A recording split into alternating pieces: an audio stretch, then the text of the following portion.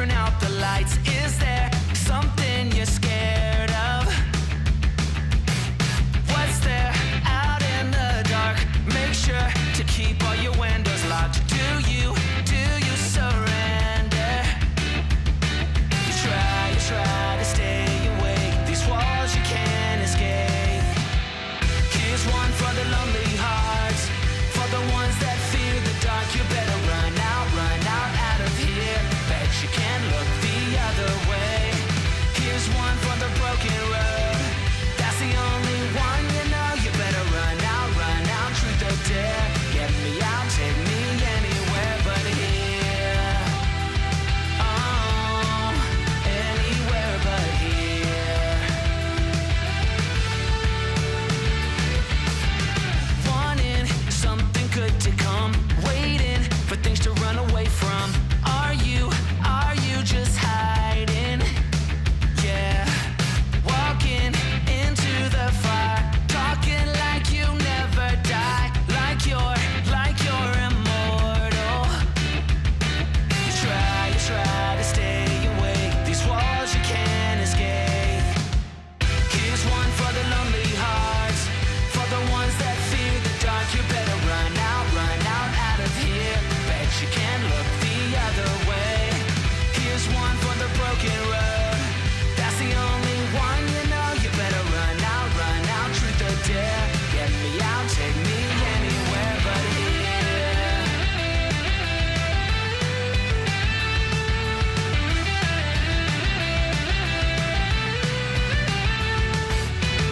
Here's one for the lonely hearts, for the ones that fear the dark. You better run out of here. Bet you can't look the other way.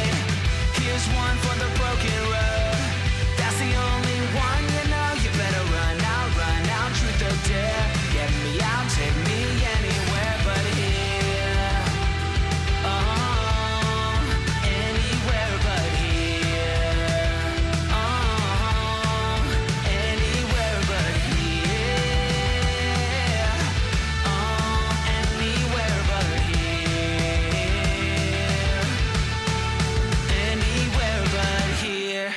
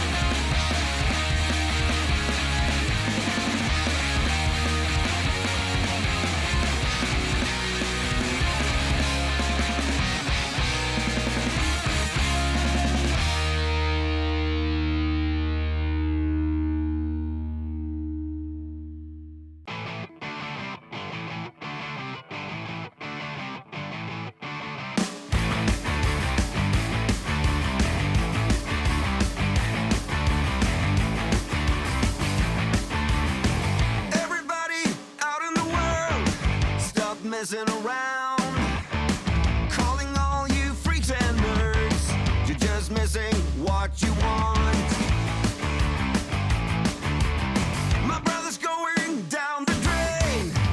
just as living the dream. But everybody's singing along. It's okay, we'll all soon be gone.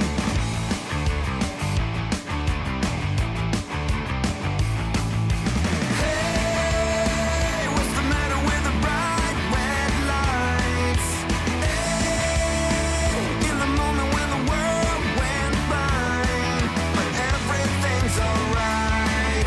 We don't give a damn this time.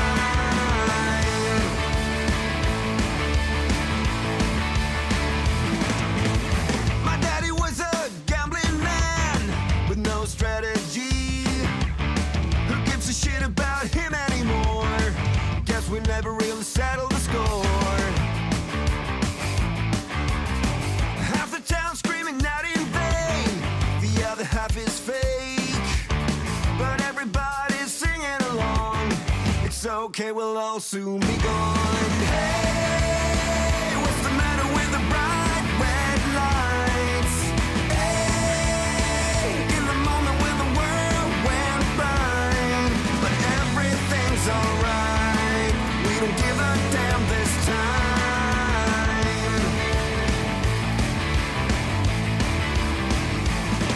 Yeah!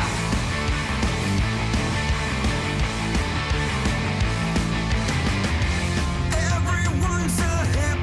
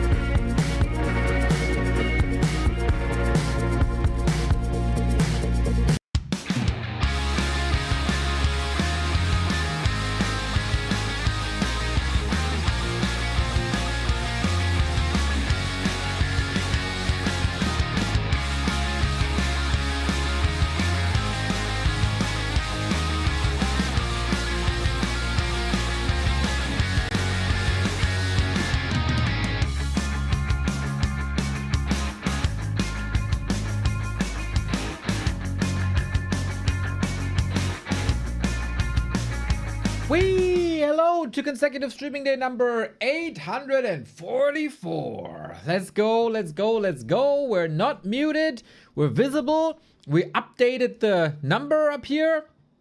Goddamn, what a start. We had a phenomenal start to the week yesterday, guys.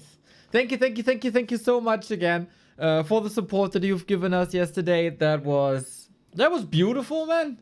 That was beautiful. I think we all celebrated the return of brackets again. And it seemed like everybody was hyped about it. You were hyped about it. I was hyped about it. And apparently the players were hyped about it as well. Because, damn, were the games good. So good. Hey, Neo, good to be back. Not bad. No vows about Lynn today. Thank you for streaming. We try, right? We try. Also, thank you for the support today. MW, Pokemon Snap, world record holder, and Gaming Brewer. Thank you guys for the 30 months, 51 month. That's pretty crazy. That's pretty crazy numbers, guys. Thank you. As always, in the past couple of days, the games start at 2 p.m. That seems to be the prime time nowadays in China. As previously, games started at 1 p.m. Central European time. Now it's 2 p.m. But we have a pre-show, to cover everything that is happening in the Warcraft scene and more. And with more, we usually have a little bit of a World Cup coverage that is somewhat ongoing. I don't know. I think. Stop, Erling. God damn. Austria, why you let me down yesterday? I thought you could stop this messy team. Sushi Core in shambles as our resident Austrian. Poor Arnautovic, man. Poor Arnautovic. I was kind of sad. Oh, first and foremost, I have to apologize. Because at the end of yesterday's stream, I said there's going to be a stream in the evening. That was the plan. So after the afternoon stream was done,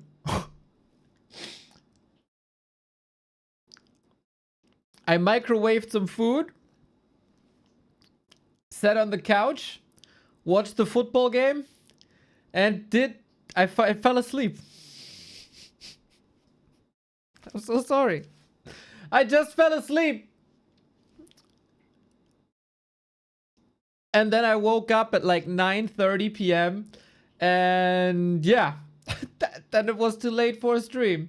So very, very, very sorry about that. Yeah, I hate broken promises, but I'm trying again today without a nap. So the couch is banned. I kind of do like in real life map pick and bans. Yesterday I picked couch. That's banned today. Banned map couch. I think I have to pick map grocery store today though. Ay. With it being 35 degrees, whatever it is. Yeah, so my apologies. But I see you're quite understanding of this. Not only did I oversleep yesterday, I overslept today as well.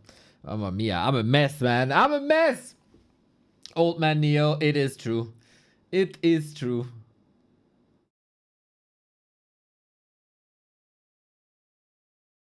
Maybe because they don't switch between summer and winter time? Nope. That's the other way around, Chaos Joe. When there is winter time, they start earlier.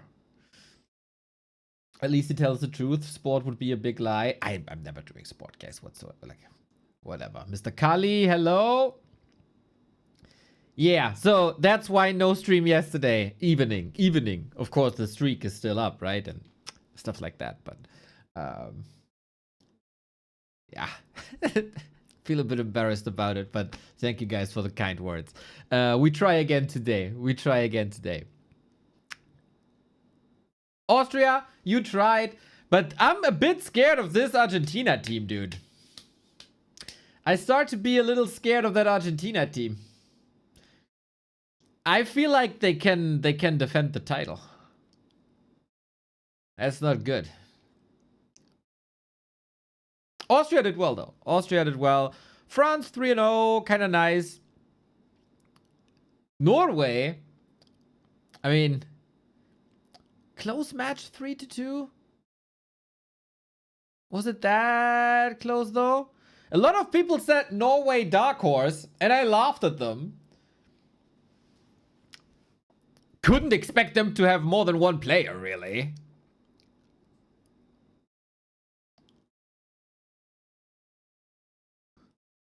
But hey, it feels like it's the World Cup of the strikers. Did not necessarily expect that. Every top striker is doing great. Messi doing great. Mbappe doing great. Haaland doing great. Of course, the most efficient one. And therefore, undeniably, the greatest one is our man Dennis Undav. In my opinion, the greatest striker in the world right now. But damn, dude. People are delivering. I like what I see in this World Cup so far. I like what I see. Kappa? No Kappa. Dennis Undav Golden Boot. It's just Nagelsmann's fault to start him late as a little bit of like mercy. That's just what it is, man. To not send him back, the opponents back crying. By the way, yesterday, which map had the storm? Which map? LOL, I'm so Warcraft brained. Which game had the storm? Was it France?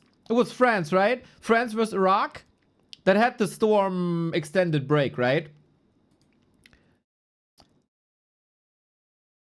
And then they continued after like 45 minutes to an hour.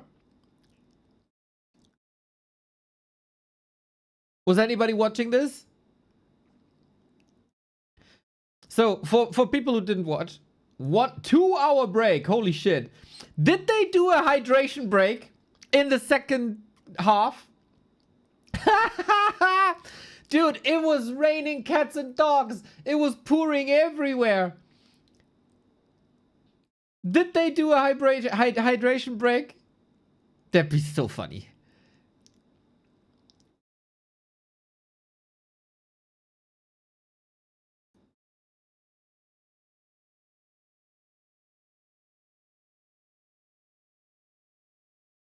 I don't know. I felt like I went to bed at halftime, so I don't know. But yeah, I said this before. Hot take. Hot take. I enjoy a football game being separated in quarters. I know that this is not a popular opinion. But if I can go and take a piss and refill my drink and I'm not missing anything of the game, I'm fine with that. And you can't take that opinion away from me.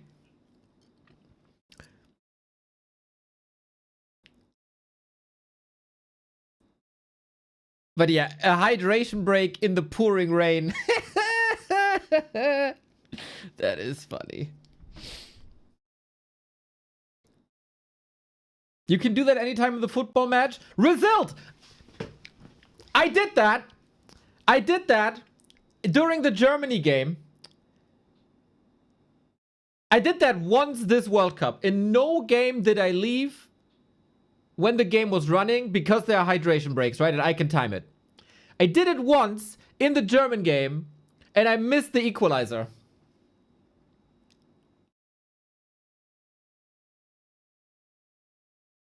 So, hi Neo. Yo, Hey, Kirk, guys. thank you. If you ask me, more hydration breaks.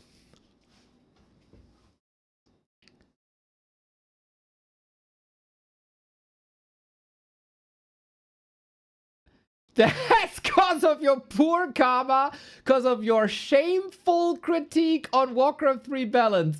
Lemao, are you for real now?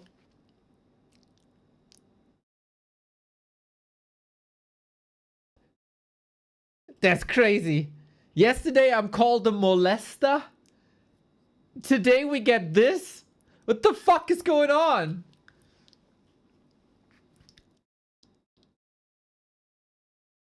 I was so I don't get so I don't get me too'd. I got called a molester because I harassed BBC in our show match, and apparently the Chinese viewers were asking for a rematch. And because I harassed them so much with my DK in the early game, in game, they called me the molester, which is questionable, but okay. It's not a nickname that I'm proud of, but hey, it is what it is, dude. It is what it is. You can't choose your nickname with the Chinese scene.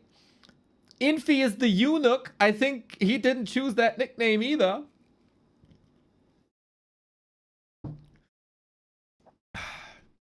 Grumpy Dennis, thank you for the prime.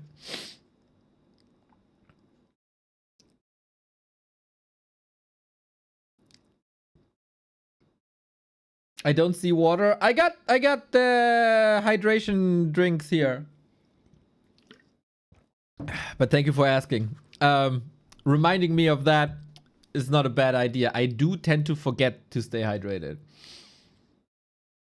You harassed him with your what? Oh my god, my DK. Yes, I did harass him with the DK.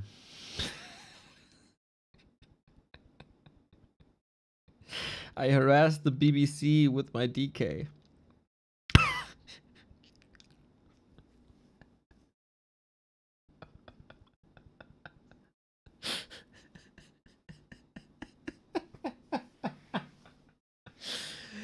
Yeah, that's what happens.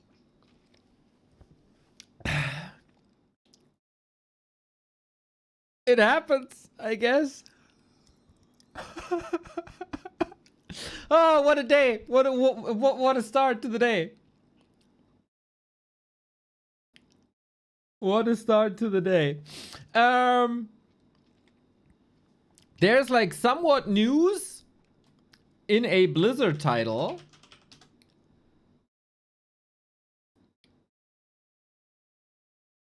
Because you probably know, if you're a longtime viewer of the stream, or if you're a good listener, where we have not too many of, there's 3 classic titles that Blizzard is still taking care of. Warcraft 3, StarCraft 2, Heroes of the Storm. Your DK performance versus BBC slapped, bro. It was an outstanding performance. It was an outstanding performance. Very solid. But I have to say, like, BBC felt a little flaccid that day.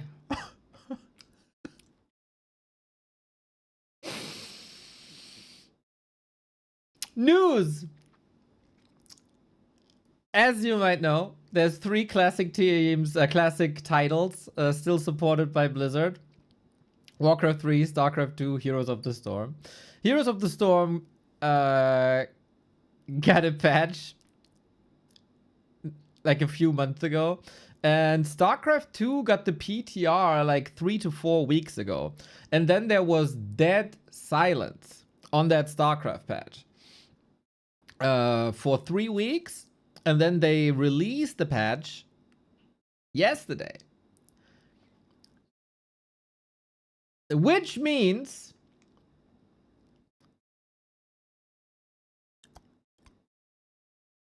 how do I put this?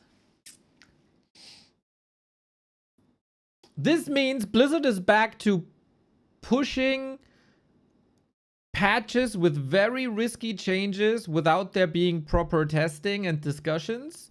And they also pushed it during a big tournament. Double thumbs down for that.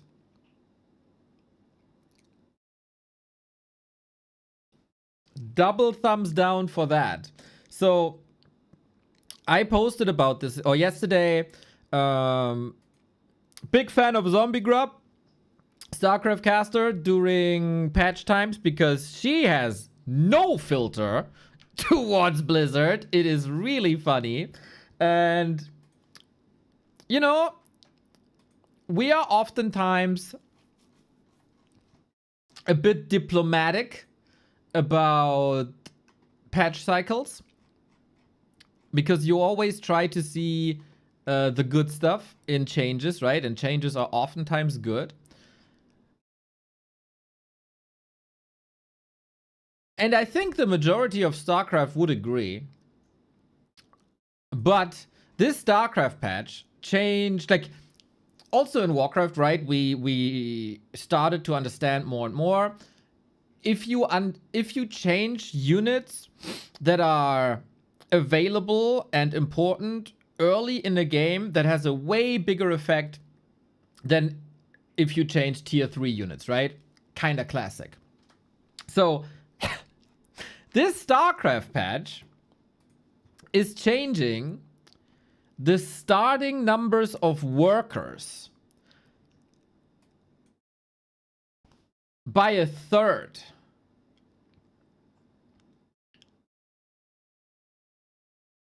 So that was introduced with the first PTR. So this has been tested for a couple of weeks. And in the beginning, it was like 50-50 if the people are pro or against it.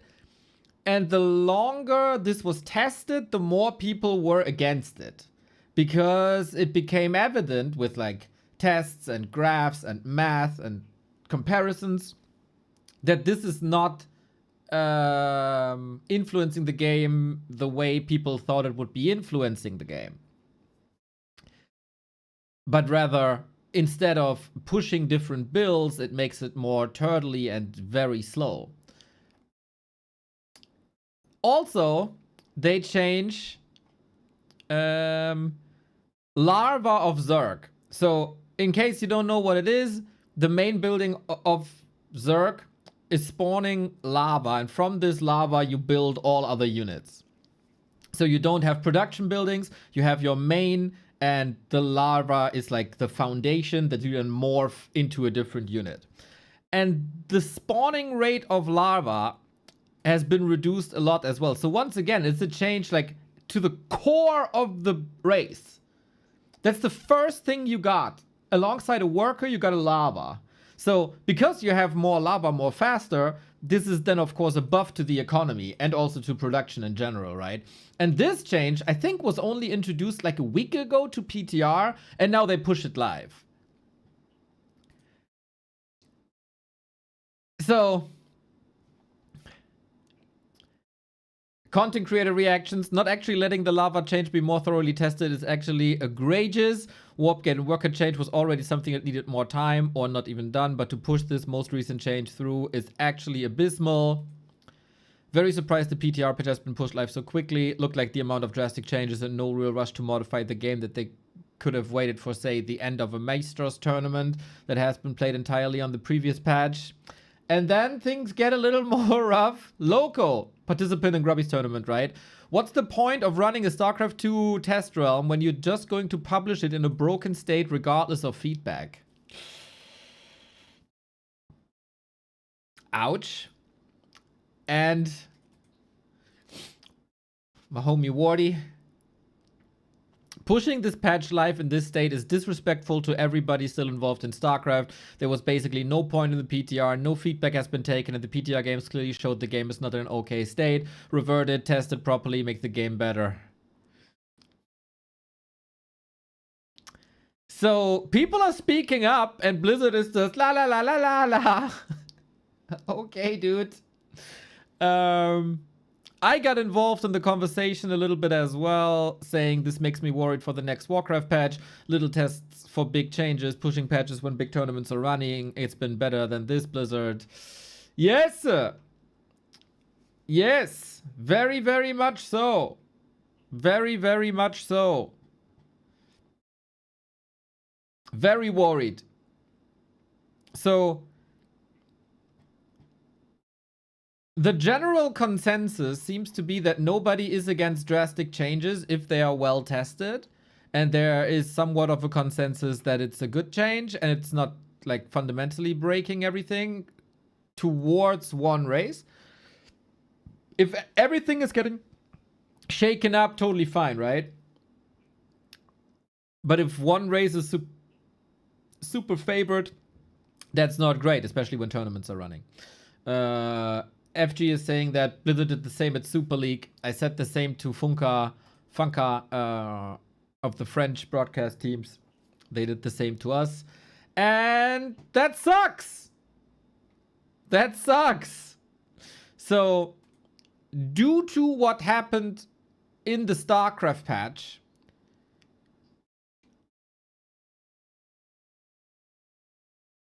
if we get a PTR, which is supposedly then next, usually we get our PTR very quickly after a StarCraft patch, as it goes in like a circle. I'll be very conservative with my wish list and my feedback, because apparently they are not testing much. Apparently they are not listening too much to like well thought out, well researched feedback.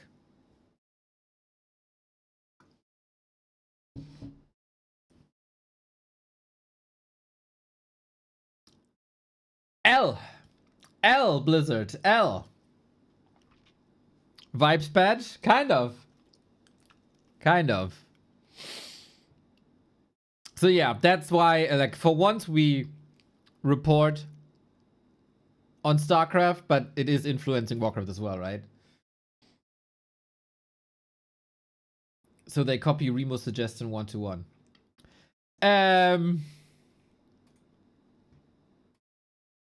Tinfoil head Neo take.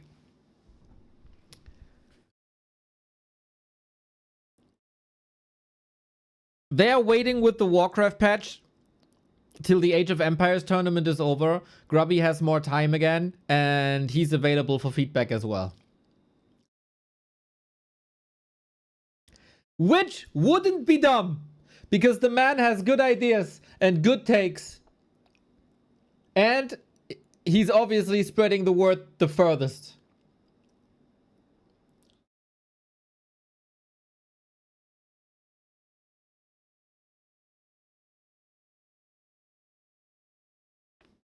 Conspiracy Neo reporting for duty.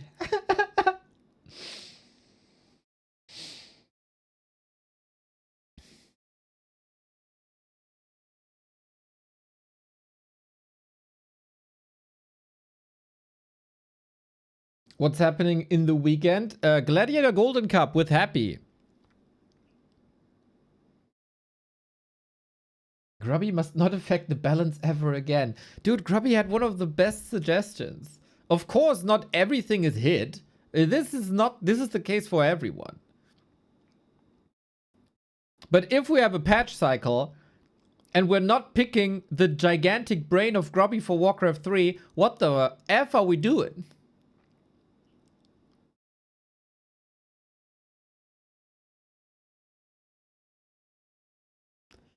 That would be like the same level of stupidity than not asking me.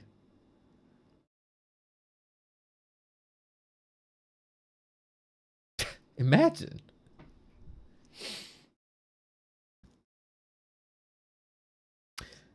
We have 37 minutes till the first game of the day. And I saw a video today on YouTube.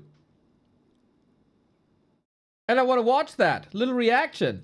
It's called Why Warcraft 3 Accidentally Killed Its Own Genre. And I don't think we get too many videos like this. It's by Nelvox. And I am pretty curious about this.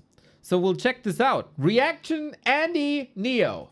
Is arguably the greatest real-time strategy game ever made. Wait. And it accidentally Warcraft 3 is arguably the greatest real-time strategy game ever made. Fact. And it accidentally murdered the entire genre it belonged to.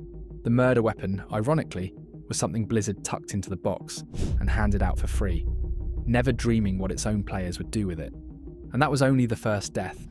The studio that built Warcraft 3 would walk away from the genre for richer money, and then, almost 20 years later, come crawling back, only to take the one game everyone still loved and break it all over again. Blizzard would end up killing its own genre twice, once by accident and once on purpose. The real-time strategy genre did not start small. For about a Kinda decade, true. the genre was the most prestigious thing you could play on a PC. The idea was simple and brutal. You build a base, you gather resources, you raise an army, and you throw it at another human being in real time, with no turns and no waiting for anyone to think. It started in the early 90s with games like Dune 2, and then a Banger. studio called Westwood turned it into a phenomenon with Command and Conquer, which sold more than 3 Banger. million copies and made the genre a commercial heavyweight almost overnight. Blizzard climbed up into that elite the same way, one game at a time. Their first try, Warcraft, Orcs and Humans, was a modest hit, selling a few 100,000. The sequel, Warcraft 2, sold well over 1 million and put them right next to Westwood at the top of the genre. By the end of the decade, real-time strategy was where the prestige was, with Age of Empires selling millions, True. and the best studios in the business shooters, right? all Of course, competing in the shooters same always. lane. And then one of those games did something no video game had ever done before. It created a professional sport. That game was StarCraft, and it came from Blizzard, the same studio that was 4 years away from building Warcraft 3. So before Warcraft 3 ever arrived, Blizzard had already dragged this genre to a height nobody... Isn't it crazy how short the frequency was of like Warcraft 2 into StarCraft into Warcraft 3? It feels like, of course now it's different in RTS, but the last one was StarCraft 2, the last big one, right? But also in shooters, like Hello. the frequency of revolutions has gone drastically down. thought a strategy game could reach. And StarCraft is more than the backdrop to all of this. Something that started inside this very game, Thank you, Drunken would Bash. years later reach into Warcraft 3 and change the course of history forever. StarCraft sold around 11 million copies, and close to half of those sold in South Korea alone. StarCraft Esports in Korea got so huge, the government got involved. A national body was set up to govern competitive play, and rival cable channels began broadcasting matches around the clock. The same game, all day, on television. There were sold-out arenas and corporate-sponsored professional teams, and a young player named Lim Yo-hwan, who went by Boxer, became a national celebrity for being the best in the world at a strategy game. He sat at number 1 in the country's rankings for 17 straight months. Picture an entire country treating a computer strategy game the way the rest of the world treats football. It's because nobody's taking risks anymore. But between Warcraft 2, Command and Conquer, and Age of Empires, is there so much risk that was taken? I don't think so. This was the absolute ceiling of what the genre could be. It was massive, and it was deeply respected, and Blizzard was watching all of it, taking notes on just how big this genre could get. They were already building the game that would try to top it. In July of 2002, Blizzard released Warcraft 3. Greatest. The critics put it at 92 out of 100. Still too low. It sold 1 million copies in its first month, which made it the fastest selling PC game in history at the time, beating Blizzard's own record from Diablo 2. Game of the Year awards followed from every direction, and it earned every bit of that, because the people who made it had quietly rethought how the entire genre was supposed to feel. The lead designer was a man named Rob Pardo, and his team had decided they were done with throwaway soldiers. As Pardo put it, in older real-time strategy games, you could just throw lots of units onto the battlefield. That was the most genius idea ever to change RTS. And not care whether they lived or died. For Warcraft 3, he said, they wanted you to care about every grunt and every footman. So they shrank the armies, and they raised the stakes on every single unit in them. To make you feel that weight, they built 3... Shout out to the video creator for pointing out exactly that core element of Warcraft. It's so easy to just reduce it to heroes and spells, etc. But this is the core of Warcraft 3. clever breaks into the game. The first was a tax on greed called upkeep. The bigger your army got, the less gold you actually collected, which meant that for the first time, more soldiers was not automatically better. Also You had to genius. ask whether one more unit was truly worth it. The second was that they filled the map with neutral monsters guarding the good spots so that before you ever fought another player, you had to fight the world itself to get stronger. And the third was a day and night cycle, where the darkness actually changed how far your units could see, turning the map into something that breathed. But the idea that mattered most, the one that changed gaming forever, was the hero.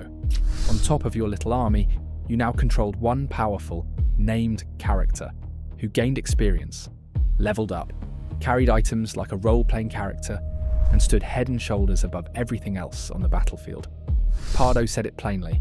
They wanted a hero to be a dominant force in the battle, because that is exactly what you think of when you think of a hero. Hold on to that idea. One hero, lifted up out of the crowd, made strong enough to matter more than the whole army around it. Because years from now, that exact idea is going to come back. And We still have it as the Demon Hunter, am I right, chat? It's still there, it's still there. end all of this. And there was one more thing that Warcraft 3 perfected, and it is the thing the people who loved it loved most. It was not the competitive ladder, it was the story. The campaign followed a noble young prince named Arthas, who in trying to save his own people, slowly and believably becomes the greatest villain in the entire Warcraft universe. To this day, you will find players who call it the best writing Blizzard has ever done, who talk about Arthas the way you would talk about a friend they watched fall apart. Yep.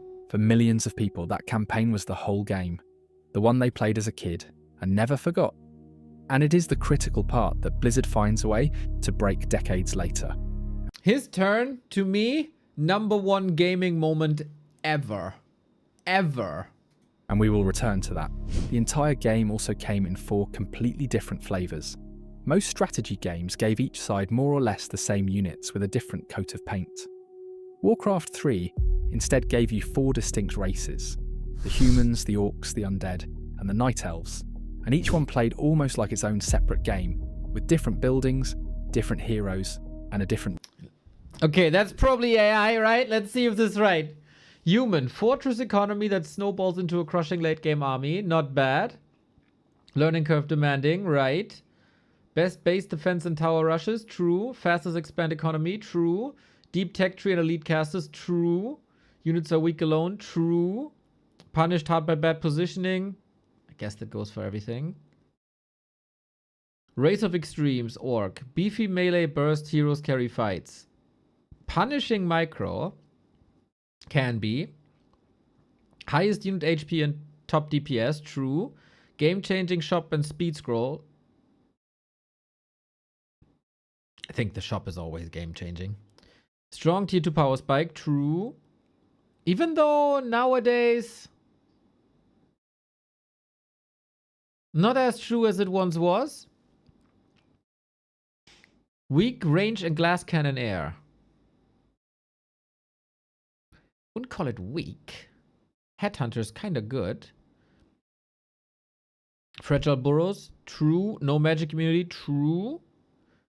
Undead, hit and run nukers whose heroes delete enemy heroes on sight, true. Easy in, hard to master, true. Fearsome burst damage, true. Crypt Fiend, elite late tier 1. No. Impenetrable base on blight, true. Fragile acolyte workers, not true anymore. Trickier, risky expansions. That's probably outdated too. Night Elf. First hero keeper, not true. Fast, fragile, flexible. Flexible? Map control with a bottomless toolbox. Aye. I think you have... we talked about this, right? 3 tools and they can do anything for you. Like a multi-tool. Greedy tech, no downtime. Elite, anti-magic, and mass tier 1. Yes, of course, Keeper of the Grove. This is 2020 information, I think, at best. Rhythm.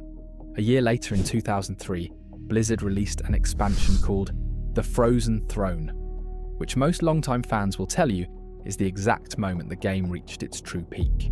What nobody understood at the time was that The Frozen Throne would turn out to be the last all-new Warcraft strategy game anyone would ever make. The genre's finest hour was also very quietly its final one.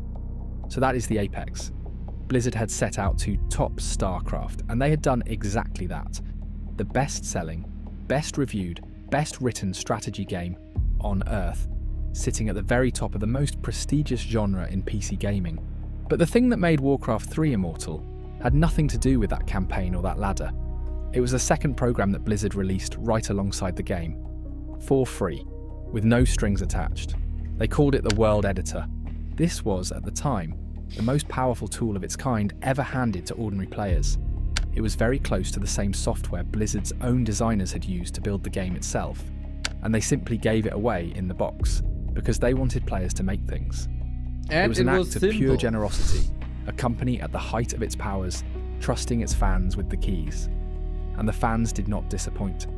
They built tower defense maps where you stop endless waves of monsters from crossing the screen. They built hero survival games, racing maps, puzzle games, even little role-playing adventures, whole categories of play that had nothing to do with the strategy game they were technically running inside of. Within a couple of years, something genuinely strange started happening on Blizzard's own servers. The custom games that random players had built in the free editor were pulling in more attention than the actual game they came bundled with. The gift was becoming bigger than the present it came with, and every one of those games was being built with the tools that came inside Warcraft 3, running on Blizzard's own servers. It's so crazy that they never did anything with it. Never.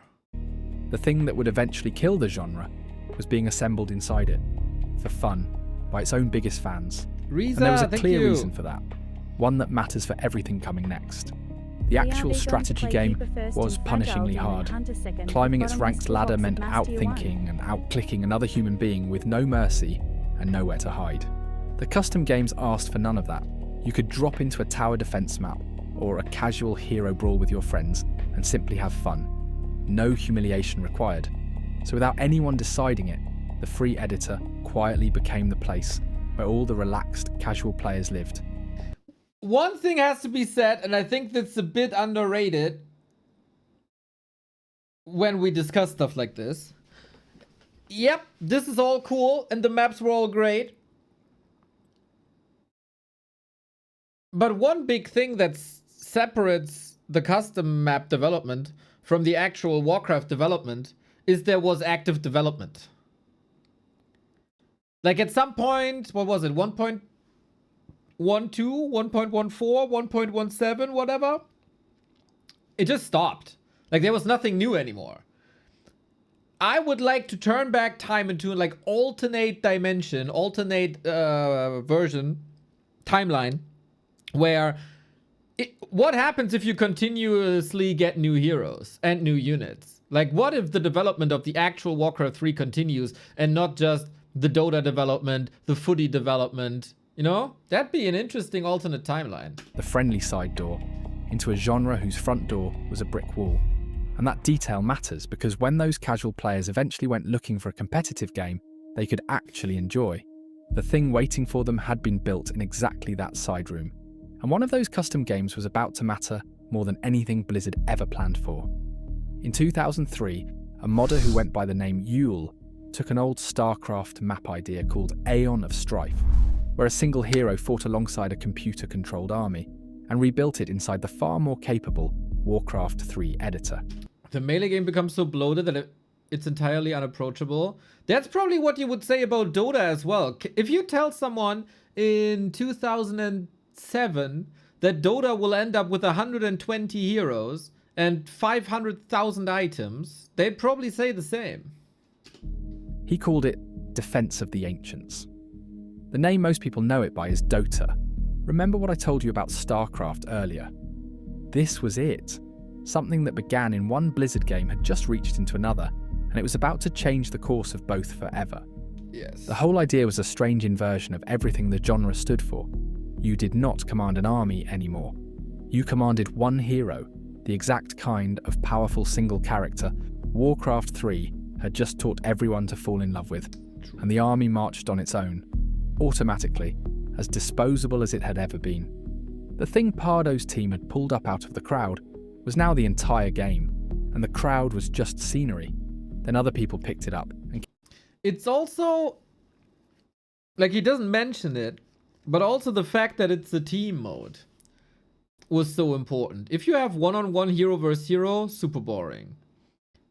But people were already in love with 4-on-4 and with Counter-Strike, which is 5-on-5.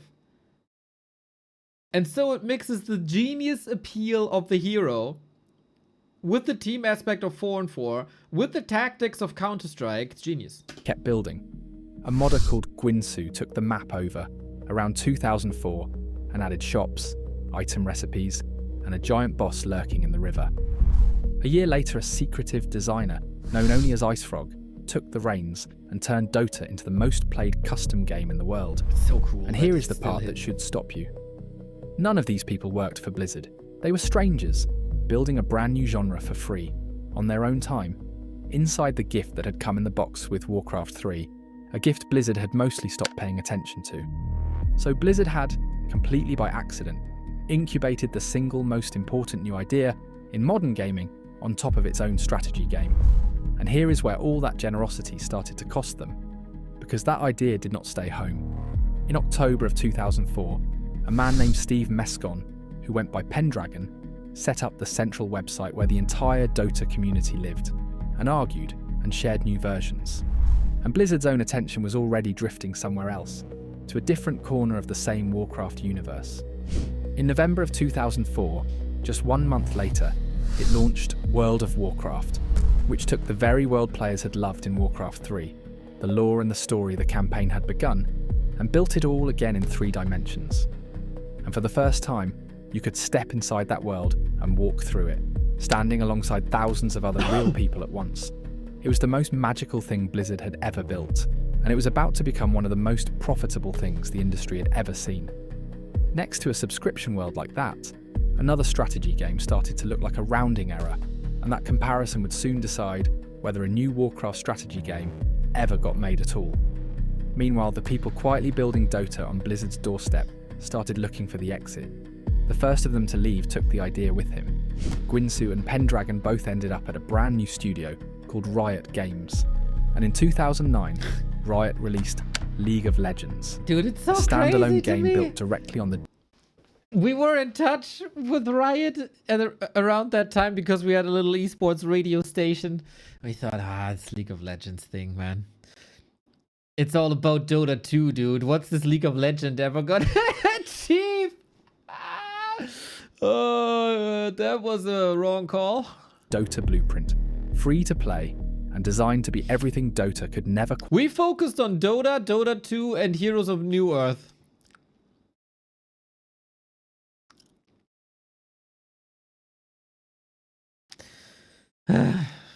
Quite become, while it was trapped inside a Warcraft 3 map. Icefrog went the other way.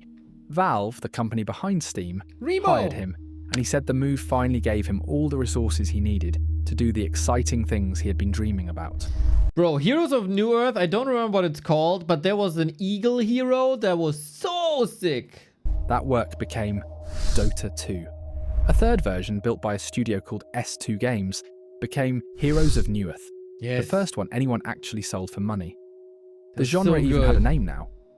People started calling it the MOBA, the Multiplayer Online Battle Arena. This was no longer a hobby living inside Warcraft 3. It had grown into its own enormous industry, and every single piece of it had walked out of Blizzard's building and the Warcraft 3 editor. Then Pendragon did the thing the Dota community has never forgiven him for.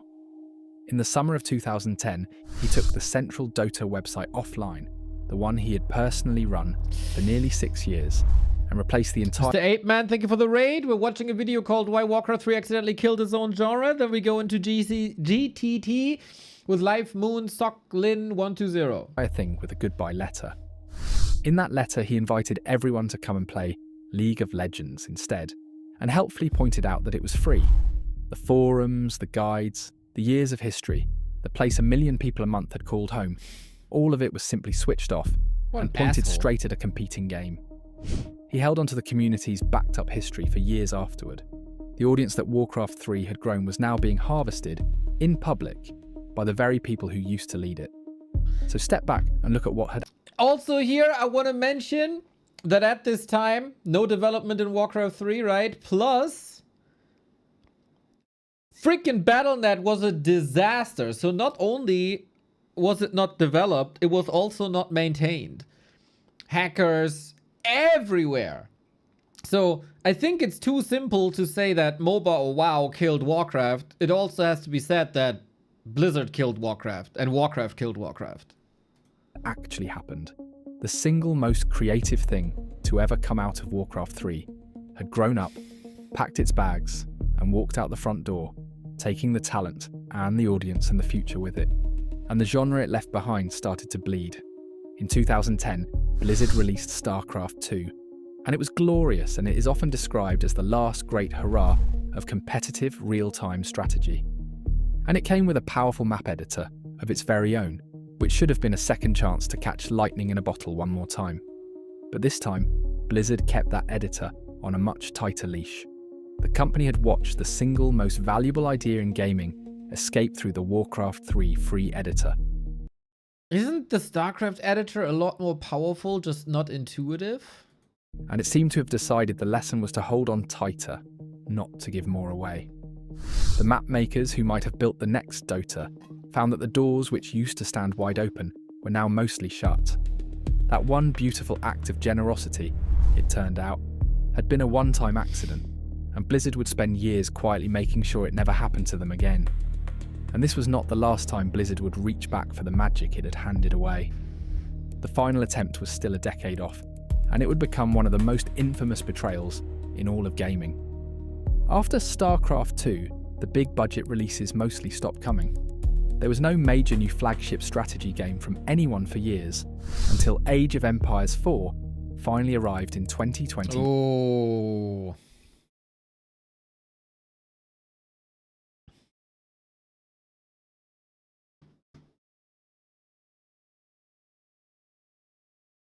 But it didn't escape for F's sake. Blizzard didn't want to support it until it was forced to leave. Big true! They were so ignorant because they were on a big hill of that World of Warcraft money and they ignored everything else. More than a decade later. The genre that had launched a televised national sport more or less vanished from the place where the real money and the real attention now lived. If you pull up the all-time list of the biggest prize pools in competitive gaming today, it is wall-to-wall MOBA, dominated by Dota 2, and the strategy games that started all of it do not appear anywhere on the list. The students had completely buried the teacher.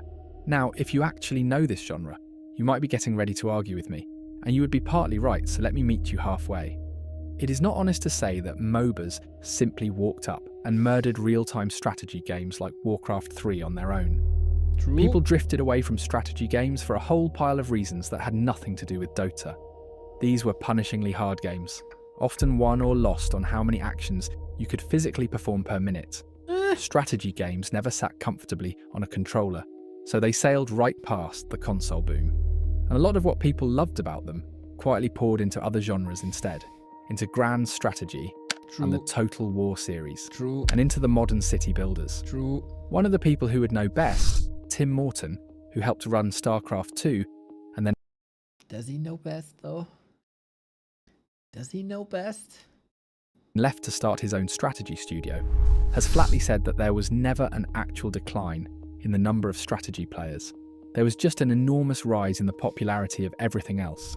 So the genre did not exactly die. It dissolved into a dozen children that all owed it something. But here is the part that is fair to say, and it is the part that points straight back at Warcraft 3. When the audience, and the talent, and the prize money all went looking for the next big thing, the next big thing turned out to be a game that had been born inside Warcraft 3, out of a tool that it had given away for free. And it was the perfect refuge for exactly the kind of player the genre had been scaring away. Because the MOBA had grown up in that same casual, friendly side room. Competitive strategy was a brick wall. The MOBA was the open side door the editor had accidentally built years earlier, and almost everyone chose the side door. The most successful weapon ever used against real-time strategy was forged in its own workshop. That was the first death, and it was an accident. It was the death Warcraft 3 caused simply by being generous. The next one, Blizzard chose on purpose. Because while all of this was unfolding, World of Warcraft had become one of the most profitable products in the entire history of entertainment. At its peak, it had something like 12 million subscribers, each one paying a monthly This also has to be said, right? There was never a good monetization of an RTS game ever. fee, pulling in well over $2 billion a year after year after year. Now set that next to a strategy game, which you sell once, and then have to keep supporting. Except Netty's Warcraft 3 custom game department. Inside Blizzard, the math stopped being complicated. Why would anyone... Which Blizzard could have just copied, but they were too incompetent for that. pour years and a fortune into a brand new Warcraft 4, when the same fantasy world was already printing money as a subscription that players seemed physically unable to cancel, so they didn't. There has not been a single new Warcraft strategy game since The Frozen Throne. And it was not for lack of people trying inside the building. But soon, guys. According to reporting on Blizzard's own internal history, teams pitched a new StarCraft, a new Warcraft, and other strategy projects for years, and leadership turned every single one of them down. Insiders described a belief, high up in the company, that real-time... Let's be honest, Mr. Morton didn't make things easier for us now with the Stormgate launch. strategy was simply a dead genre, not worth the money. The community could see the shape of it too. A new Warcraft strategy game would make a fortune, but it might also pull players away from the world of Warcraft subscription, and that was a risk the company was no longer willing to take. The golden goose was guarding its own nest, so the people who still had passion for strategy games eventually did the only thing left to do. They left. The ones who most wanted to keep making this kind of game walked out of Blizzard and founded their own studio, Frost Giant, specifically to build a strategy game their old employer refused to. What is backwards about that is that the talent had to abandon the company that invented the modern strategy game just to keep the genre it invented alive. And here is how far the genre had really fallen. A few years later, that same studio, Frost Giant, raised nearly $40 million and built a modern strategy game. Yeah, was it modern? Meant to be an heir to games like Warcraft 3. Or, you know, a copy of StarCraft? The game was called Stormgate, and almost nobody came. At its peak, it drew a few thousand players, and before long, it was down to a few hundred. The very people who had left Blizzard to save the genre that Warcraft 3 perfected could not get the world to care. For 16 Because it was shit! years, that was the whole story. The greatest strategy franchise on the planet, sitting in a drawer while its own maker counted subscription money and told the people who wanted to revive it that there was no point. And then in 2018, Blizzard finally said the words the fans had been waiting Oh, timeline is a bit messy here. half their lives to hear. They were going back. At their big convention that year, Blizzard announced Warcraft 3 I was there, Reforged. guys. I was shaking. This was not a new game, but a full remaster of the masterpiece. A year later, I was cutscenes shaking rebuilt, again, but of the rage. units redrawn, modern online features bolted on top, all for $30. On stage, they showed off a gorgeous, completely reanimated version of one of the game's most famous and beloved scenes, and the crowd absolutely lost its mind. After all those years in the drawer, the Apex was finally coming back, polished and beautiful. Around that same time, a senior producer at Blizzard named Pete Stillwell was asked whether this might finally mean a real Warcraft This guy. Ay, ay, ay. 4 was on the way. He said he would not rule anything out, but that there were no plans because right now, getting Reforged right was the priority. And that was the start of the nightmare. On January 28, 2020, Reforged came out. And it is remembered today as possibly the worst remaster ever released. The beautiful, reanimated cutscenes they had shown on that convention stage were nowhere to be found. What actually came out looked far rougher, ran worse, and in more than one way, felt like a step down from a game that was already 2 decades old. Players who lined up the convention demo against the real thing could not believe it was the same product. By accident, I watched the 2018 BlizzCon footage this week. Like, what was it, Sunday? I don't know. Dude, it's not the same game. Bait and switch was so blatant that, for a while after release, Blizzard's own website was reportedly still running. That gorgeous old promotional cinematic. right next to the disappointing thing. That's people me, had that's us, actually that's paid we, for. that's us! That's me and Remo! Look at it, look at us! I still have hair! Remo, for some reason in the OBS that was there, it put some angel wings and a halo on Remo, but it's us! The user score on the big review aggregators collapsed to around half a point out of 10. That was, at the time, one of the lowest scores ever recorded on the entire platform. The combined fury of tens of thousands of betrayed players. Within days, Blizzard was quietly offering a refund to anyone who so much as asked, no questions. And before long, the company was publicly apologising for the whole thing. Oh, But the broken promises and the ugly graphics. They did say that. We're sorry to those of who didn't have the experience you wanted. They did say that. That was a sentence, eh? He was publicly apologising for the whole thing. But the broken promises and the ugly graphics were not the unforgivable part. Do you The think we still have hair if unforgivable part Reforged had was turned out what well? Reforged Yes. did to the game people already owned.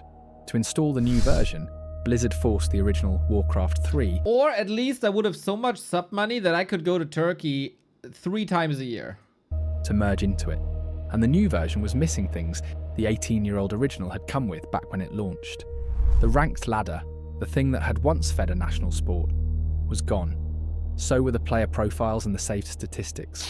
Clan support, gone. That's so funny. The automated tournaments, gone too. Even the ability to properly save and re-watch your own replays simply broke. People who had owned and loved this game for the better part of 2 decades watched the exact thing they bought get quietly replaced with something much worse. And the pristine original was not sitting safely in a folder somewhere as a backup. It had been written over. For a while you could not go back to it at all. And the cruelest part of the whole thing had nothing to do with the ranked ladder or the tournaments. For the people who loved this game most, none of that was the real wound. It was that campaign. It was about Arthas the Lich King, and the story they had played as a kid, and a specific childhood memory that now had a worse version stamped over the top of it. The thing they were grieving was the single-player masterpiece that had quietly made the game immortal in the first place, and Blizzard had found a way to damage even that.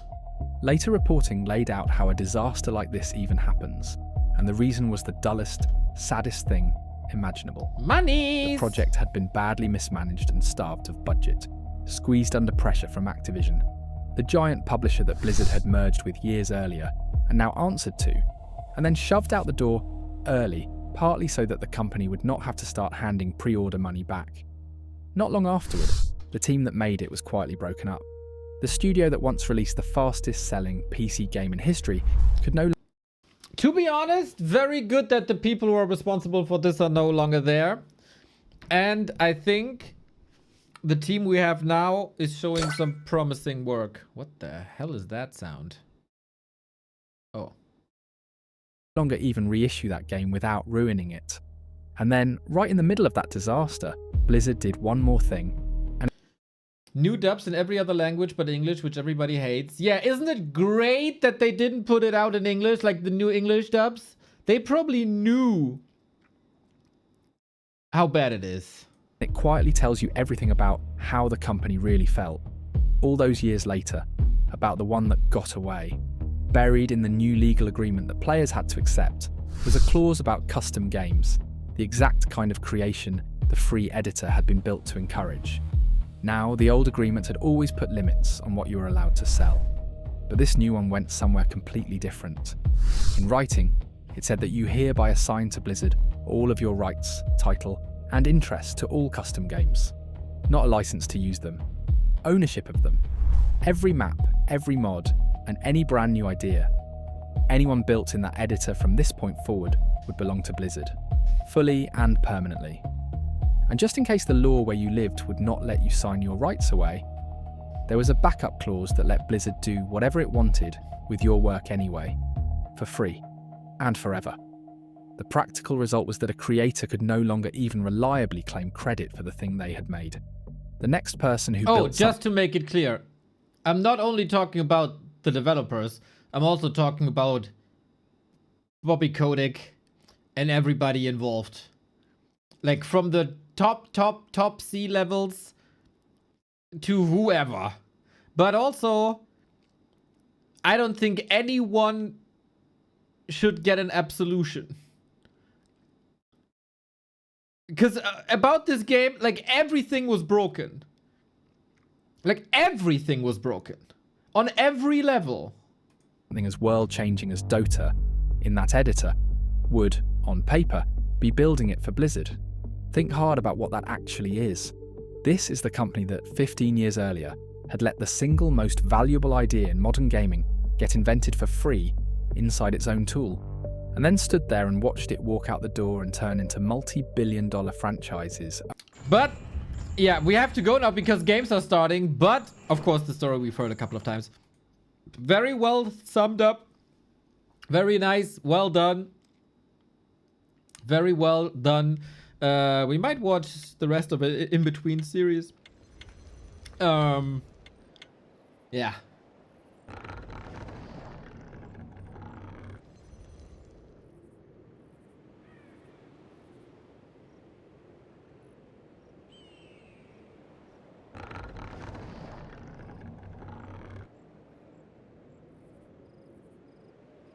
We're unlucky that the Reforged development came in the most disastrous moment at Blizzard internally. Yep.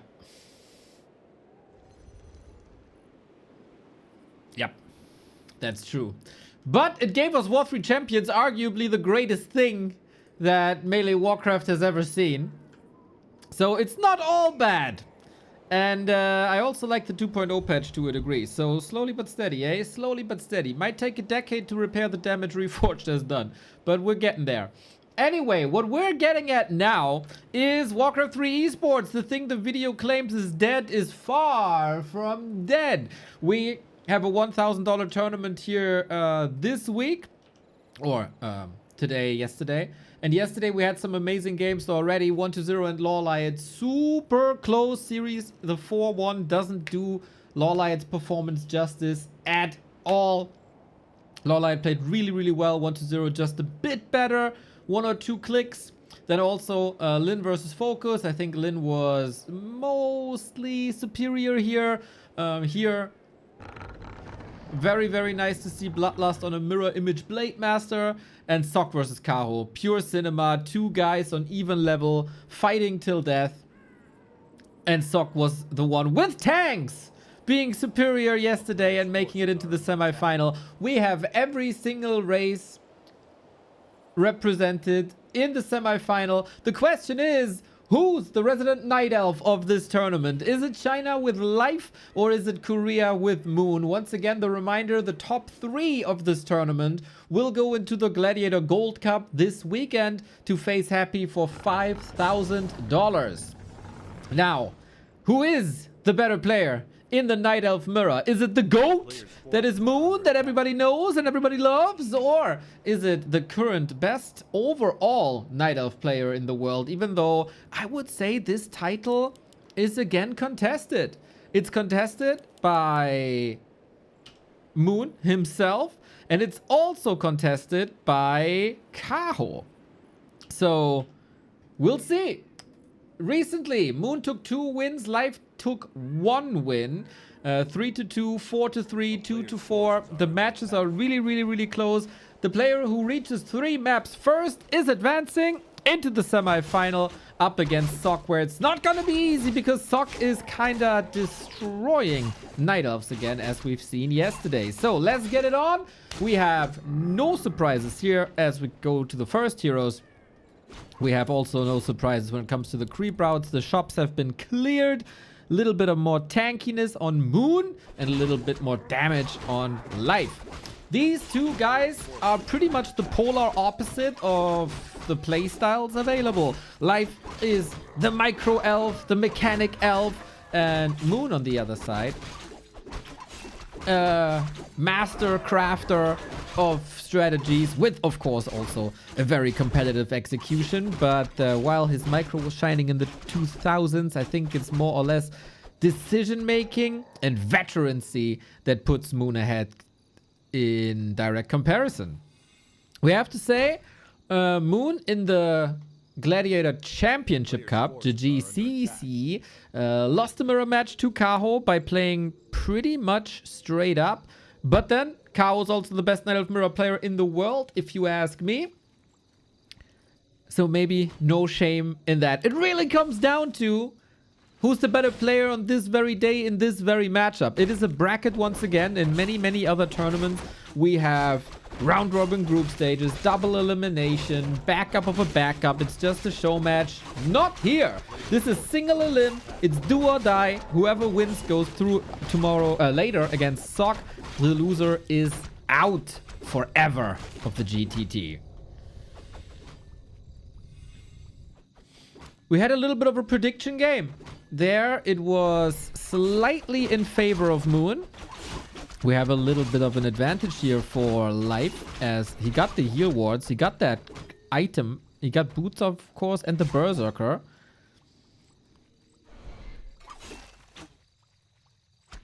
And so far, this was an important pick in the middle. Moon had the chance to attack this creep spot or creep his own.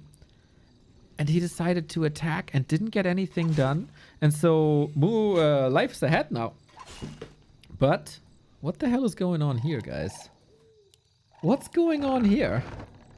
We do get a keeper. We do get double Ancient Protector. Life is going the normal way. Going for Dryads. Going for Bears. This is the way Night of Mirrors played in China for decades. The scouts, though. Life with the call. Life with the scouts.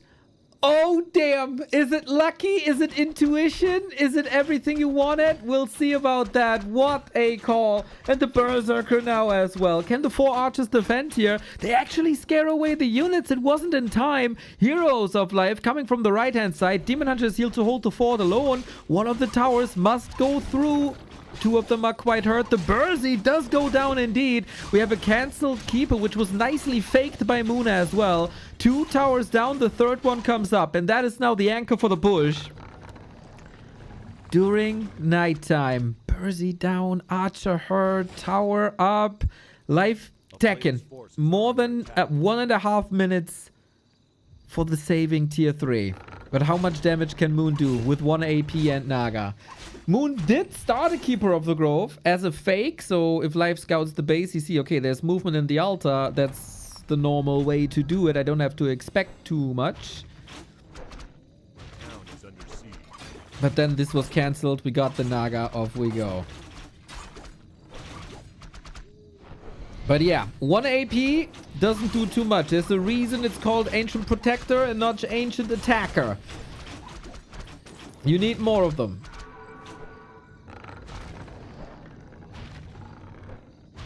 The heal wards that he found in the middle.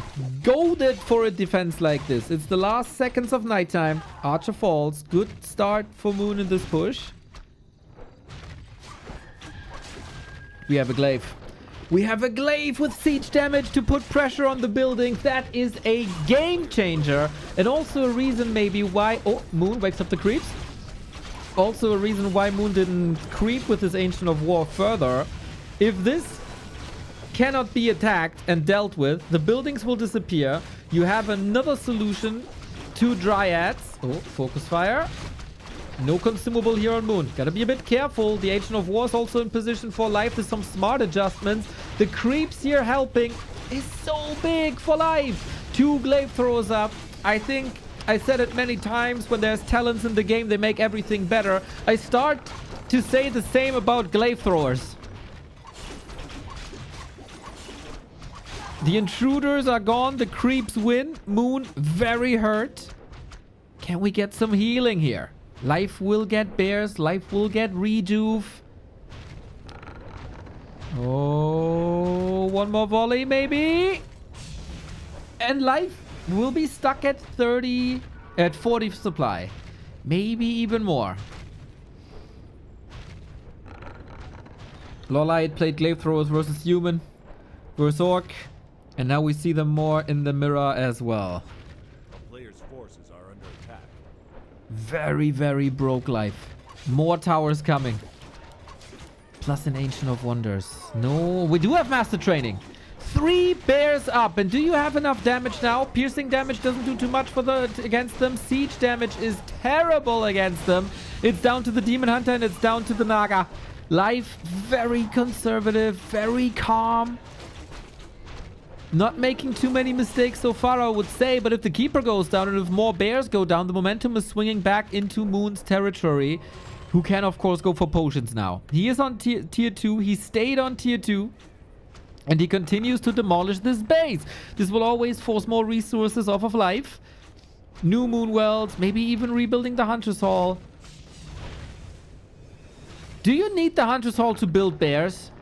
Can someone explain the tech tree of Warcraft 3 to me?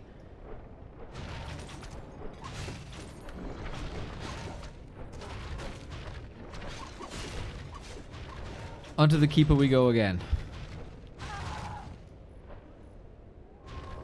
Army is of course very low on Moon. Only glaives and only one glaive. Is the legend running out of steam? 3 APs are noble.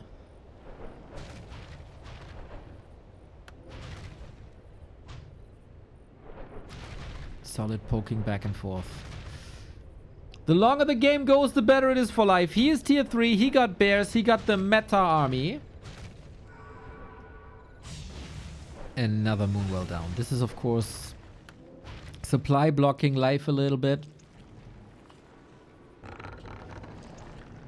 And taking the regen away. Still got the rejuve. We made it to Dryads now. Good source of crowd control. And maybe most importantly, a source of dispel.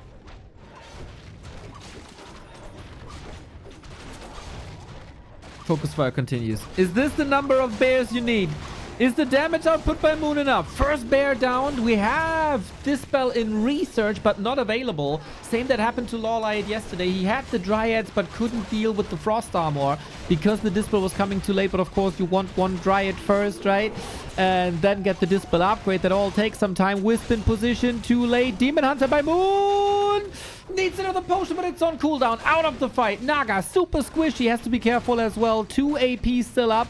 Bears are hurt. And it feels like Moon's reaction are not in time. The Naga goes down after buying the potion just a little bit too late. Demon Hunter escapes on almost 0 HP. And now this push is finally held by Life, or is it? All of a sudden, that was sloppy. All of a sudden, the bears don't look too great anymore now that they are controlled. Moon is trying to uphold this push without the heroes. Naga is only level 1. Will be back in no time. Keeper? Lamau! Life! What are you doing? What are you doing? Keeper down to the towers! And a bear as well. Both players dropping units like flies. But at the moment, Life struggles to deal with the towers. The APs, man. Goated. The redo here can be dispelled. A little bit more damage. Yet another kill. Has to sacrifice an AP for that. 1 AP left for Moon. And Dryads are falling. This level 4 Demon Hunter with claws circled. Very, very nice to see. Double crowd control is back with the potion. Any way to deal with the Demon Hunter. Losing the Keeper was a huge drop in DPS because the Orb of Venom was on that Keeper. Control as well. But we have shop access. We have Moonwell access. If not for another grave mistake, this should be Moon's game. Life's game. Here's the potion. No rejuve possible because Dryads are right there. We might be surrounded here, but are we out of the shop? Yes, we are. And the Keeper is back. Entangle dispelled quickly. The AP forward, far away from the shop. Still 3 bears, 4 bears. Rejuve is a blessing. Maybe the last heal potion here before they run out of stock. The Dryads are hurt as well. That's a little bit of freedom for what we call siege bears, as the normal damage type is really good against buildings. And that is Life. Breaking the 3 AP push. A little lucky that he was running from the Naga and found the 3 APs. which then helped him to defend the towers early.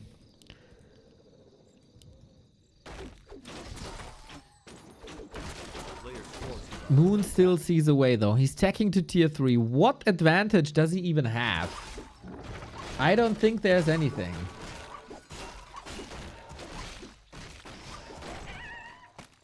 Hero in favor of Life.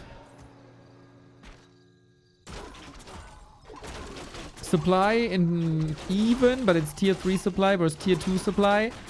You gotta believe in the witchcraft that Moon is able to do with Dryads. We're going for a Sapper. A player's forces are under Okay, he sees an opportunity to probably blow up Moonwells. He could... Can he get around here and blow it up? 3 Moonwells at once? Oh, that's a huge win if he does get it done. Sapper, he saw this coming. Epicenter, Sapper, that's 1, that's 2. 1 Demon Hunter gets staff back. Is it enough to kill the third one? At the moment, this is recoverable for Life. The third one is half full. That would have been amazing. Still solid damage done. No staff on Moon. And now you gotta retreat, which should be easy. Still not without a cost.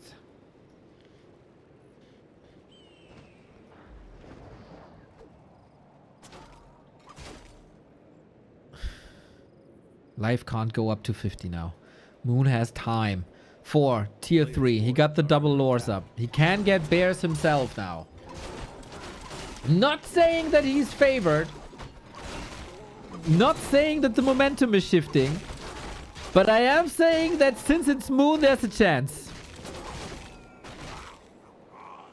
But it also has to be said that Life, with the few forces he got, is very, very solid, well equipped, close to level 5. Double orb available now, because if you can't spend your resources on army, spend it on items or upgrades.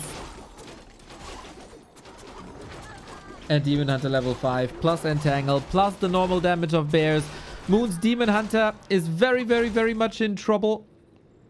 Even the smallest Entangle is a little bit of crowd control, right? Similar to a Purge. And this is expensive in Moonwell. Moonwell mana. Always into the mana pool.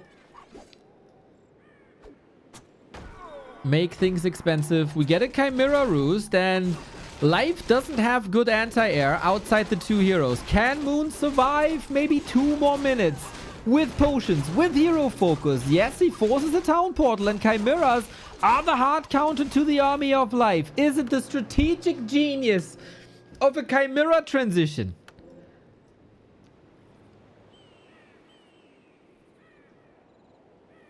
Terrible, terrible spot for Moon to be in, but he got the resources, he got open supply. It's one base.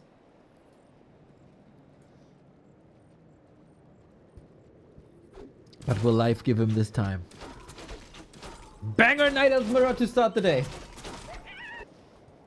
A player's forces are under attack.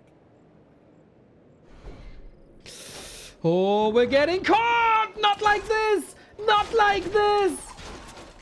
There was light at the end of the tunnel. And then there's just darkness! One time called the hero in transit. Life goes through 1-0. 2 more to go for the semi-final. Later versus Sok. Oh, what a fight for survival that was, though. What a fight for survival that was. Unfortunately, for Moon, doesn't end up in victory. But that was a fun start. That was a fun start to the game. Moon willing to throw everything at Life. Also, the strategic choice here may be a sign that you don't want to go toe-to-toe in Bear Mirror vs. Life. Which I don't think is the worst choice you can do. Because life is that good.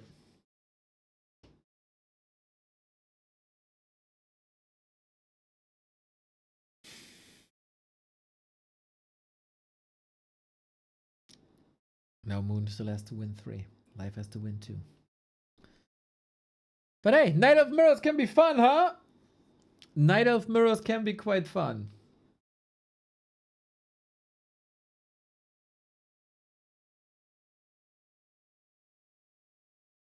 Are we all ready? Yes, we are.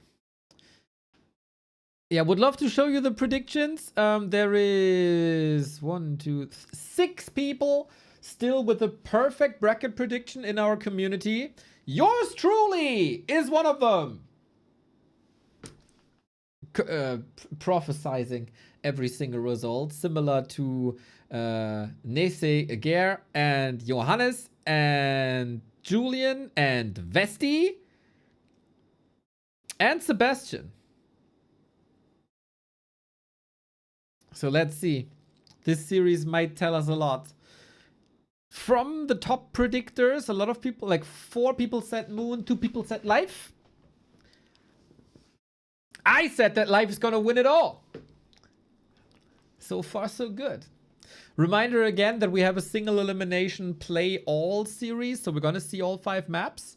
Then it's time for Lin versus 120. And then the winner of this match is going toe-to-toe with Sok, who eliminated Kaho yesterday. Kaho, the winner of GCC 4. This entire... Like, I don't think Moon has... too much to worry about here. It was a little... Sometimes you have to be a little bit lucky, right? Lothar Matthäus said this in the 90s. It still holds true to today.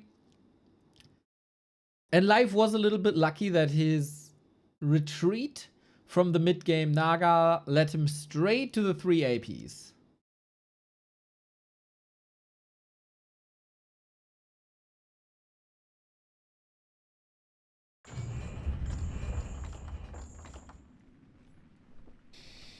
Game 2.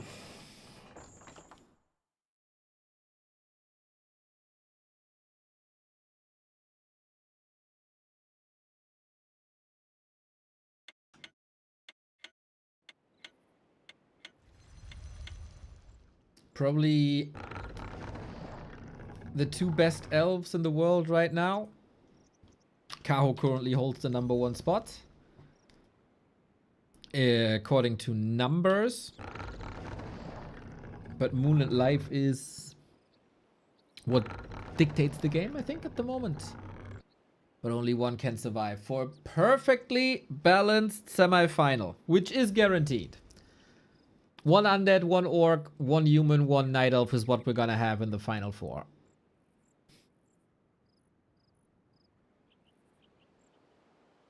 So what's the plan now? For ages, Moon's go-to map in Night Elf Mirror, Concealed Hill. You can go for AP pushes again. You can go for Zeppelin drops. You can use the fountain really well.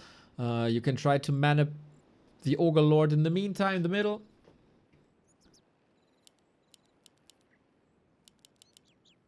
How are the in-game sound levels for you guys, by the way? Because for me, they're extremely quiet. Let me know if it's the same for you.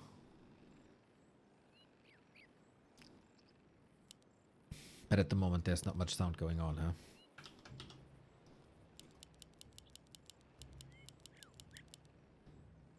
Really odd.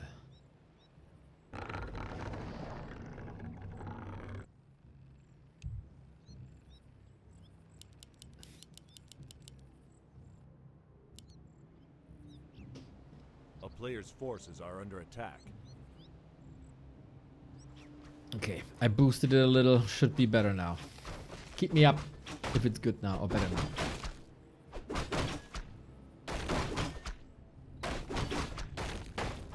Standard opening so far. Moon had a period where it was potom. On this map, those days are over.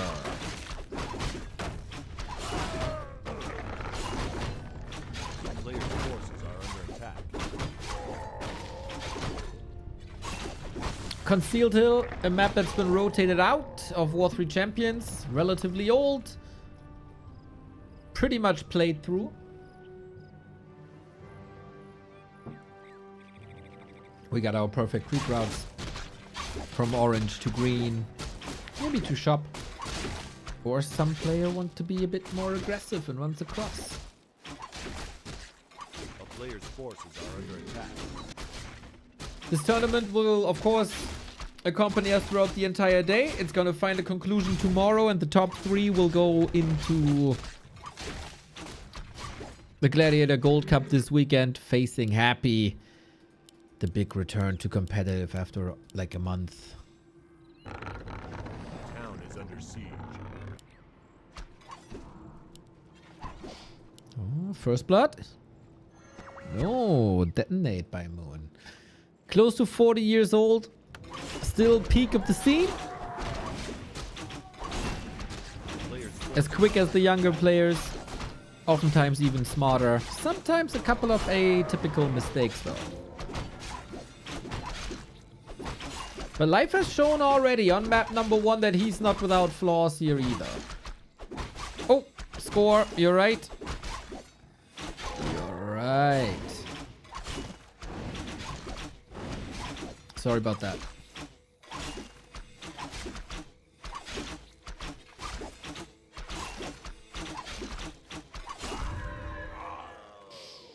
Hey, Tombox, thank you for 80 months. Big 8. Much love. Less than 3, but bigger than 8. We got illusions on both sides as well. Can be used later to cause illusions of bears.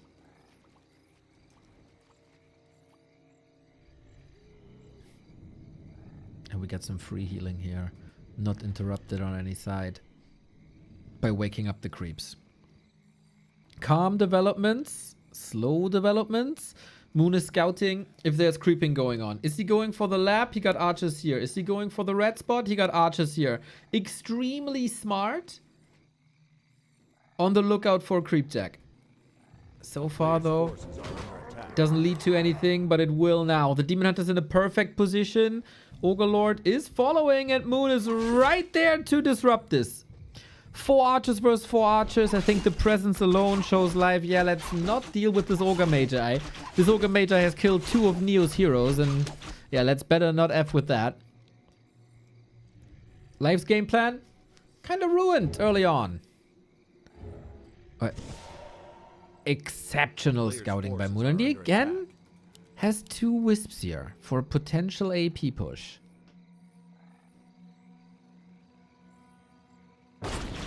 And now we pivot to the second creep spot. Oh my god. The prep by Moon on this map is just gorgeous.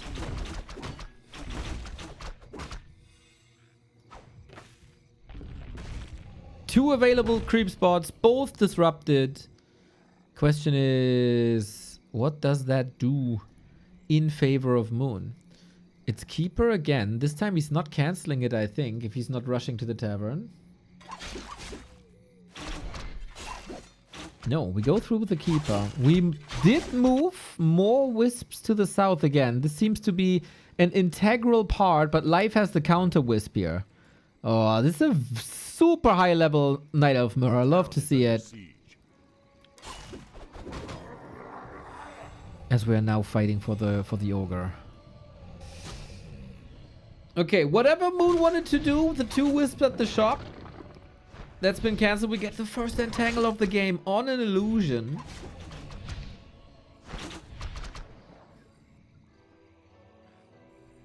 Oh, there were APs and he cancelled it? Oops, how did I miss that? Well, not high level observing, I guess. Well, then it's also Moon's game cancelled. Or game plan cancelled.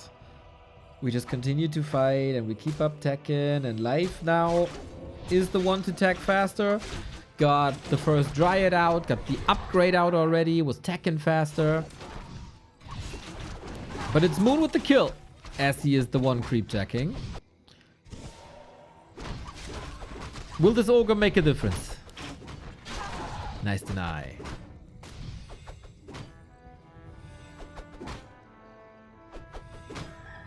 A player's forces are under attack. And the keeper will creep now. Keeper becomes a creeper.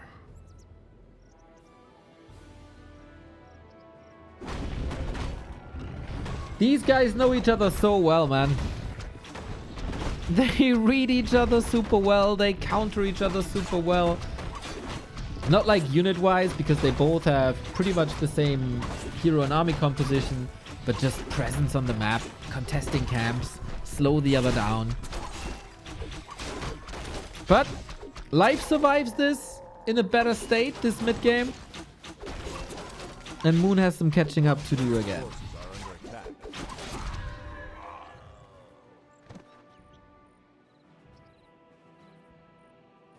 But especially when laboratories are available, when Zeppelins are available, when we might see early Chimeras. Oh, a little bit late for the creep check. We finally got it. And it goes to Life. Talisman with more HP and intelligence for the Demon Hunter. Not that important.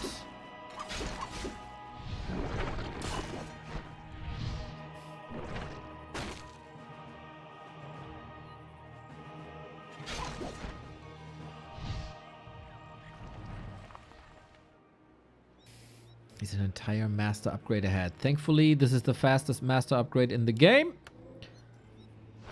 A town is under siege. A player's forces are under attack.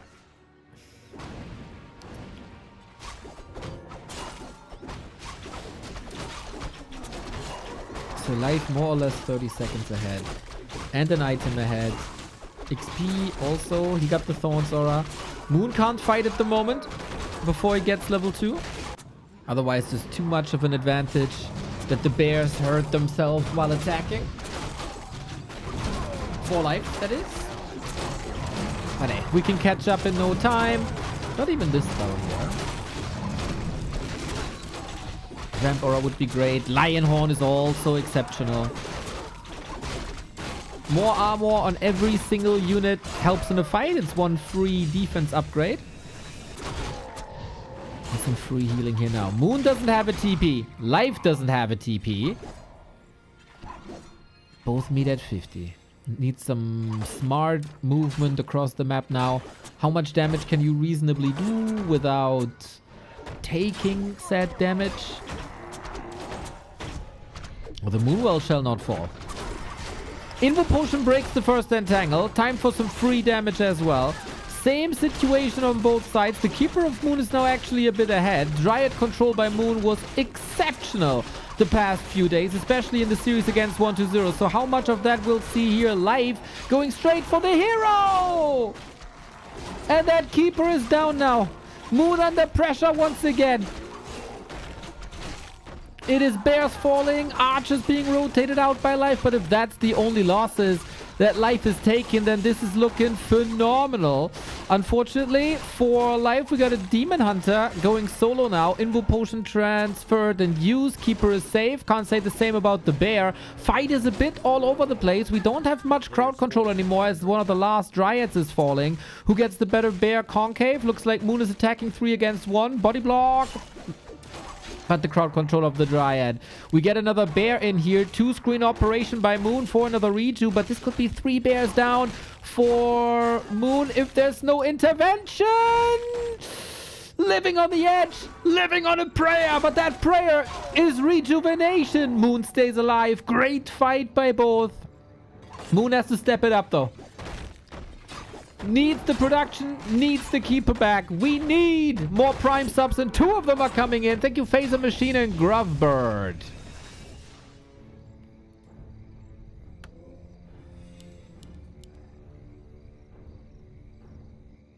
In fights, Moon holds his ground. And I think he wants to make things a bit chaotic. Operate on 2 screens. Take the big strength, the big mechanical advantages for Life away. And how would this fight go if the Keeper survives? We'll see, we'll see, we'll see. Bear's almost falling here. Second red spot for Life. Vamp Aura! Oh, damn! Oh, damn! Life steal on melee units. Bears and Demon Hunter. That is a lot of additional HP. Upgrade-wise, 0101. XP even out, but of course Life was able to creep with the second hero, and from now on, Moon shouldn't be able to take a fight anymore. Because of the higher level Thorns aura, because of the Vamp aura, and he gets shop control as well. The walls are closing in on Moon. He needs a strike of genius. But how to do that without Chimeras, without a Zeppelin?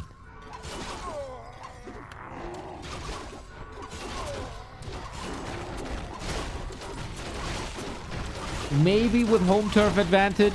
Maybe Life is overconfident. Or it's the perfect call. Hero Focus is the name of the game. We do have one orb. Entangle. Invuln ready.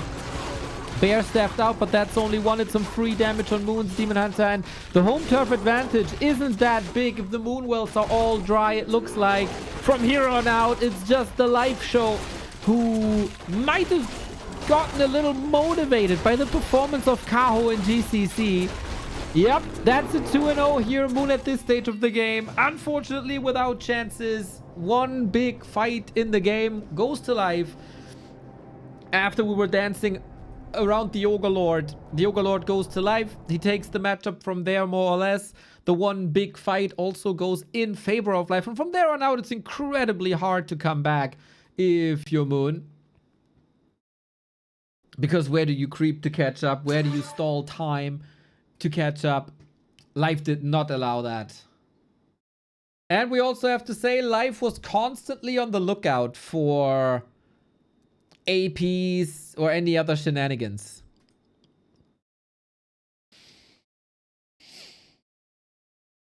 Life is sharper. Life is surely a bit ahead right now. Is it better to up armor before attack? Well, that is a question. In German we say, da streiten sich die Gelehrten. So, I need to get ready. The scholars are debating. I would say yes, because if you upgrade your attack and there's Thorns aura, you deal more damage to yourself when you're attacking. And so I would say you should always upgrade armor first. But I'm also an idiot. Thank you for the Prime Chipsy8.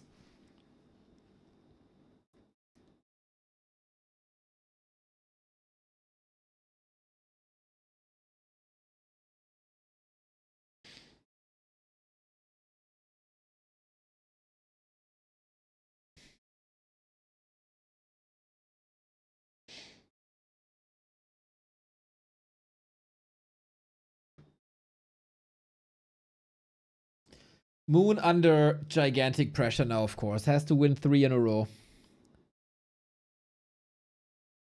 We will play all 5 games. But still, 3 in a row are necessary for Moon now. Life looking real good. Except that one keeper loss to the APs. I think he fought this real well.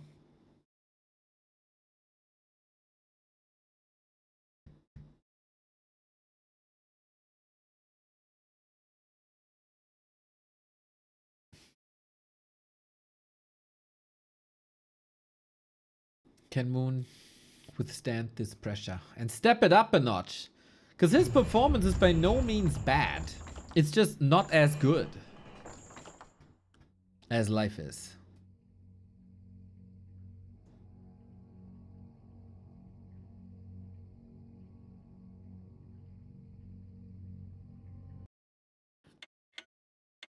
Moon is dropping in performance again, I feel. I wouldn't say so. Not after I saw his series against 1-0 on Saturday. That was peak Moon.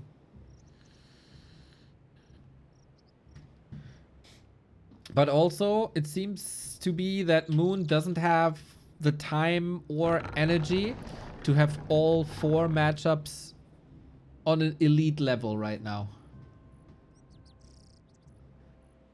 but rather selected 2.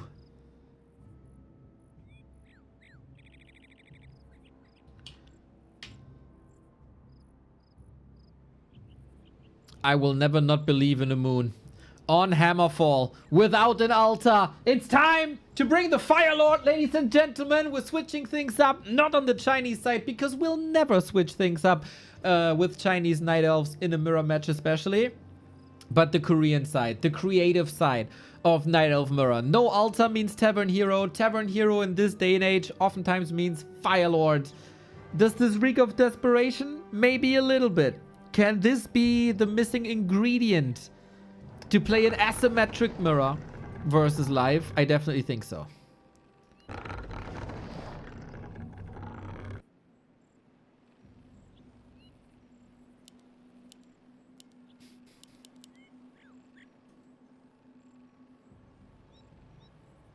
How fast will this be scouted? How fast will this be countered? How good is life when it's not just about pure mechanics?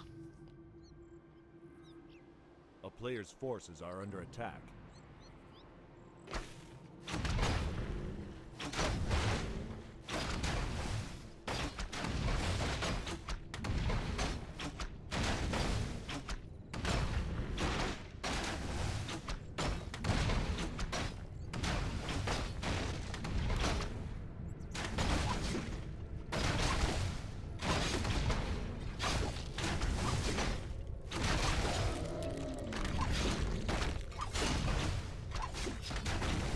Fire Lord confirmed, and we are not going for harass, but simply creeping. With Expo then, I guess, huh? Alrighty. If you can't beat the guy straight up, try to get a gold advantage. Or any other advantage. Demon Hunter got the Ring of Protection already. An altar build is always faster than a tavern build, but it's time for the Fire Lord to catch up. Ideally with a little bit of damage.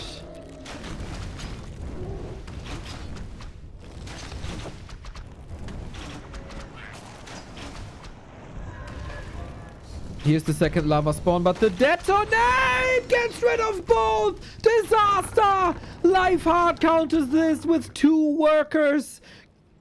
Oh my god. Strategy of Moon in shambles. Life knew exactly what to do. When to be where, with what. A player's forces are under attack. And now, getting another lava spawn out is tough.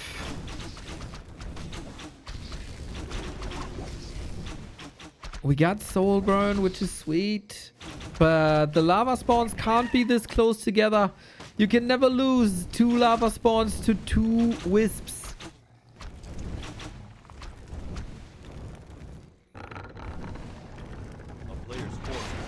And Demon Hunter is having the time of his life now.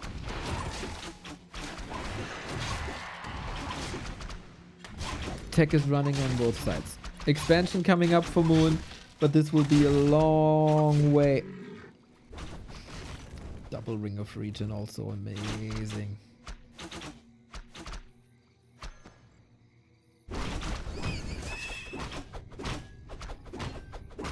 Okay.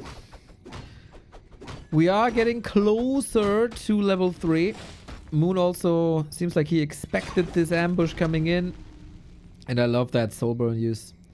Yes, it might take away from your lava spawn count, but dealing with the Demon Hunter is your main target right now. Your main problem. Oh, Bash. Oh no, the Cobalt is running away. Soul Burn again to diminish the damage. It's very, very, very to no damage on this Demon Hunter now. And Moon gets it. Item as well. Archers as well. Full Moon in the late early game. Signs of life. Those were some incredibly important last hits here. Gives him the level 3, little more HP. Level 2 lava spawn unlocked as well. There we go. Sharp, precise, on point.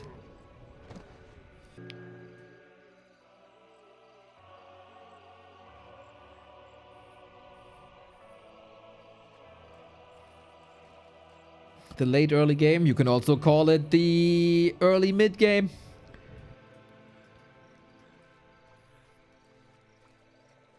I'm just connecting random words here. That's all I do.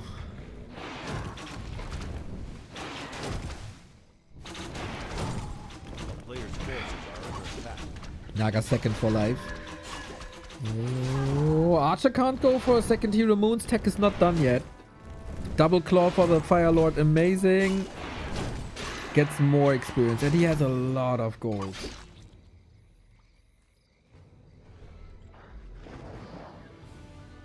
It's also the super early late game. That's true.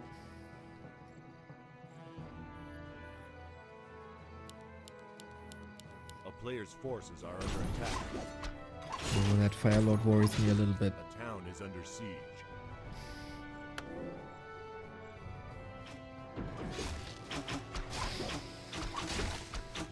This time Moon is not that far behind in the tech department. Key per second, huh? Okay, offers control is a little slower. Moon was filthy rich.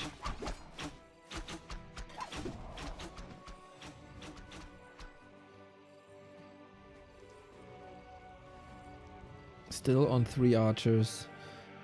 Still with Moon Juice. Players' forces are under attack. Tri-hero is likely with that key per second.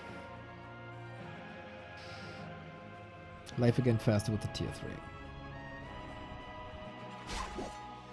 Keeper also offers some control versus Demon Hunter with Entangle. Additional control after he's getting soul burnt, most likely. What are we doing with our time? This Fire Lord can be an absurd carry with the 2 claws he got already, but he's missing out on Incinerate, which might hurt later. Whoopsie. The creeps are doing some shenanigans here. What the? We have to say, Life bought a lot of time. Got a staff against the Entangle. Did he buy enough time is the question. Because we don't see a counter expansion. This will be one decisive bear attack. And this is what the staff is for, out of the surrounds immediately. Level 2 lava spawns. Strong, tanky, not that easy to get rid of.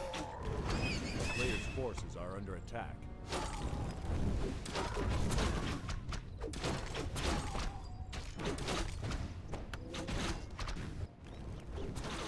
In game 2, it was a little desperate by Moon, so he resorted to a Sapper. Siege. Maybe this is a potential play for Life as well, but only later down the road.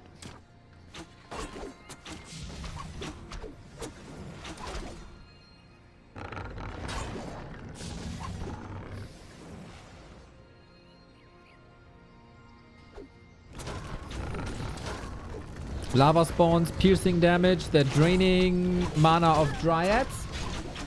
Make them harder to heal. Heal scroll early. Really doesn't want to give up on this one Dryad with the Dispel ready. We also have level 2 on the Keeper now. 4 Thorns Aura for the Bear Mirror. And the Dryad fight so far, or the range battle, goes to Moon, but for how long? We do have level 4 with the level 2 Soul Burn. Careful though. Still slowed with that Naga. Great crowd control, but not enough it seems like. Slot starved Fire Lord. Dryads dying left and right. Moon.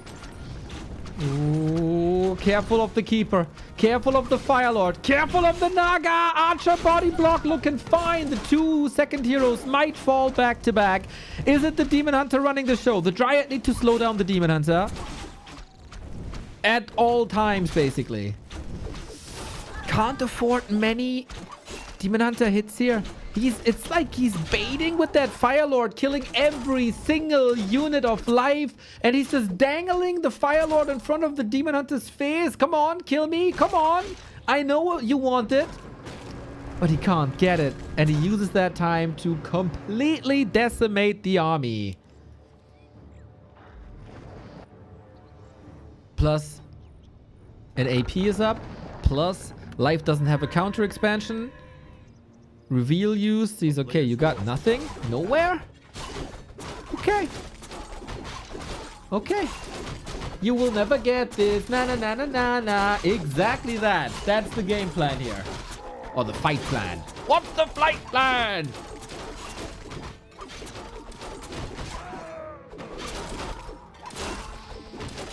So far, this Firelord play works out. Bit squishy, always. A town is under siege.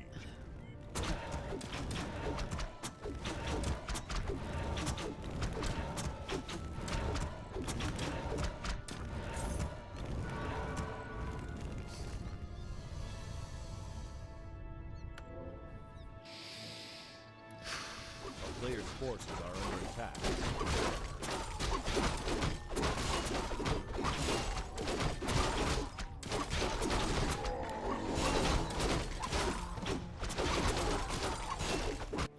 What can life do still?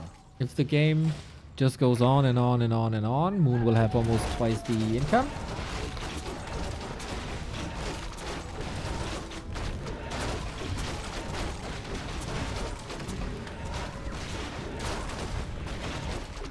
Currently it's a little less, but we go into bears on both sides. Moon is far ahead. The question really is, A player's forces are how under much attack. better is Demon Hunter Naga over Firelord Keeper? And how much more army do you need to make up, to compensate for the lacking power of a Demon Hunter?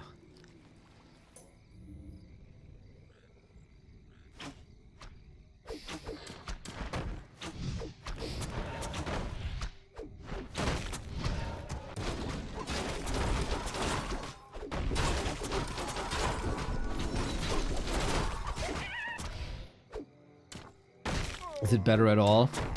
If one hero combination includes the Demon Hunter and the other hero combination does not include a Demon Hunter, the one hero composition with the Demon Hunter is automatically better, regardless of levels and synergies. Let's see though. The bears might make up for it. 10 food advantage, big heal potion. Off we go. So far, we can't really deal with the lava spawns, but Moon, loses one bear, trades it 1 for 1. Everything hurt. Nobody has combat items. The Dryads and lava spawn are very, very busy with the bear on the left-hand side. But it's just the life demise, it seems like. Moon is taking this fight straight up, level 5, and Soulburn is changing the equation. Soulburn is not dispelled, which I think, despite the short duration, is a little bit of a mistake. You need the Demon Hunter at full force, not at 80%, not at 50%, and definitely not at 25%. Moon switching it up from Demon Hunter to Firelord, from toe-to-toe and AP pushes to expansions, and he leans into Hammerfall, and Hammerfall holds him 2-1. The GOAT still with the chances to advance into the semis. There were doubters saying this is a 5-0. Moon can't do anything. He's getting old again. No, no, no, no, no. Never count out the GOAT. But the haters already admit it. The haters that are Young Fang, who threw thousands and thousands of dollars on him for how awesome he was against Human. Tongue in cheek, tongue in cheek. But important. Very important for Moon to see these signs of life, to see, signs of life. To see that he can do better than the opposition if things go his way. And I think in this game, a lot of things went his way, especially after the Cobalt last click.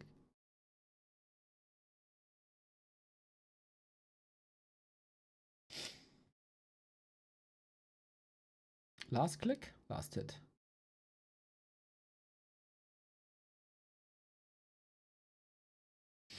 And despite the lava spawns. True. Very true. Despite the lava spawns that both got deleted in the beginning of the game. Keep on fighting, everybody. Keep on fighting. Good morning, sexes.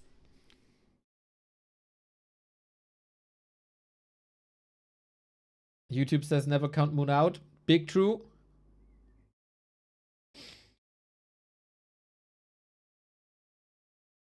Seems like we have a little bit of a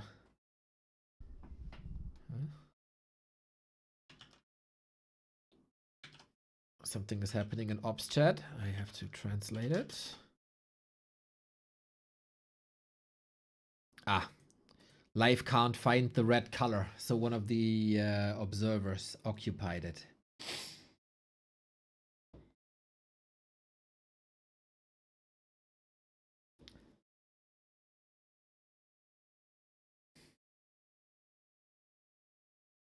Well.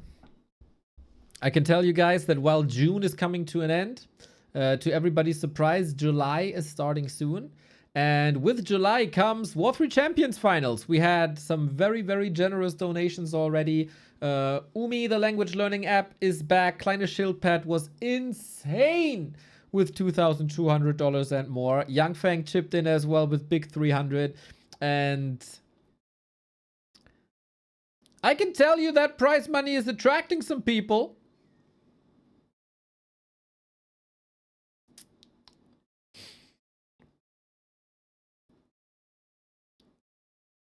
We only had one declined invite, I think.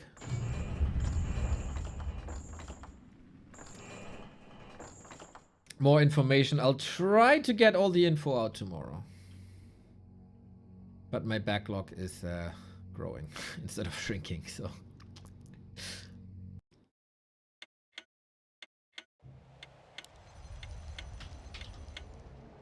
I promise good finals. We got the game started. Moon again, fighting for survival.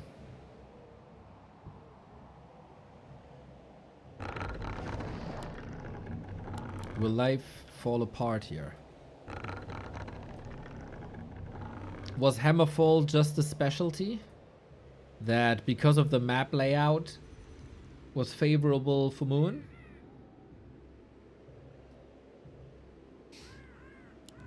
I just missed it, but when are the finals? Mr. Youngfeng, I explained things 1,000 times to you if you ask. Qualifier weekend, first weekend of July. Finals weekend, second weekend of July.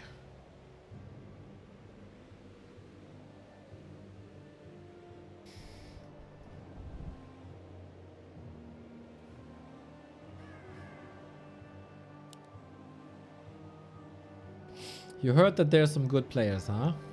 You heard that, huh? Okay. The grapevines are talking. Oh, from me just now. Well, I said that invites have been accepted.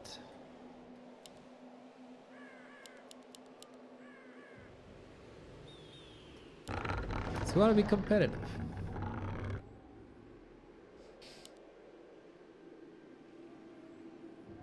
We go back to Demon Hunters, everybody. Moon doesn't want to be a one-trick or one Firelord pony.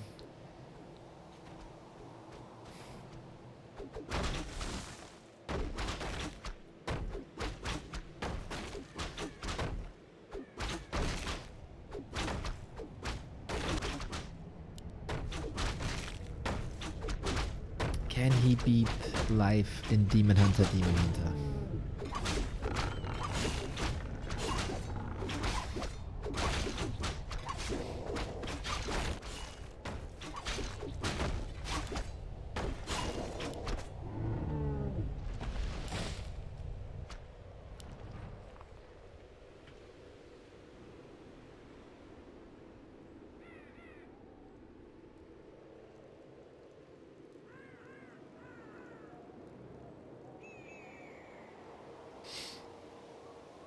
Player's forces are under It's a attack. calm start here, everybody. Demon. We got the classic springtime standoff. We hide a little bit. We're waiting for archers. Who dares to move first? Oh, pull?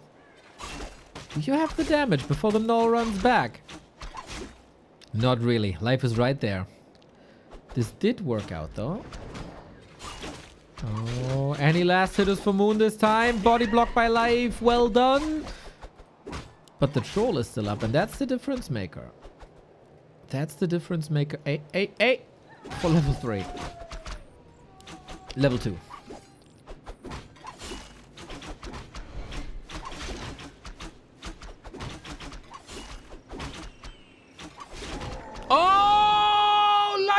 it with the archer. Sick. Moon's in a bit of trouble now, as Life has the higher level Demon Hunter. That was not easy. That was not easy. Life can run the show now if Moon is not catching up, but he sees a second resort. Okay, if that doesn't work, boom, off to the shop I go. Big mana potion, not what he wanted to see. He's in danger now. Body block by Life. Moon smells this, moves to the side, dodges that block.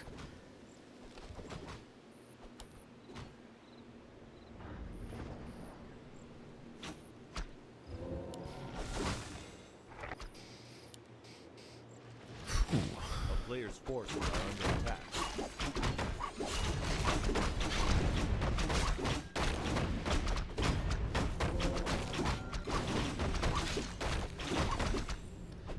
Life is playing this map so well, I have to say. He's playing this map really, really, really well.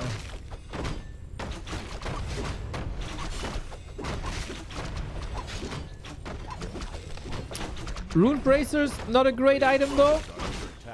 Moon is getting his Furberg eventually. So Life is always like a half step ahead, but Moon is able to have a to present the plan B. So whatever Life is contesting doesn't really work out for Moon, but the backup is always there. Keeper. Moon's a little faster even with the tier 2. This can make a difference if it's about timings. Tree. Bit unnecessary. A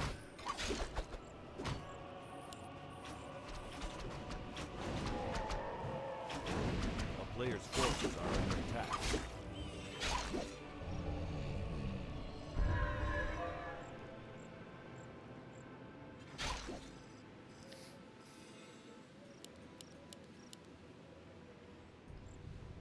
And we have the viewers' hydration break now, while we're waiting for Dryads and Bears.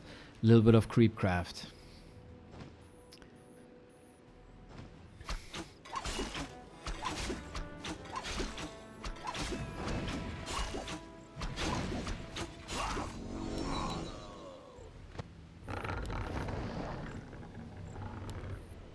Of course, Moon doesn't want to make any overextension, right? One mistake and he's out. And he will not get the battle against Sok. He will not get the match with Happy. A player's forces are under attack.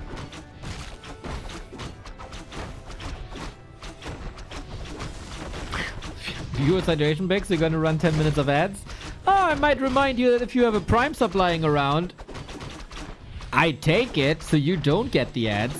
Something that FIFA doesn't offer you, but we do.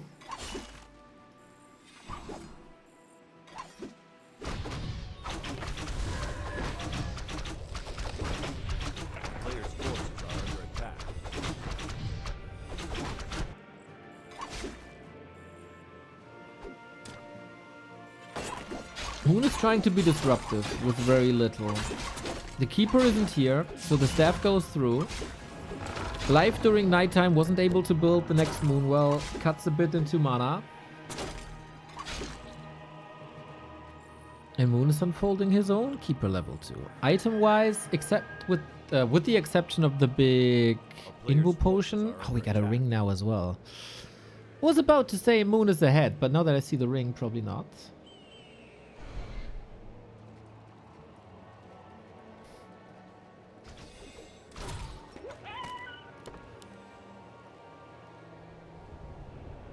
Life still has the Ancient.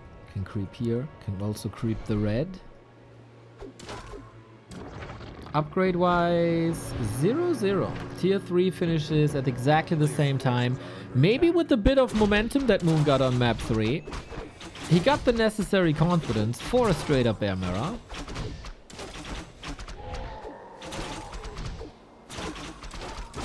Identical heroes, identical levels, identical timings as well, and unit comps. With the one exception that Moon is constantly poking in the base. Is always disrupted! And that's the shop down. Big delay on Orb and Staff. This will This will ramp up. All the tiny bit delays. When everything is so even and so samey, it's about these details.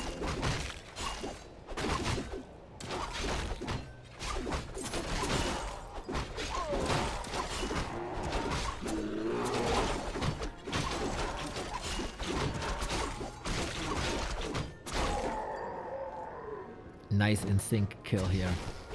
First orb of the game goes to Moon, and that is huge damage.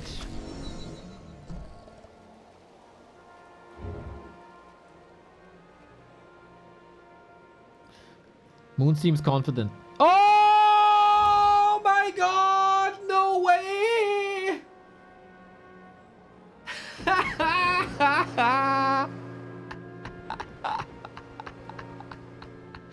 How the F does this even happen with the tele staff, dude? Players' forces are under attack.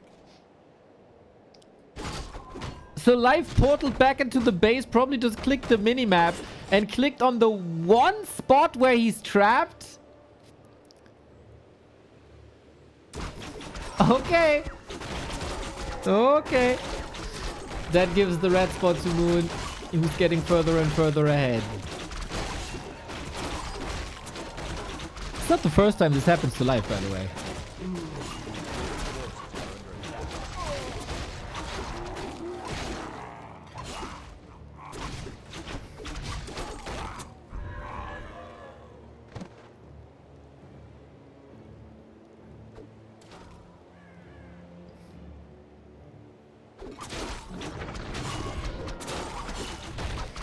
Plus 12 and immolation are the drops.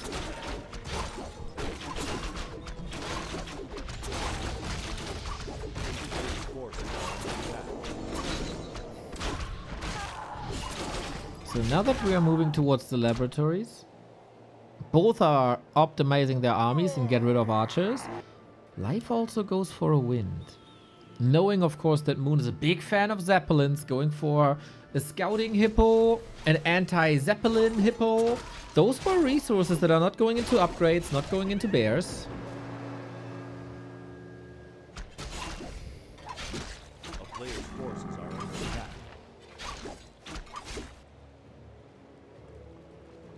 4-3 versus 3-3. Moon is ahead in levels, in supply, in heal scrolls.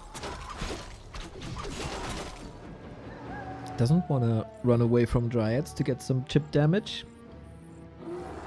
A lot of calm. Where's the storm?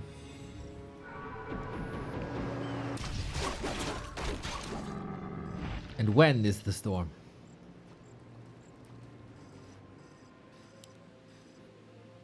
Ooh, talents. A player's forces are under attack.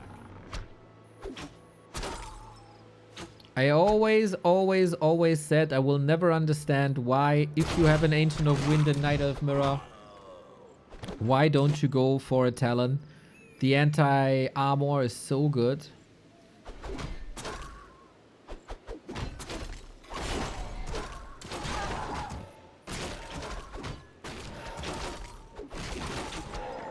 Level 4 Keeper.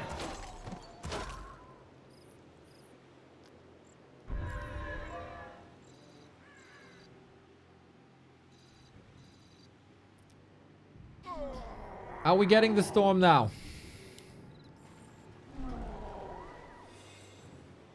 Looks like it. Against Moonwells. Not the easiest fight for Moon, but he is ahead in many metrics. Demon Hunter is soaking up a lot of damage. Reju not dispelled by Moon. Really not worth it? Really? Okay. Interesting choice if you ask me. Moon is about to lose 2 bears here, 3 bears here, but the heal scroll is at the ready. Big info potion now, and this is not paired with the rejuvenation. Kind of questionable. That is live. 2 bears down. Moon saving 12 food here. Oh my god. 20 food lead and counting. The brilliance of the gold in full display. Demon Hunter is back. Level 4 mana burn. Everything hurt. Rejuve here now. Okay, he saved the rejuve for the important ones. 1 Demon Hunter against 3. Wait a second. Little bit Oh, the redo, the bear, the arrival, the timing! But will be dispelled now. Okay, Keeper has to do the job and clean this up. It's still 20 food of an advantage, and it stays that way. If you run away a little bit with the Keeper and don't lose him because there's no TP and no staff, then this shall surely be yours. Flippy, thank you. Still a couple of archers here. The bears are basically dead. 1, 2, 3, 4, 5, 6 bears with 0 HP. Is it better to just lose the bears? If we look at the supply, definitely not. If we look at the hero levels, close to 5-5. According to all metrics, Moon has this in the back. We get game 5.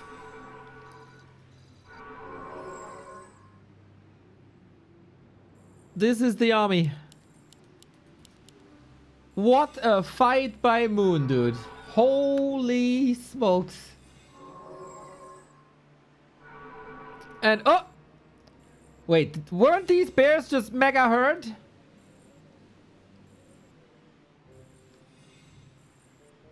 A player's forces are under attack. Town is under siege.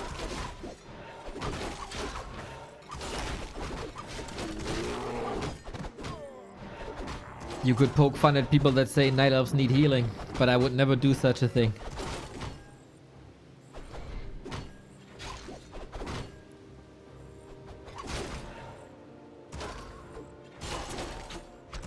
I don't really see a way out now for life.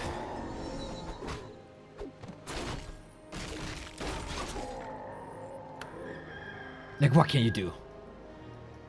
If you don't know, like, a secret combo of up, up, down, down, left, right, A, B, B, then, I mean, you're outscaled, dude. You're too far behind, dude. I think the only advantage now is life is, of course, not an upkeep. And he's gathering more gold. And there's like 5 minutes of mining. But that's about it.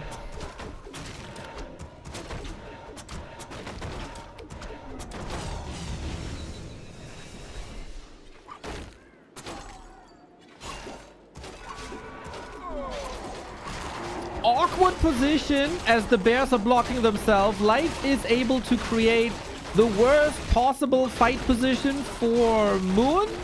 Both heroes are suffering a little bit. One has an invuln. Moon does not. Is this a comeback? Not really, eh? Not really. The bears break through on the right-hand side. 3 against 1. Unfair fights wherever you look. This was a valiant effort by Life. But the Dryads are gone now as well. Boom! Moon is back in the series. The momentum of this best of 5 has dramatically shifted. 2 match points prevented. Moon is an incredible showman.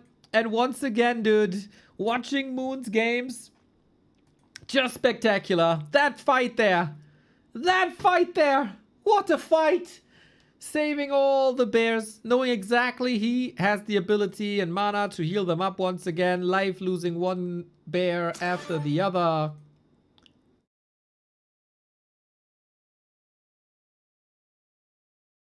And now we decide things on Tidehunters. I gotta pee so bad, everybody.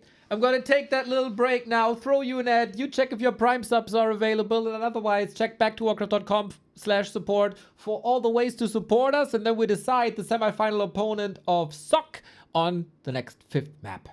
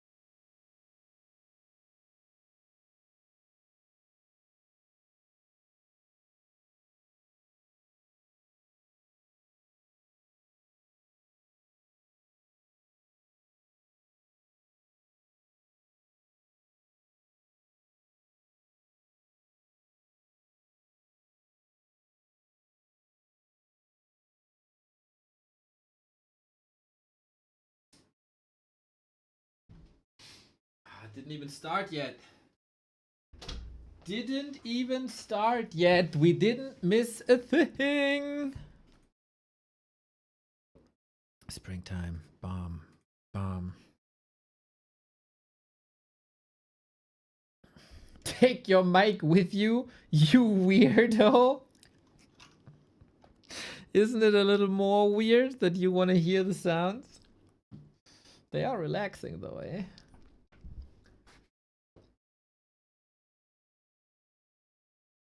It was a beautiful piss, yes. It was. 9 out of 10. Would have only been better if it, I don't know, has sparkles and confetti.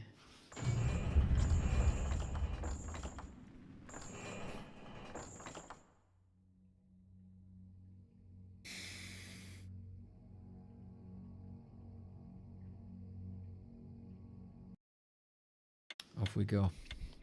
Decider. Oh damn, stakes are so high. There is a lot on the line here. Of course, semi-final on the line. The chance to go into the Gladiator Gold tournament. Who advances to the semi-final? Moon. Life. And with that, of course, money on the line as well. Who's the Night Elf that goes through now? Life in the blue. Moon in the red. No, Life in the blue. Moon in the red. That's what I said, right? Yeah. Okay. There can only be one elf in the semis. There can only be one elf. Is it the old veteran? Is it the not so young anymore Night Elf talent? The prince that was promised?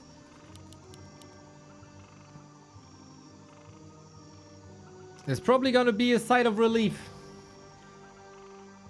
somewhere in Moscow when Life is getting eliminated. Happy's fiercest opponent in the last B Cup and also in Super League.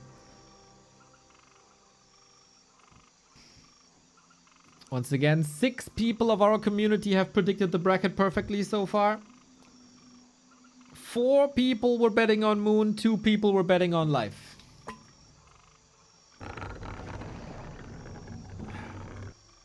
And it is down to Life to turn this around.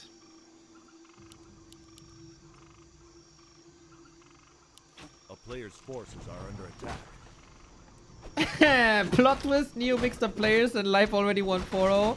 That I would never mix up players, dude. I'm not Remo.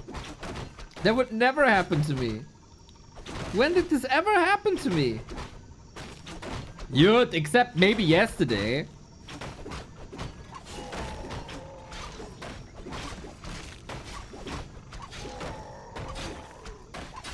That was an accident. Player's forces are under attack.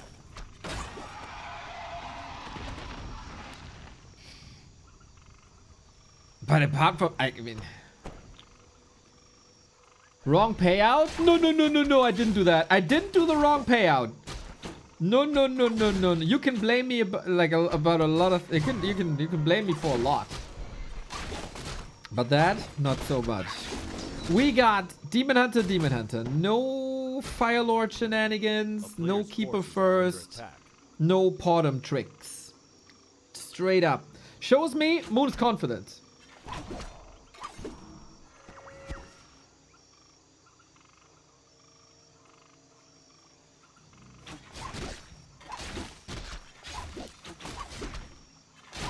And why wouldn't he after the last game where he just owned?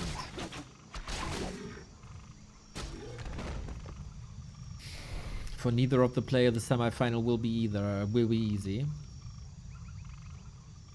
Lots of damage done to Night Elves by Sok, who's waiting in the semi.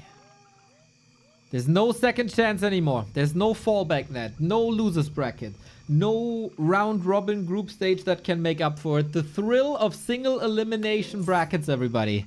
Here in the Triumph Tournament. Lawlight already eliminated, Focus already eliminated. And then it was also Kaho, the winner of GCC, eliminated. It's just a different pressure when it's a single elim bracket. And so far, the veterans and former world champions go through. Not the challengers. Life has never been a world champion thus far.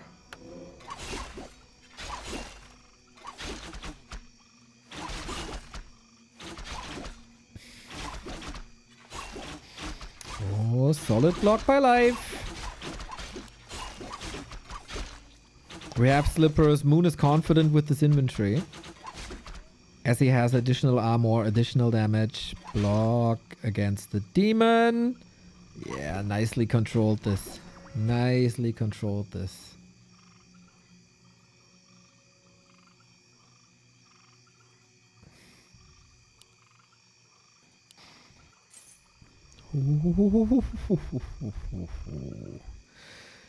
Moon pulling back. I was worried about the Huntress Hole for a second. Forces are under attack. But it's already there. This means we're super even, man. Moon maybe with a 2-second advantage on the lore. That's about it. Items are evening out as well. Creep routes, identical. It's all down to execution in the first fight.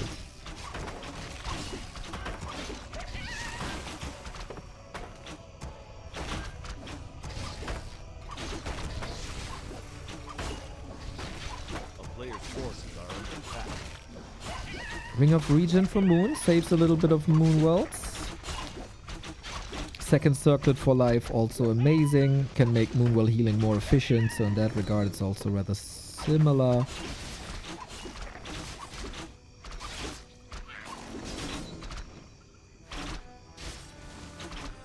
Oh, 2 items on the ground. Unfortunately, Life is also slot starved. But he's the one attacking first, making sure that these items are not stolen or killed, that this last hit is not getting killed. We don't have dust. What did the Demon Hunter go for? Don't know. But okay, lots of the mana of Moon's Keeper is gone. Life still has a lot of Entangle to work with. Tier 3. It seems like Moon has the multitasking advantage.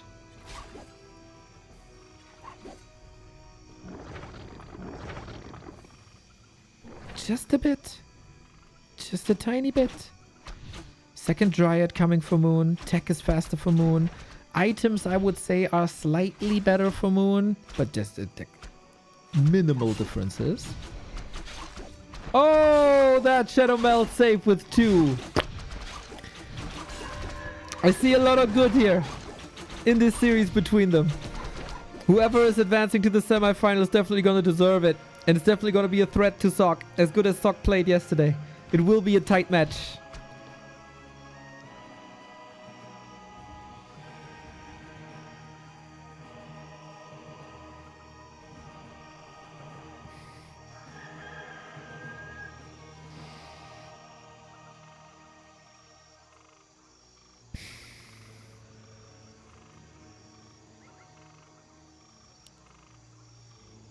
Players' forces are under attack.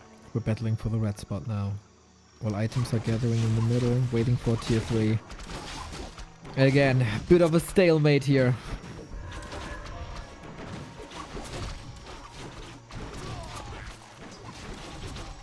This item on the Marauder, oh, that's the Marauder, can change the turn of the next battle. If it's heal wards especially. So you want to be triple sure to get this consumable. One of the best consumables in the entire game. You're willing to take risks for it. This risk might be a bit too big. Don't go into the pocket without a town portal, without an invo potion, without a staff. We take this battle now. Lots of piercing damage on both sides. Moon is quite a bit ahead here actually, with more Dryads, with more archers, and the before mentioned Demon Hunter. Dryad safe to the side. No last hit. Will be tough to heal it up again. Reinforcements are coming with the first bear. That will be the first rejuve. That will be the roar. So I think, oh, we have the same on Moon as well. Perfect arrival. Another Dryad falling here. That's annoying. But Life took quite a beating here. Didn't Player's save a forces are Dryad, under attack. except this one. And is also slower on rebuilding. The big advantage is archers. Still, Life has the chance to turn it around, but it's getting increasingly harder. Level 2 now. Marauder is coming. Big item drop coming. Oh, gets the Ankh. It might need it immediately, but there is a little bit of a dispel against the Entangled. Things are just not working out for Life anymore. Since the start of map 3, since he saw the Fire Lord, his hopes and dreams of a semi went up in flames. A player's forces are under attack.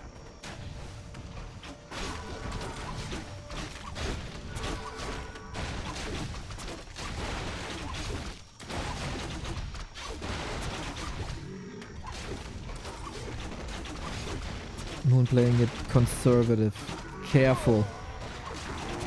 And he's going for the big twin-headed dragons. Will this be scouted? Chimera's coming. They couldn't save him in game 1 when things looked bleak. Under attack. But they might save the series here if unscouted.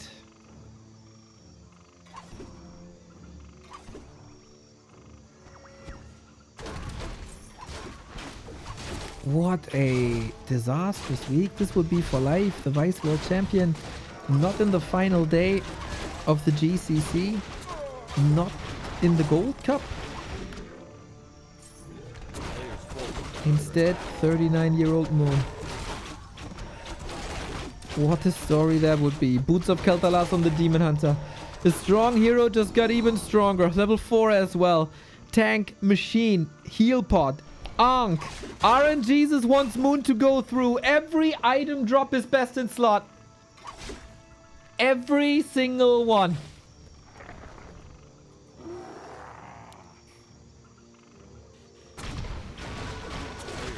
Life trying to catch up. He's 2 levels down. He's 11 food down. He's soon a Chimera down. And I don't think he scouted this just yet. Moon victory road here. If he executes this push well with the first Chimera, he's gonna win this. Also, because Moon pushed into 50, there's no real indicator for Life that this is happening.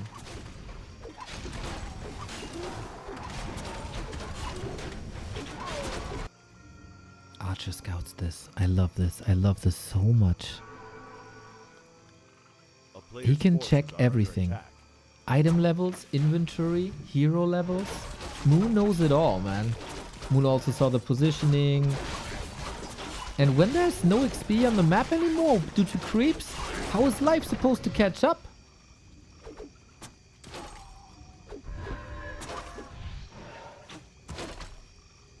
Where Chimera? There, Chimera. Surprise! Oh, no, not yet. Too early. Too early. Too early. Too early. Too early.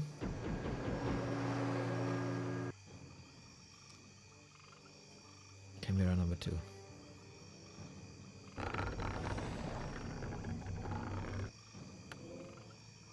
And now Life knows. And now he's trying to build anti-air, but will it be in time?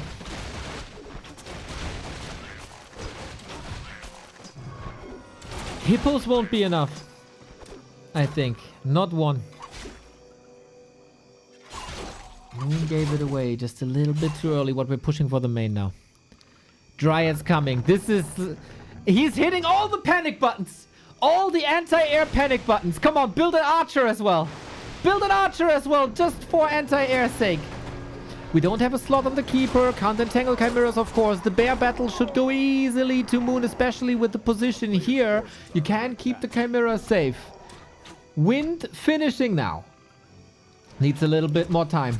30 seconds for a Hippo.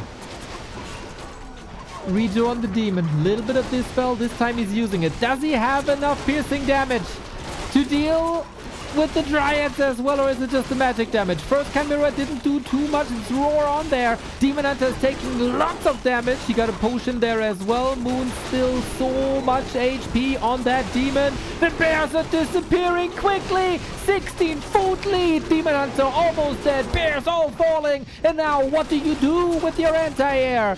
You might lose it all. You might lose it all. One Hippo being taken out in the middle of the Dryads. Not the greatest positioning.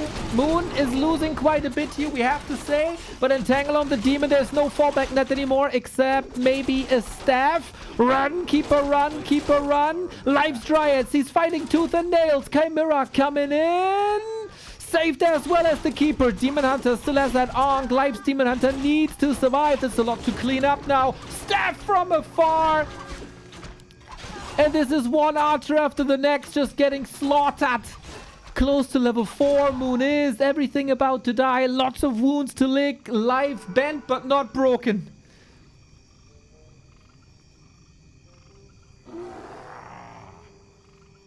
A player's forces are under attack.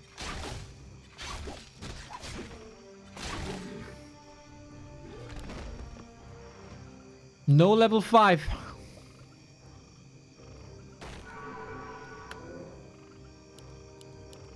This was not even that much moon juice.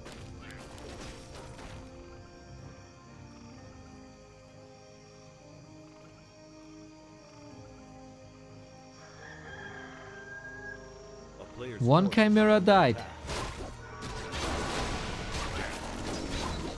That's level 5.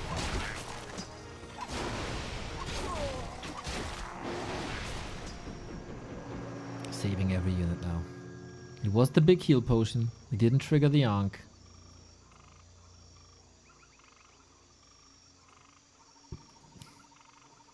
Herculean hold by Life against 2 Chimeras and these items. Every point of XP is super meaningful now. We're fighting for red spot, biggest item on the map.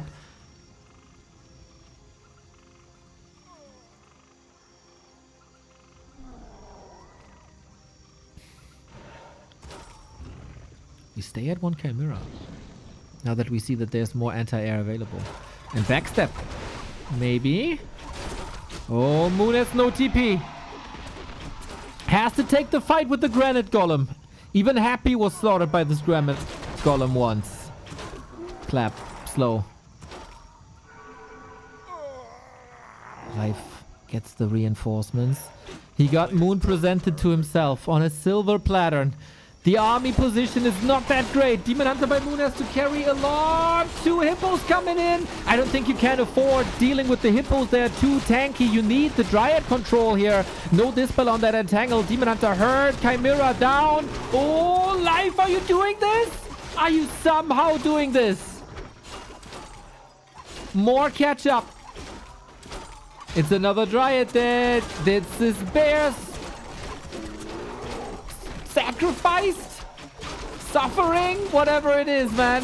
This will probably be the Ankh. It is. But now Life. His Demon Hunter is hurt. The Bears of Moon are getting slaughtered. Level 5 on the Keeper of the Grove. Life, the prince that was promised, ties up the supply. Now a couple of losses, and those are important Dryads. Every Dryad loss is control, is a Dispel.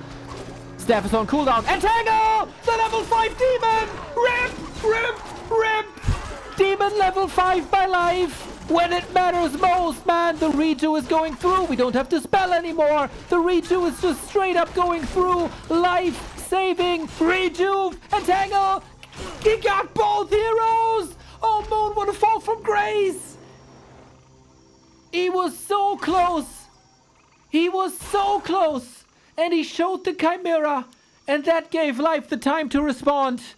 And from there on out, it's Life Sok.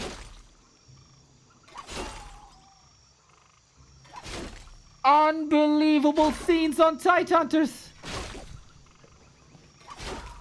Unbelievable scenes on Tidehunters. He might go down with 2 dead heroes and unused Moonwells. A little bit of a panic attack, huh? Didn't use the Moonwells too well before stepping back in again.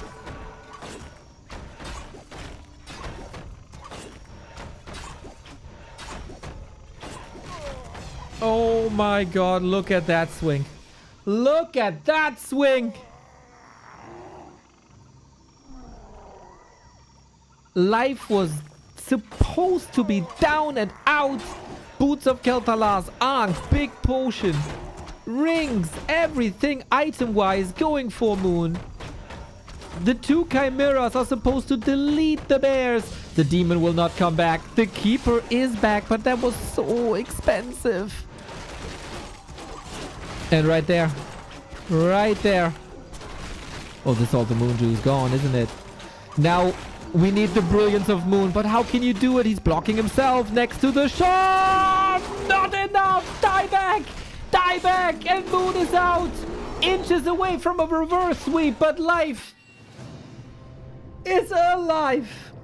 Almost giving the series away. Almost allowing the reverse sweep, but happy still. Might have to face his strongest opponent in the scene to date again this weekend. In Life.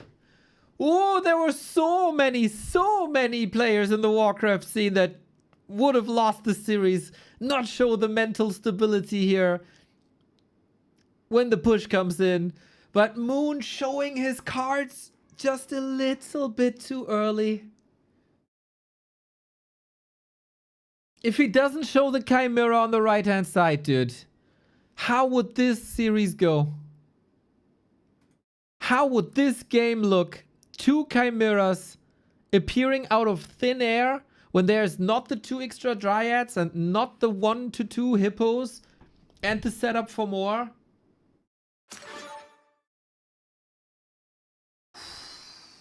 I think that was the crucial mistake.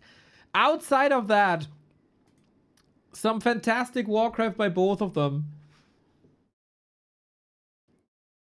And Moon ran a little bit out of steam in the end, huh? Moon ran a little bit out of steam in the end there. And Moon has been eliminated now. Another great series though. 2 amazing contestants. And we have our final 4. Holy shit. Life 1-0. Sok and Lin. These guys are the final 4. And only 3 of them will face Happy this weekend. Ah, when it was needed most, man. Moon fell apart here. This means that there is only 2 people in the world with a perfect prediction score in this tournament. There's Julian with the name Tip123. And then there's another guy. Neo's Prophecy, it's called. Back to Warcraft. Have you ever heard of them? I don't know who that is. I got no idea. I wouldn't know.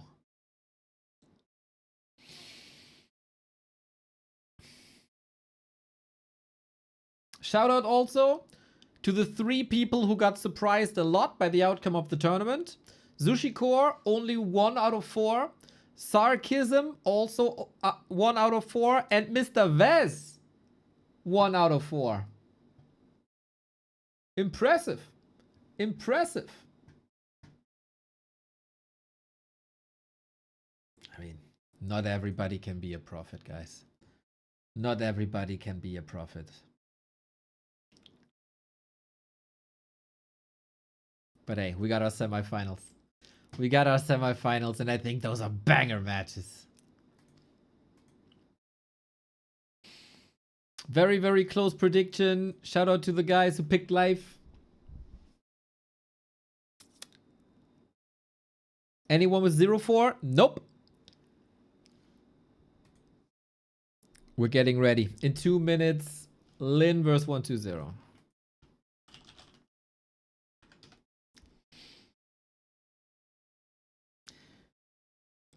I love Moon as much as the next guy, okay? I love him so much. And I almost coomed over his place versus 1-2-0 with the Dryads. But I think it's better for the weekend tournament if Life goes through. I think everybody wants to see Happy versus Life again. After such a long time. I think this is better for the Gold Cup.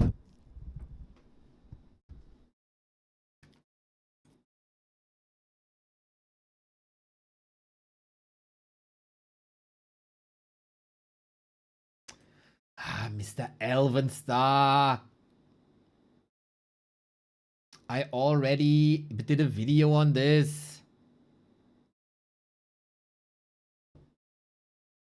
What the hell?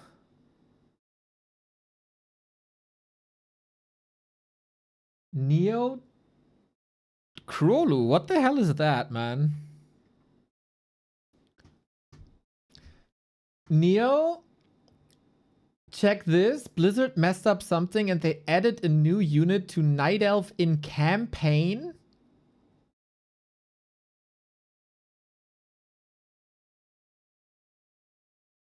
What the fuck?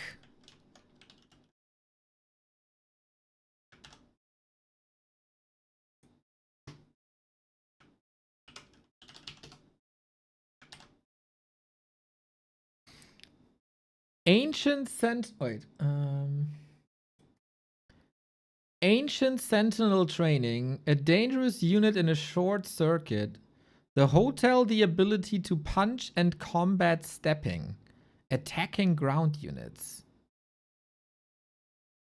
What the hell is this, Krolu?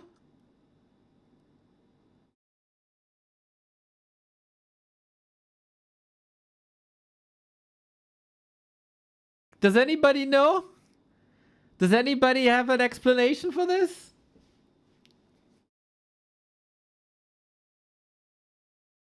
It's a war. Isn't this just always part of the mission? It's always part of the mission? Sentry and Wildkin?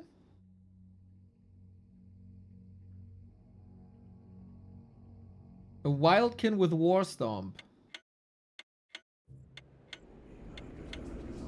Reforged Night Elf TFT campaign unit. They have the big birds in the Night Elf Frozen Throne campaign. I should really play this, eh? I should play this again. Insane Monster needs to reforge faster. I'm not a campaign expert by any means, everybody. A dangerous unit in a short circuit. The hotel, the ability to punch and combat stepping is funny though. Combat stepping sounds like War Stomp.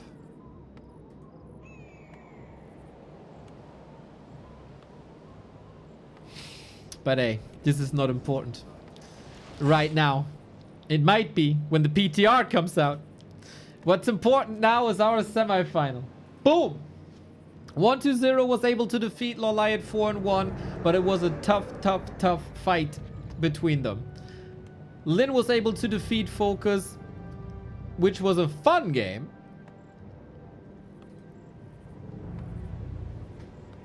And now it's another clash between Lin and 1-2-0. It is two of the best players of their respective races. It is the second best undead against the best orc, even though the ELO ranking doesn't say that. The battles between them are wild. How wild, you say? Well, Lin and 1-2-0 met each other on the final day of GCC. That was Sunday. And Lin played stuff like Blade Master, Bloodlust. He played Farseer solo, Earthquake Rush. A player's forces are under attack. Though it was 1-2-0 going through. How desperate is Lin and how innovative is Lin? This is what this series will answer. If you like what we do here, by the way, if you like this content, if you like competitive Warcraft, we can't exist without your support.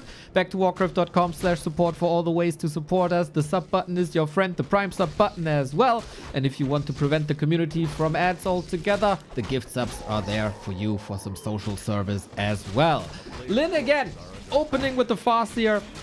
And since I've casted this game already 2 days ago, I might sound like a broken record, but I've been the biggest critic of Farseer plays in the world.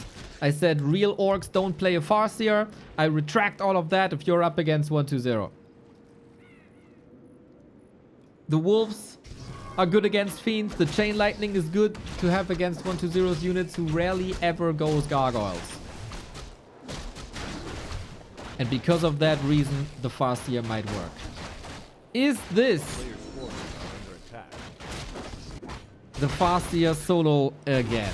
The winner of this is guaranteed qualified for the Golden Cup this weekend, the $5,000 tournament. Happy is already invited to that. We need 3 more players. And of course, lots of money on the line for this tournament here as well.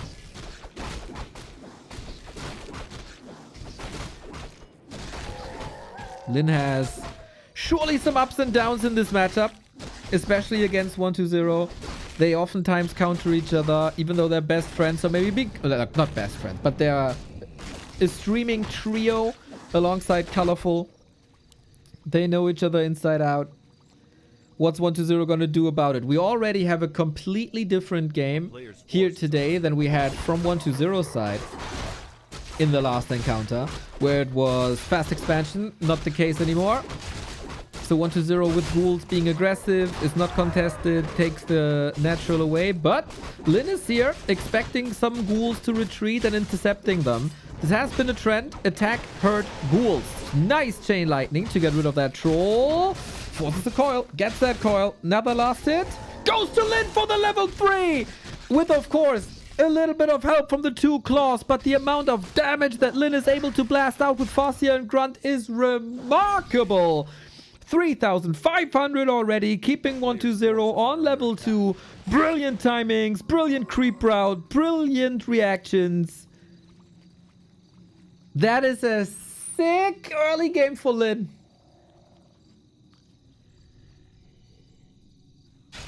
But with the recent developments between the two, we know that early game is nothing.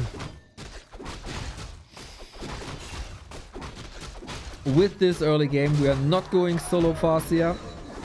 Oh, Chain Lightning level 2! You can only save so many ghouls. Yet another kill! Yet another kill! Lin's sanity on Autumn Leaves, dude. 1-2-0 looks like a toddler.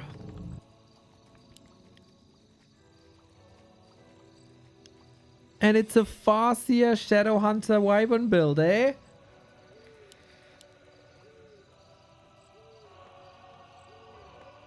Don't celebrate too early, Lin fans. Don't celebrate too early. We've seen the craziest early games with DK kills. And still 1-0 was able to turn this around. But Lin surely in a slightly advantageous position.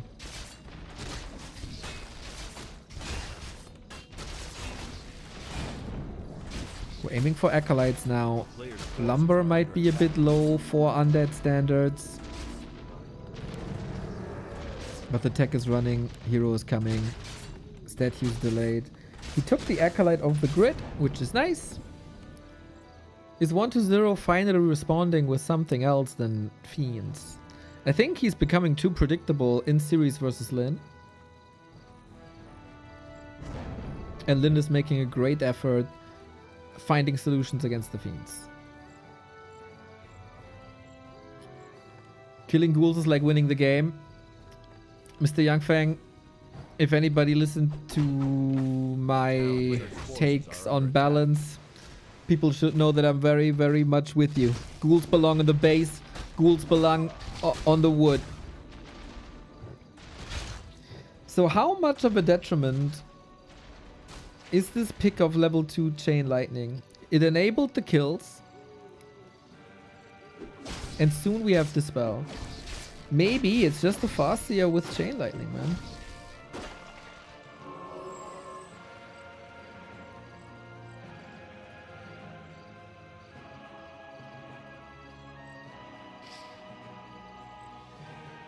Keeping level 1 wolves means they stay small for harass. Oh! Is that so? Do the wolves grow in size with the second level? So they can't squeeze through this anymore. Are under attack.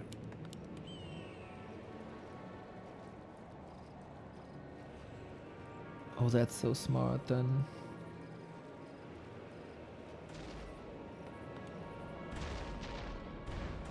Shout out Caribbean for the call. I would have never, ever, ever made that call if not for you, chat. Or in this case, especially Caribbean.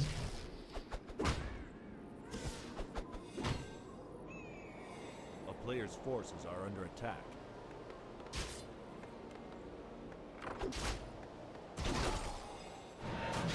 Ooh, I never thought about that.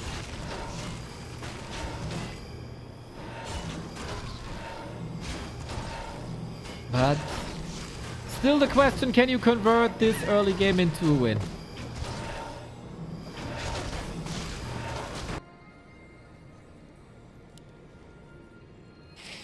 Can you tell me what the zoom this is? I think it's 1900.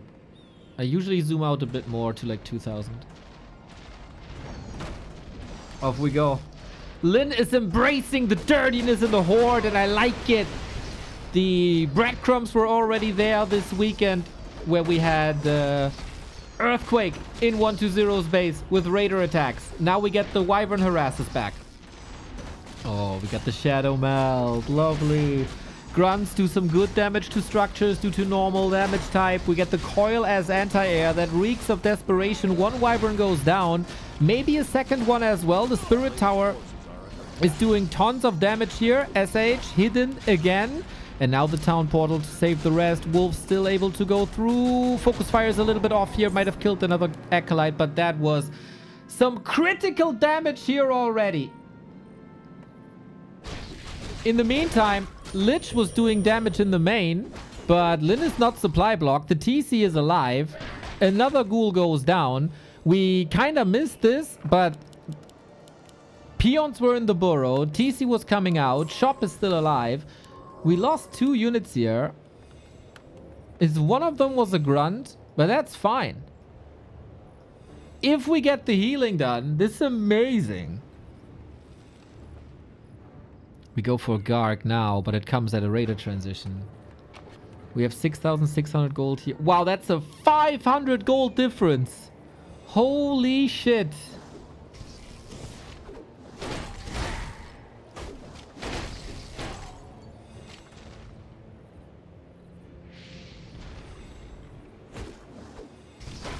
We lack a little bit of crowd control without an orb.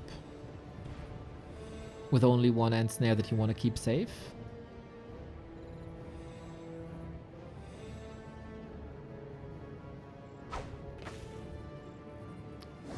It is not even an orb on the Lich, but against Wyvern that's sometimes normal. Oh, that Garg, does it show itself too early? Nova, heal wave, Garg, gone. Also, nice to send the Wyvern back before the Garg is finished because he knows that the Farseer will do it. And 120 is going heavy anti-Wyvern. With Alchemist and Gargs. I feel like Lin can easily transition now. He's already on the way. Got the Raider out already. A player's forces are under attack. A TC is never bad because of Aura. Yeah, he does. That's exactly what he does. He sees the Alchemist, he sees the Gargoyle, and he's going Berserkers, and he's going Kodos. I'm pretty sure that is his preferred style of playing over Wyvern. And if there is a chance without a Dark Ranger on the ground to go for a ground army because the Dark Ranger counters everything on the Orc ground. He's going for it. And he still got the damage to creep because the Wyvern are still in the air with some amazing saves. Wolf's level 2 now, or Farsight actually, Lamau. And I think 120 has a gigantic misread.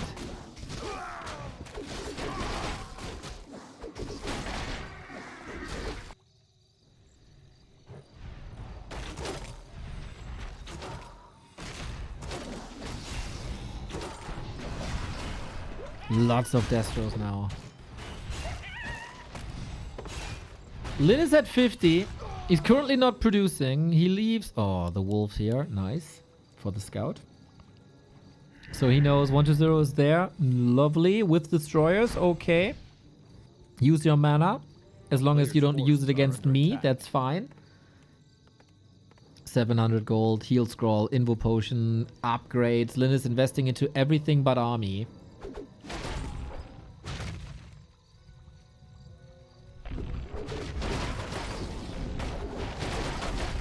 Man, the adaptability by Lin, the strategic variance by Lin in this matchup, outstanding recently.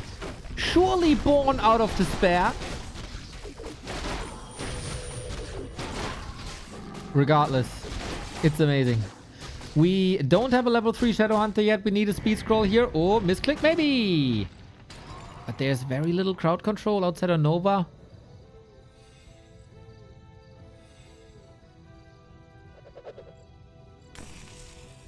Acid Bomb doesn't do too much. The Lich can't reach. And Kamika rages off as well. He got the bounty. He got the talisman. I didn't see what 120 got from the red spot. Maybe it's still there. Maybe he crept the wolves only? But also, we have to say, remarkable that 120 is still in this game after this early. 1-1 upgrades already.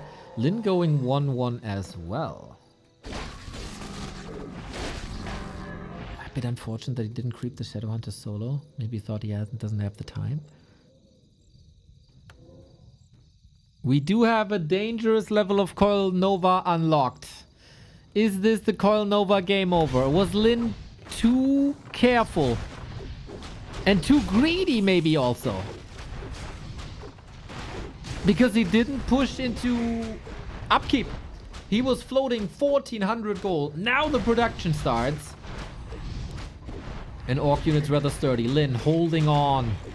Waiting. Careful. Was squeezing out more money out of that gold mine. And another Bursey up.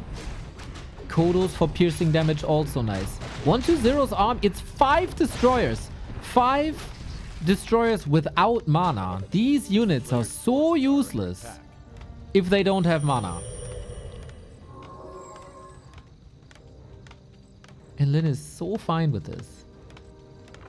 Shop is down, that's annoying. But he got a mana potion before.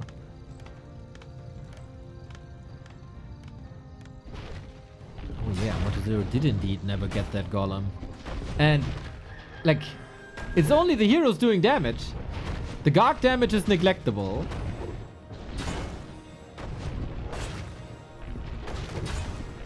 Surprised he didn't queue bats. Bats need a shop.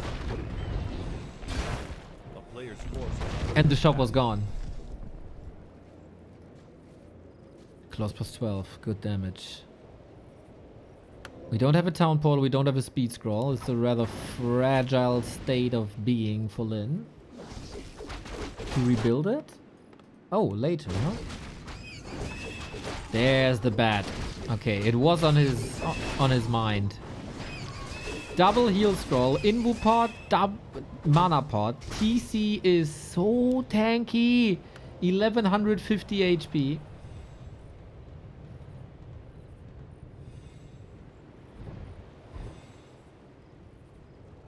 It's just a mass air army with Destros. One of them has mana. That's nothing. Nova, of course, always strong. The bat is arriving a little bit too late here. Is it too much freedom for these Gargs? Not with Chain Lightning. This Lich also doesn't look too good, but can we do something about these destroyers maybe? Where are the bats? He's desperately waiting for the bats. The headhunters have to do the job now. Everything is clumped up. Justify the means, buddy. Takes care of 5 supply. Invo potion. There was 2 heal scrolls already. That fight not favorable for Lin thus far. Shadow Hunter in trouble. What about the Lich here? What about the TC? Heal wave is strong. Wyvern or not. We need more bats in this place. 2 invo potions still. You can't really do too much. Level 3 now. Finally. Still Fastia Shadow Hunter leaving the scene after murder. 50 food versus 50 food. 120 had a little bit of an opportunity here. Spamming that heal wave. We need the TC. We need the rest of the army. Is Lin setting up a trap here? He needs the stomp and this invo potion. That's the second last consumable. Statue gone, reinforcements arrive. Both armies bent and bruised. But Lin is recovering a little better, it seems like. Still so much mana on that TC. The Shadow Hunter mana is worrying though. Very worrying! Oh my god, he gets him! The healer is gone! The disabler is gone! The fight is all over the place! And the Farseer dies as well! Coil Nova, game over! Episode 325,768! Lin with an army, 1-0 with the hero.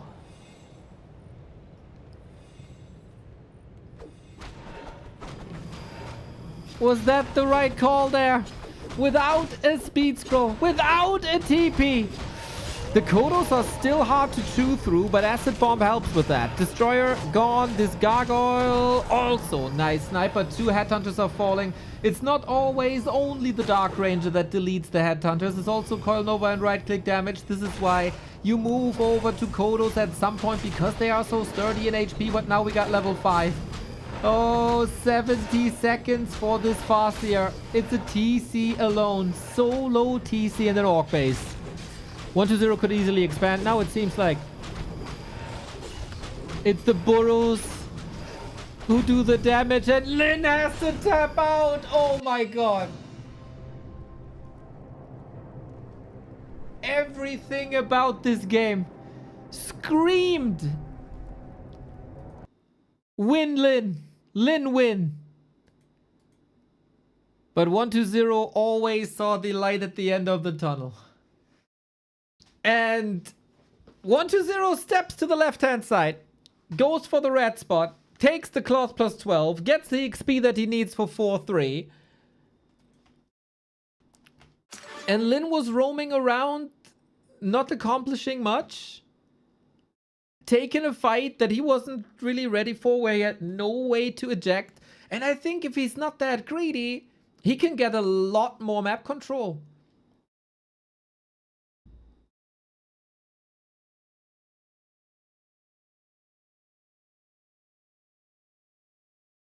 I don't know. This felt like a throw.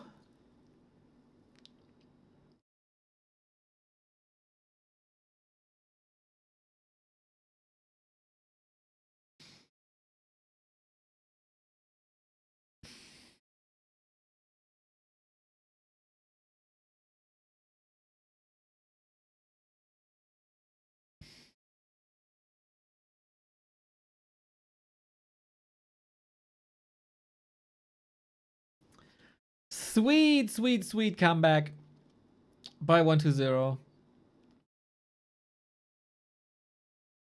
The push came when Lin was at 1400 gold. This is why the fight in Lin's base was so close.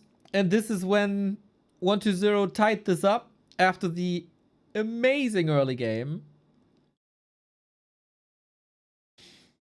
Farseer at some point completely useless in this matchup, Mass Air.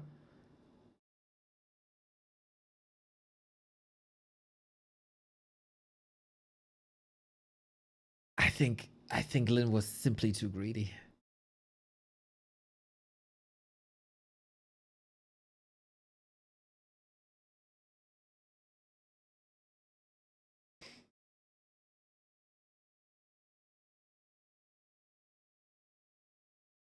Zero sense playing Farseer? I don't think so, man. This is also like Lin picks the Farseer because 1-0 always went Fiends in the past couple of weeks. And actually a month as well. But here he didn't. And that makes the Farseer then somewhat useless. So the Farseer only was this bad because 1-0 is adjusting to the Farseer instead of continuing blindly going Fiends.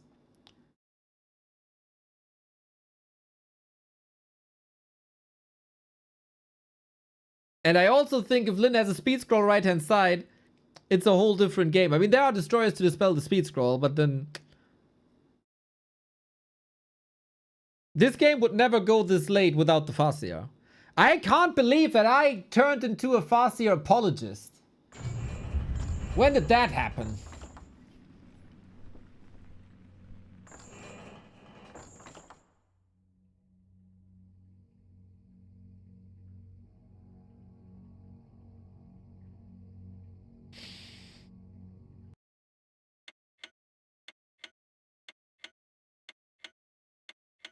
I think at its core, the issue is the greed, banking 1400 gold. Naturion, yours comeback at Inferno Yours comeback at confirmed. Inferno 6 confirmed. Yeah. All right. All right. We'll see about that.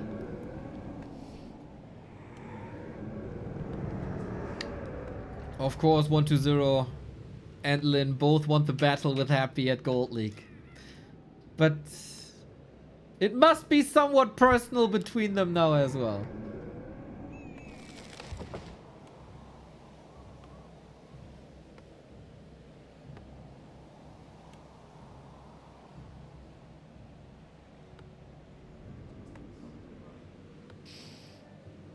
Ay, ay, ay, ay, ay, ay, ay. Chat in flames.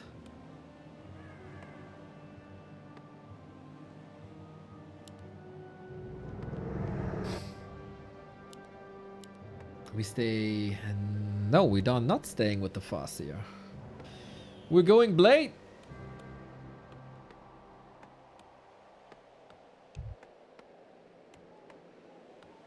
Algnist is probably a sponsor. So what are we doing now? We have seen Lin with so many builds, with so many units, in so many different variations. It gets increasingly hard to call what he's doing. 120 has to react.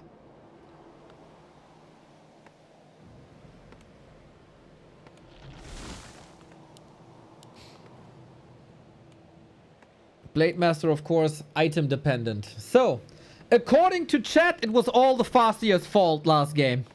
Farseer and Coil Nova, of course. So, let's see if the Blade Master can do it. It is Windwalk. It is Harass. No mirror image. Gotta mention that because Lin has played this before. Sigitaris, thank you for the prime. Are under attack.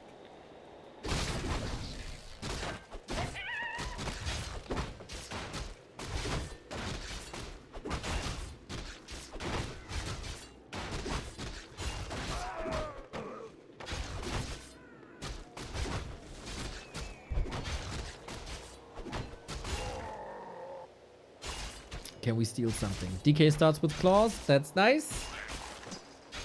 Slippers for the blade. Okay. That is the most important thing. Find items or purchase them at the marketplace here. And on Northern Isles, there's plenty of options to find claws.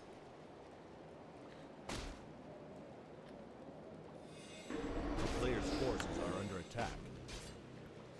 Blade Master 3rd is the dumbest thing I've heard so far. A lot of people play it. Usually on bigger maps than Autumn Leagues though. It can be insanely strong. It's usually a thing versus human though. But no reason it shouldn't work here. I think if you have the items for it, why not? But I don't think it's a hero pick issue at all. Like with this early game that we had last game, 120 should never ever ever have a level lead.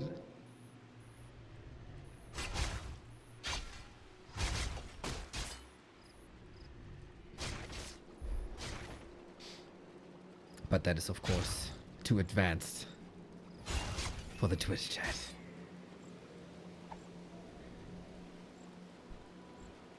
Double slippers and circlet. We're working on the big numbers already.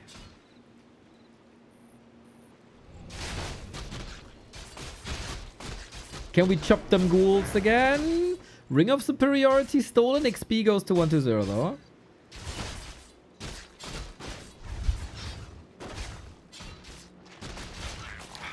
Nasty, nasty right clicks. Doesn't matter if it's Happy or 120. Both undeads in the top scene are using their ghouls and skeletons and DK, of course, so well to make sure that the creeps stay above the damage threshold of a Blade Master to then collectively get the click in. A player's forces are under attack.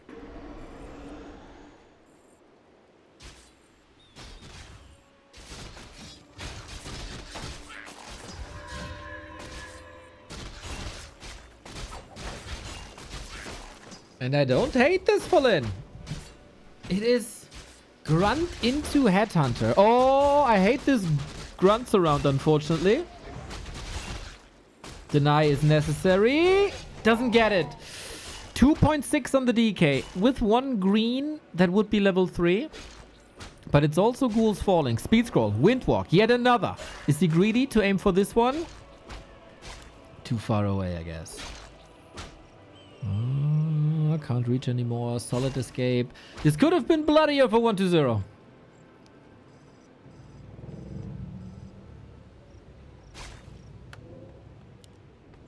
Are we getting fiends?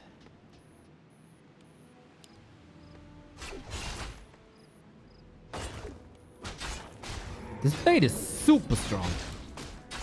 I don't think he's risking anything here, right? Nope.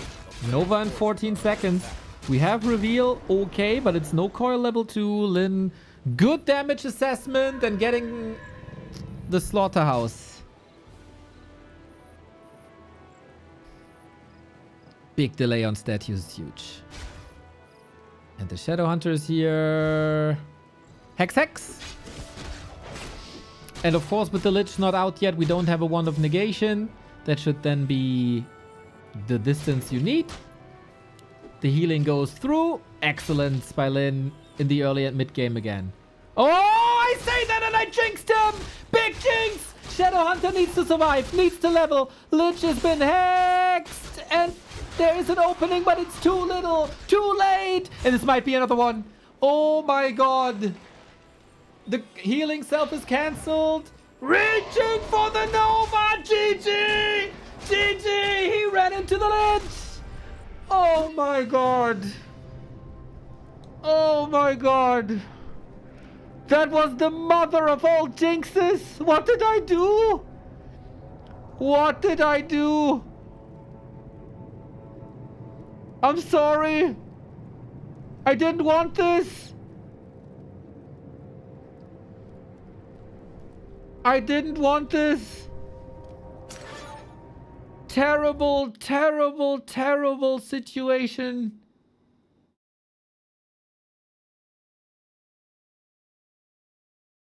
Olin. Demolished in 6 minutes 55, and if we're honest, he was demolished in 20 seconds. Oh shit. What the hell was that? So he should play Blade Master, huh, chat? Blade Master is the solution, huh, chat? Where's your Blade Master god now?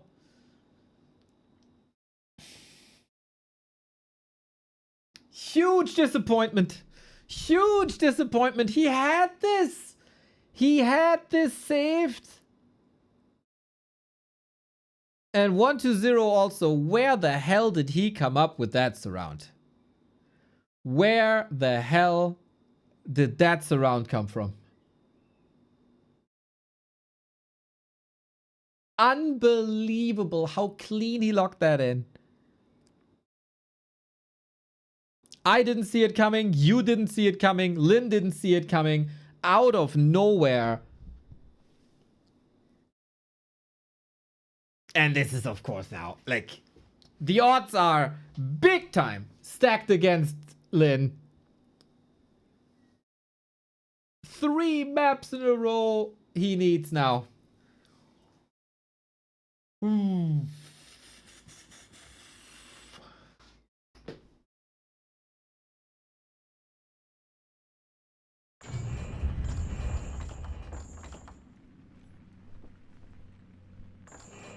That's green. Yeah. Nation Tournament Grand Final, Germany versus Ukraine. This Sunday, 7 p.m. Will we become the European champions? And will Lin stay alive? Lin has a fallback net. As he is in the semis already, he could qualify for the Golden Cup tomorrow via game for 3rd.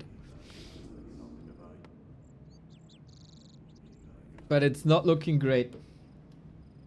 It is not looking great.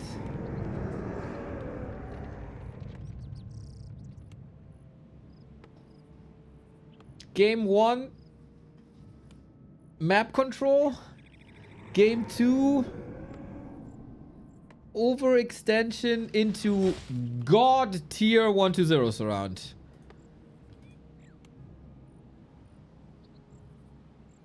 Very, very deflating, of course, for all the orcs, for all the Lin fans, for all the fans of the Even series.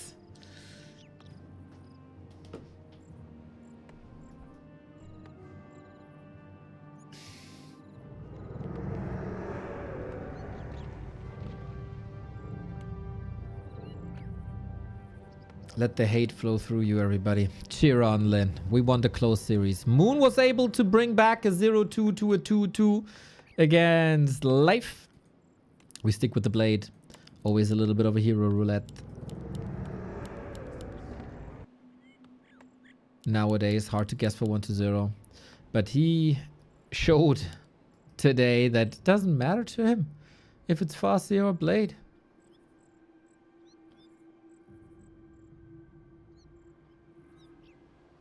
Not an early tap out, by the way. Grunt kill into Shadowhunter kill is basically GG.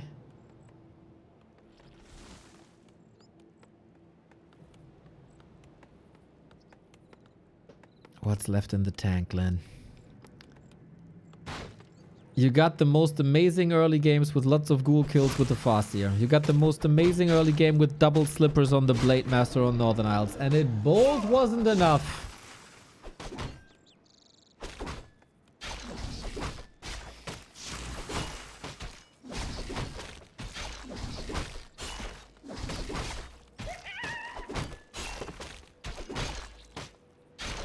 Forces are under attack.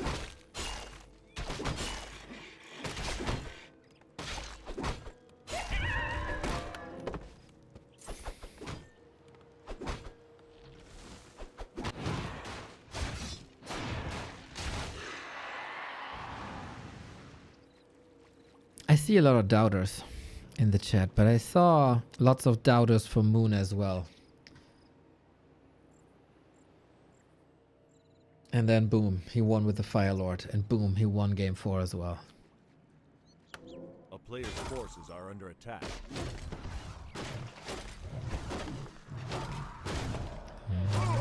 Oh, didn't get the last hit. If I saw this correctly.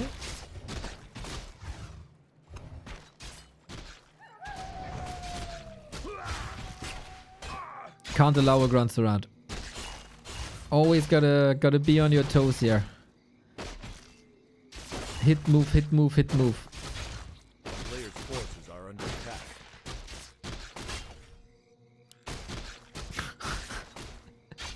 Ring around the creep spot. Who does more damage? And who gets the enforcer is the question. But it's so hard against the top undeads these days, man. He got it! Lin got it! Lin got it! Body block now, damage now, there is no TP of course. Windwalk, is it enough? He's trying to intercept Collision Course Blade Master DK. There is no second Windwalk after. Is the sword long enough? Windwalk, oh there is! He got him! Early game DK kill. This was an evasive creep route already. 4-1-2-0. He didn't want to face this Blade Master, but the Blade Master read it. And Lin read it and he punishes it. This is a tough creep spot. All this running around. There was of course still chip damage. Player's forces are under attack. Oh, there might be hope now. Don't lose the momentum. Believe. Good deny. Critter opens up the surround. Sidestep. Sidestep again. How long can you do this though? Maybe it turns around now with yet another body block from the hunted to the hunter. But okay. We kind of disengage. Voila! This graveyard is late. Oof. Player's forces are under attack. Oof. That's a solid 70 seconds delay on the slaughterhouse. It's terrible. That's a Night Elf forgetting Hunter's Hall level of misplay here. Can 1-0 punish this? Everything's hurt. Coil in 7.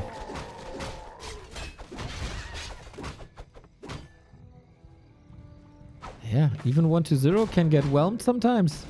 Not saying he was like overwhelmed, but he was surely whelmed.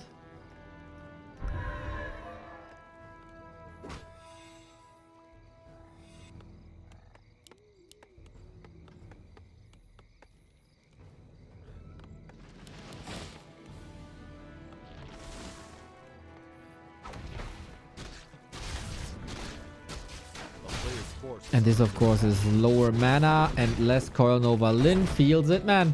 Creeping the lap away in front of 1-0's base, check. Creeping the gold mine away, big check. There's still no Lich. There's still no slaughterhouse. This game is so bad for 1-0.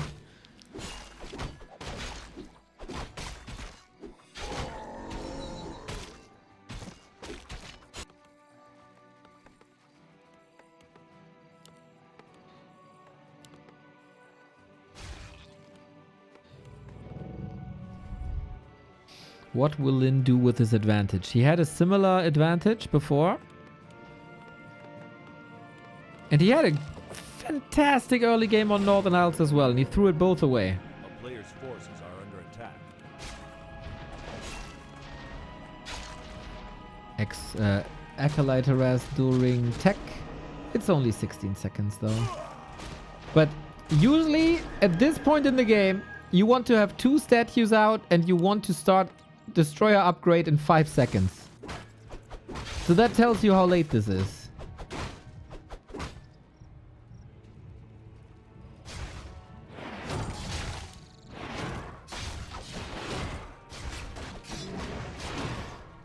Big heal potion is nice. Poison damage on 1-0 is nice. We're all orcs now, right? We're all orcs now here.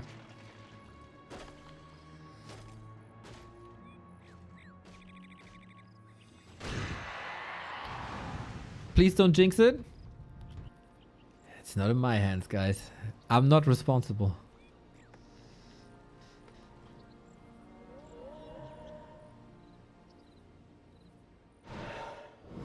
I try to be careful, okay?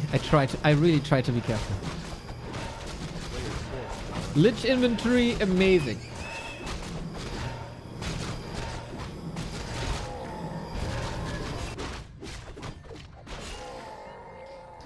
One to zero is going Fiends again, despite the late graveyard. Has the Burrow upgrade already, is now going Frenzy. There is spikes over reinforced defenses. Interesting. I think it makes sense. Destroyer upgrade is so late. Lin, of course, smart. Chop, chop, chop. And another last hit for Lin here.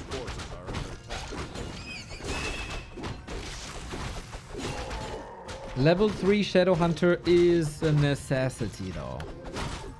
Yay! Michael, what's up, dude? Hope you had a wonderful, wonderful birthday. Thank you for the gift sub. You didn't change your Twitch name yet. It has to be Michael 40 June.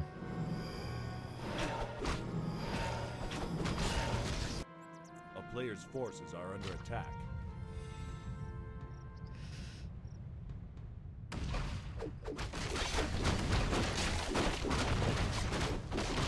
Red spot. This is level 3. This close to level 2. We have to say the lack of damage items on this blade is concerning.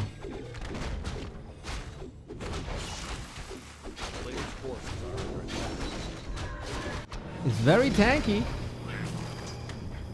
Evasion, additional HP. There you have your solution for Coil Nova. Just have more HP, dude. That's all you need. You know the Fisherman's Friend commercial? If they are too strong, you are too weak. It's the same for Coil Nova. If Coil Nova is too strong, you don't have enough HP. Players' forces are under attack.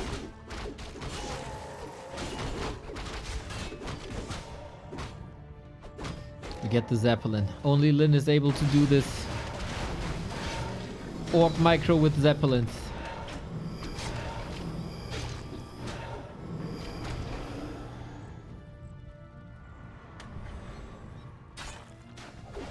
Lich is very much out of position. We do have Frost Armor here. Might be dispelled. There we go. There's the Purge. Big damage from Headhunters. There is a Dark Ranger, but so far, 0 impact. Can Lin put his name on the board finally? The Storms are great. So is the Nova. Always is. Body block of the TC. Waiting for the next Stomp. Is ready now. Nice splits with DK and Dark Ranger. Oh, crit!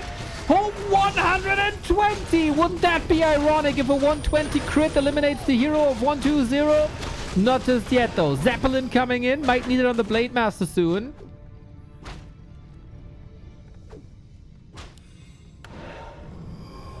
The second hero makes all the difference, though. Lich too weak.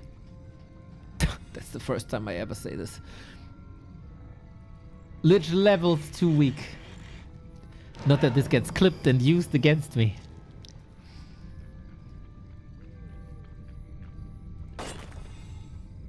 Chop.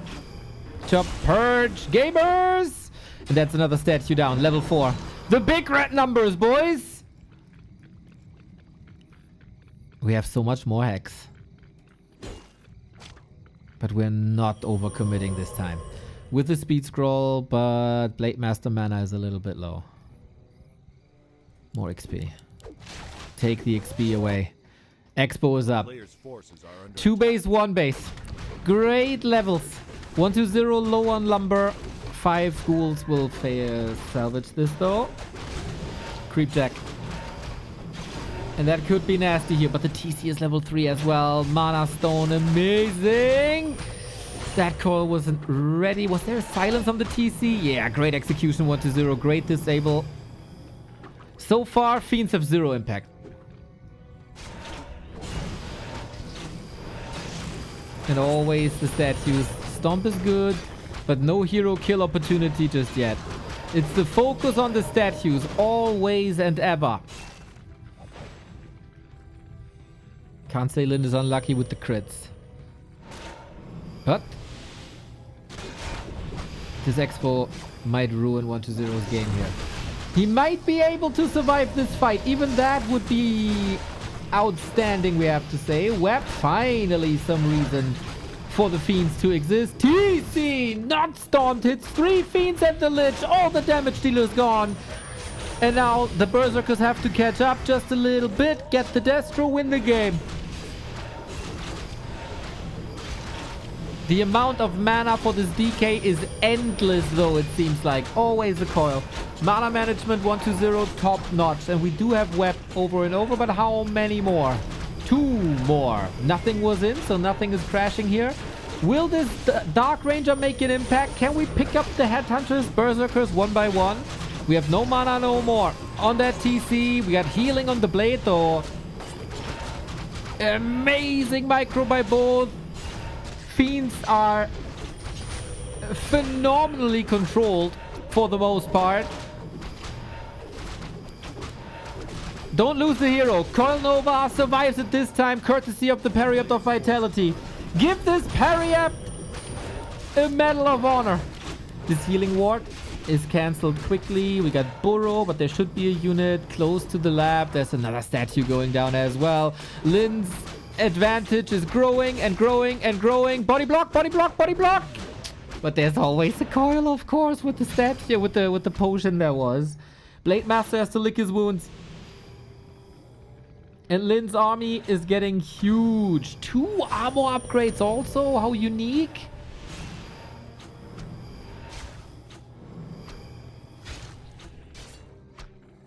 But 120 is not giving up this fight. He knows, of course. The comebacks were massive on game 1 and game 2. Nothing's out of the question apparently. Lin has lumber issues with 5 peons only on lumber. That's a macro mistake. But as we invest into potions now, into items that also evens each other out.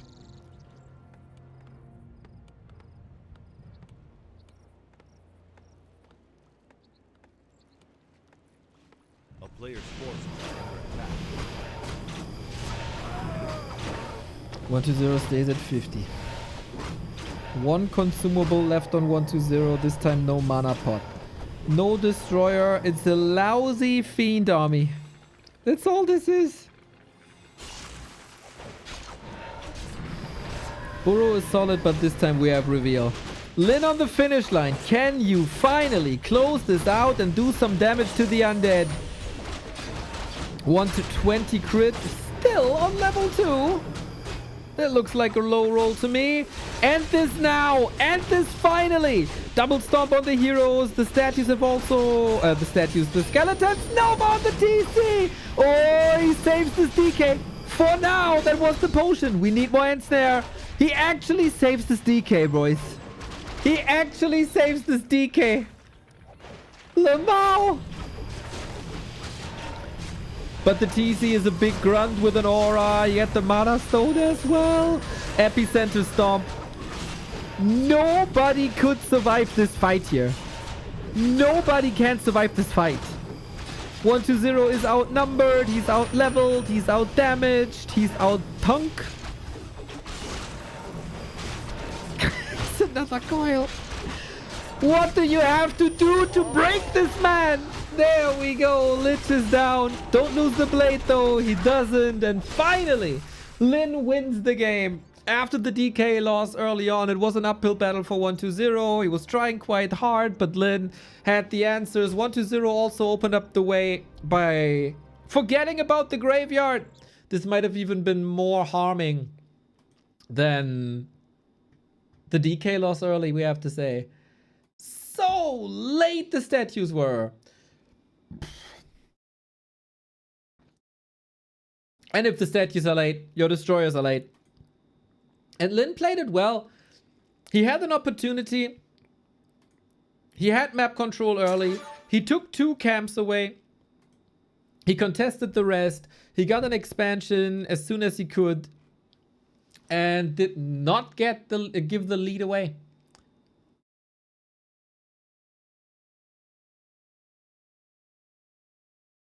Not at all.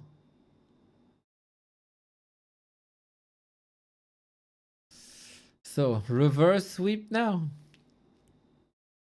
Reverse sweep now.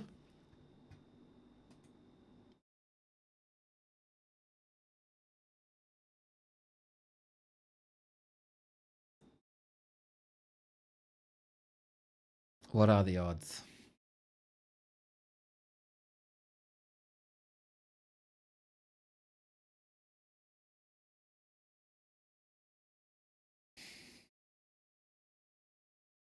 At least a little bit of momentum.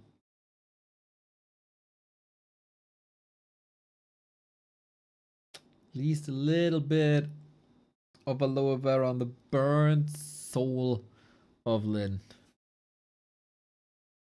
After game 1 and 2. Good recovery.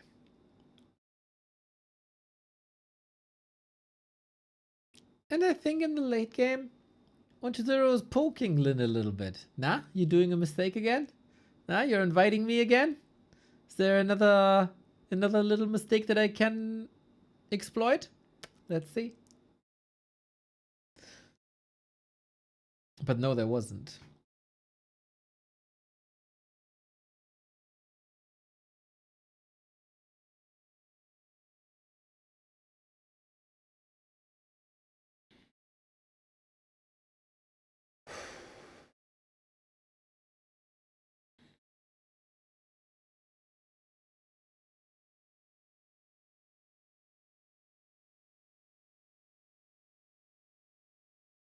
Taking a bit of an advertising break here, it seems like.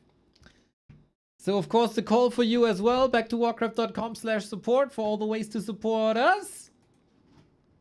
Patreon, Twitch, YouTube memberships, donos, crypto, and merch available. Primes we love. Primes we collect. Suck that pipe for me. Mr. Xlord, how can I say no to such a lovely demand? It is blueberry today.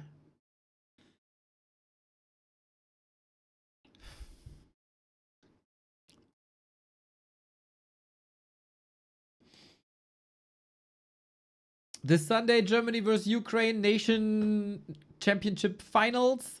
This weekend also the return of Happy to competition. The top 3 of this tournament will go into the battle with Happy in the Gladiator Gold Cup.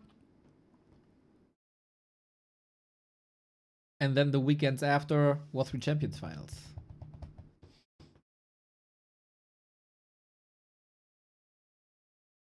Mr. Xlord, you're facing a gigantic wall of people that hate on Undead. That hate on Coil Nova. If you have any comments on the Undead balance, feel free to stem against this stream of people.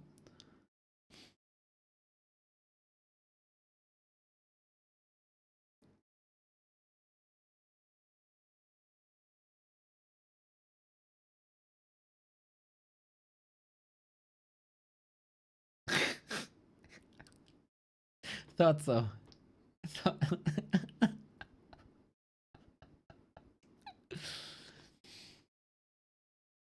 I don't think Xlord identifies as anything. He said the thing. I say let's go game 4. It's Shattered Exile. Gorgeous map, big map. I personally am very, very ready for another 2-2. And I'm not even a train.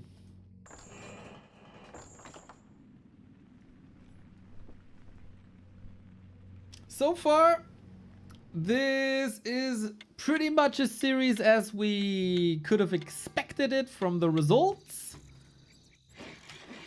In my honest opinion.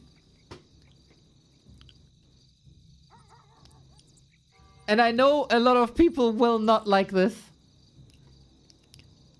But this should be 3-0 Lin. If he plays it super clean.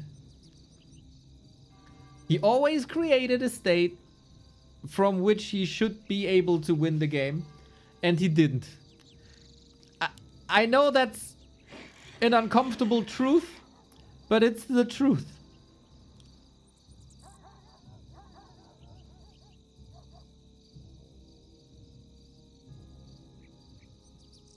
I know this is controversial. I know you don't like this. I don't care. I like hydration breaks. And I think Lin should be up 3-0.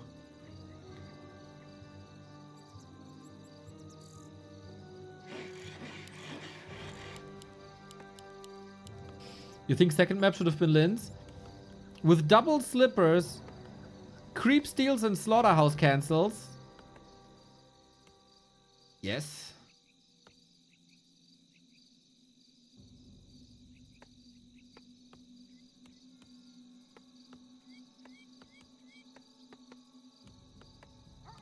Yes, I do.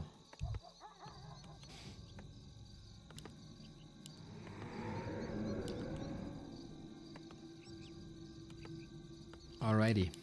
Blade Master again, huh? Can we bring the shaman back, please?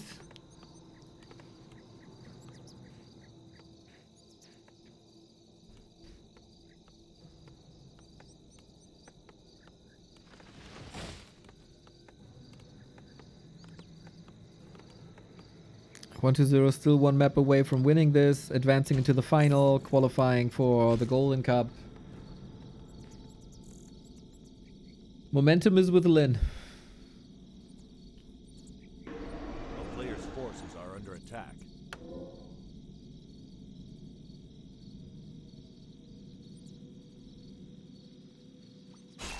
Alrighty, we sniped the water elemental immediately while 1-0 is busy with the lab.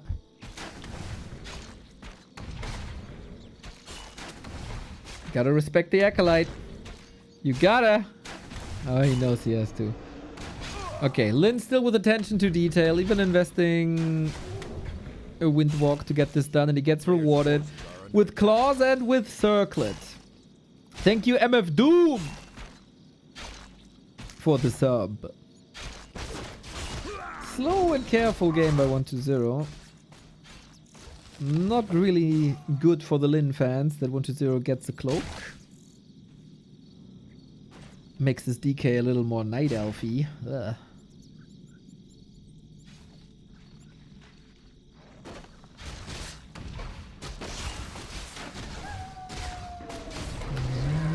Coil gets the last hit, of course. Watch awards.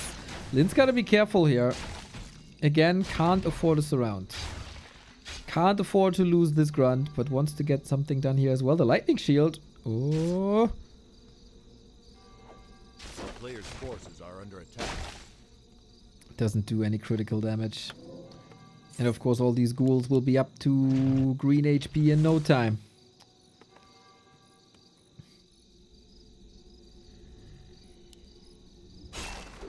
What the hell? You get an early assassin with poison. This is ambitious, guys. This is very ambitious. Clear goal by Lin. Are under attack. To take creeps away from 1-0's side. He did this on Hammerfall already. Was it worth it? I guess. He got the consumable. He still got selves. And he got poison now. Sentry ward. Coil locked and loaded. Last hit available. And that blade is still revealed. Not in kill threshold, but the grunt should be...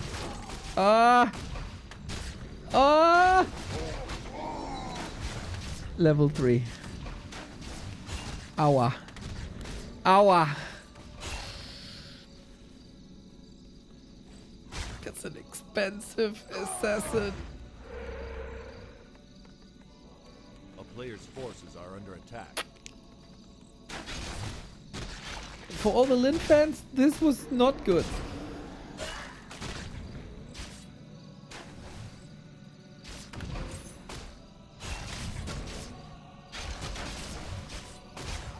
1-0 leading into this very, very well, but now for I think the second time, no, not really a second time, but we haven't had an early game like this before. A player's forces are under attack. Lin still sniping rewards from camps. 1-0, way more uptime, way more units, way more creep speed. Is this important though? To get the DK up to 4? I don't think so. It's mostly about stealing XP away, getting the rewards.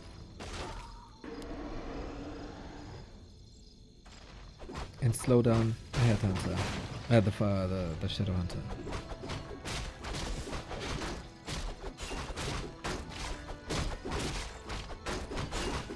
Dude, we are just out for loot, huh? We're just out for loot.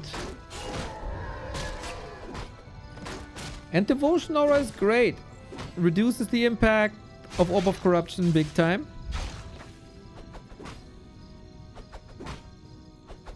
Lich out. Tier 3 on the way. First statue coming.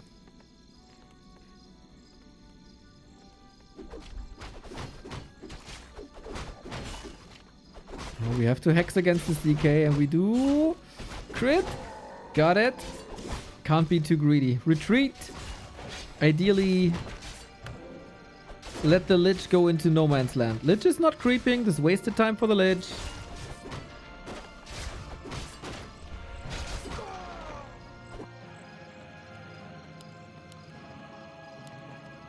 $30 seconds till tier 3. Lin already going for a ground army. And with the Kodo and Headhunters, this is incredibly readable for 1-0.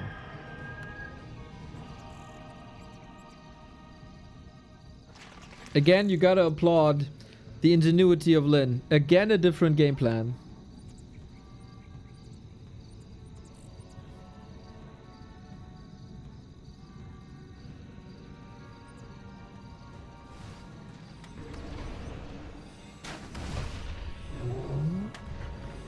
No Wand of Negation.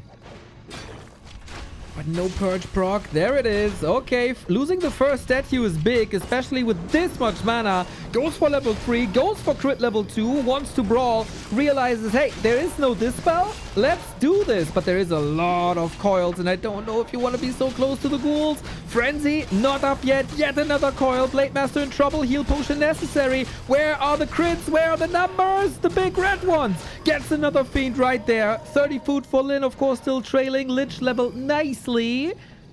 Lich Shadowhunter leveled nicely. And the statue is maybe the biggest bounty he got here. With the Kodo escaping, there's vision now. But for 1-0, most important to get the red spot. And so he needs another statue before going for Destroyer upgrade. There is a little time for Lin.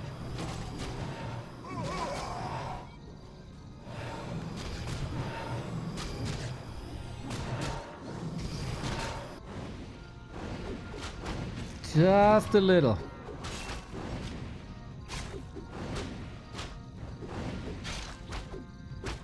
One Kodo blocking 3 creeps, not bad. Damage this time is a little better. One ring for the TC is amazing right away. It's gonna be the battle of TC versus Fiends and Dark Ranger versus Headhunters. A player's forces are under attack.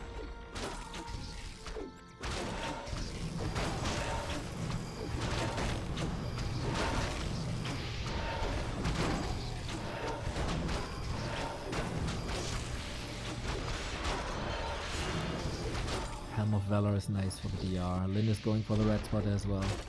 Last time, he got creep jacked here when they played Shattered Exile, and that broke the game.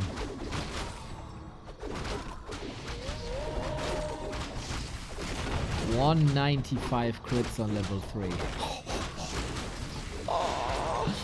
And a Helm of Valor for him too. Big damage, big HP, exactly what he needs. Do we have a speed scroll? No, we don't. Second time this series where Lin doesn't have one.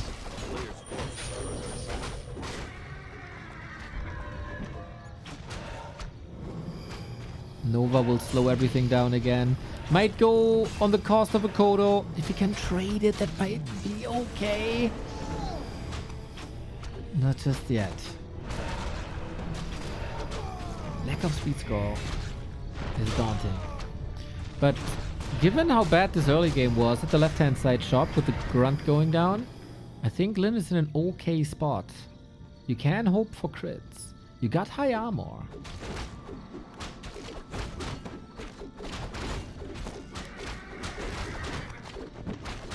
Slippers on top. Oh, this blade is getting real scary. Sometimes you need to be a little bit lucky. I quote Lothar Matthäus for the second time today.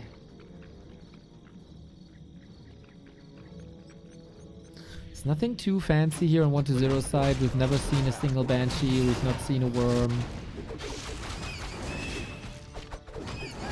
Levels are still essential though. Not really for the blade. He's online already. 207.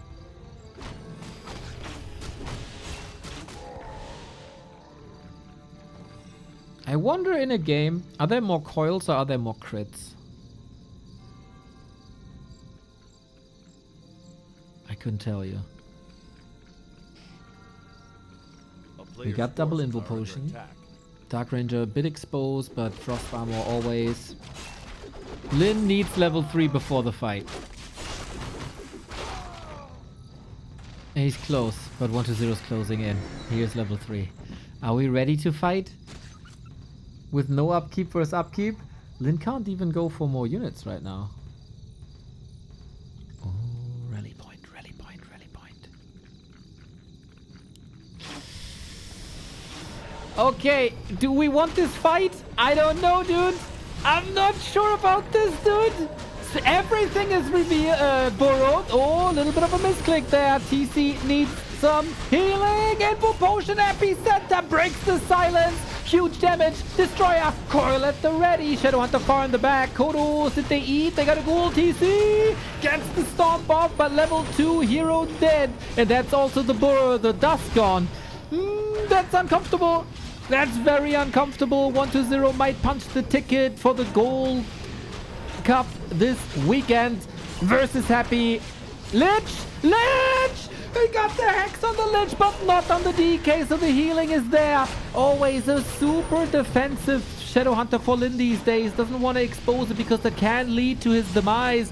Blade Master got the weight on his back. He got 1,000 gold in the bank. That's unacceptable, unfortunately. Maybe he's given up already.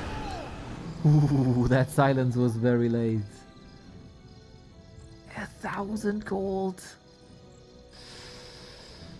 Still not rebuilding. Now he is. TC in the altar. 70 seconds. Rest of the map belongs to 1-0.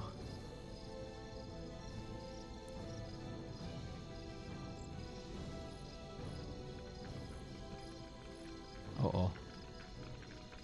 Interception. This is like a car crash. Watching a car crash in real time. Kapow. No cow, no party.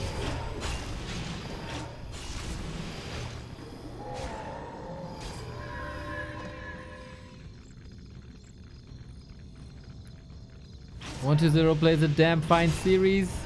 Gaffy's coming in with the prime support. Thank you.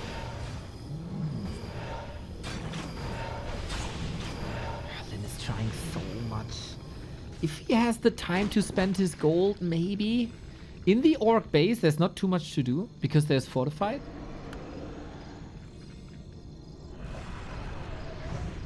Uli, thank you for the tier 1.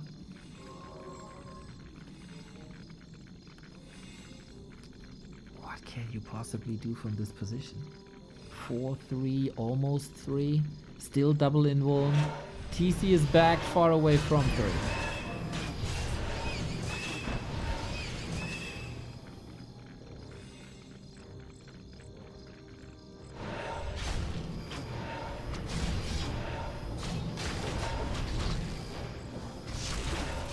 There's only one way. There's only one way, and it's through the heroes. Ideally the DK, but it's so tanky also. It's very, very readable that Lin wants the DK. The cow gotta be careful. Has an invul potion. Ideally wants to use it when it's silenced. Now there's the heal wave. The Nova just a little bit too late. 246 critical strike. Blade is stemming against the defeat here. Fiend's amazing damage versus Kodos. Lin is still in no upkeep the entire time. 1-0's game is expensive. We have one more heal wave left. No Zeppelin this game. He could afford it. He wants to. And a bit more mana on the Shadowhunter.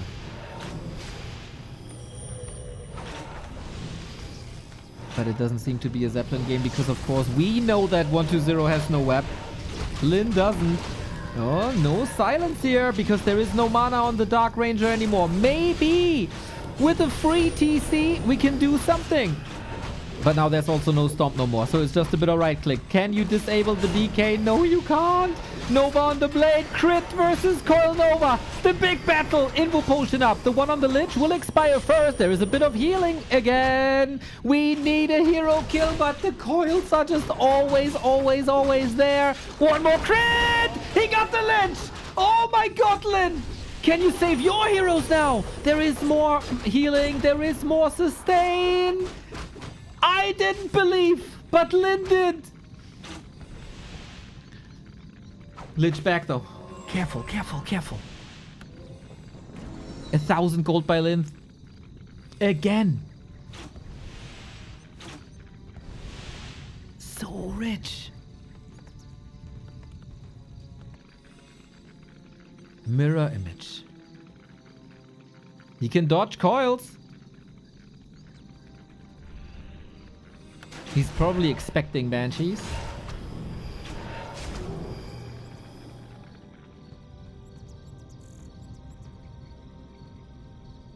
Tiny Great Hall.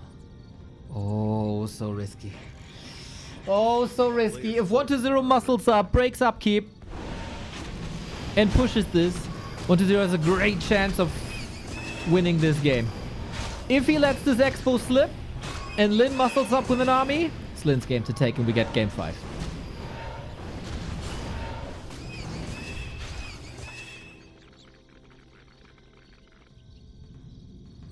Sneeze, thank you for the sub.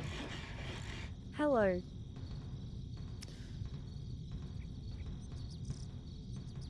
He's saving for Tavern Revives. He's saving because he has to spend so much on healing. You can check in Magic Sentry how much Lin spent on items and how much 120 spent on items. Magic Sentry, Twitch extension, right-hand side of the screen. Check it for me. A player's forces are Mana under Pot, attack. Carry, Dark Ranger. We are getting close to level 5, man. And this is a plus 30 blade with Kodo. Maybe. 3,800 gold for Lin, 2,000 for 120. That's crazy. The numbers are that's absurd numbers. Off we go. The race to level 5 is on. Fiend, wrong burrow it seems like. I guess this one was purged. A player's forces are under attack. Lin is very comfortable. But DK level 5. TC has drinks. Shadowhunter has drinks. Blade Master has drinks. How much can you do? The stomp is epic! Off we go!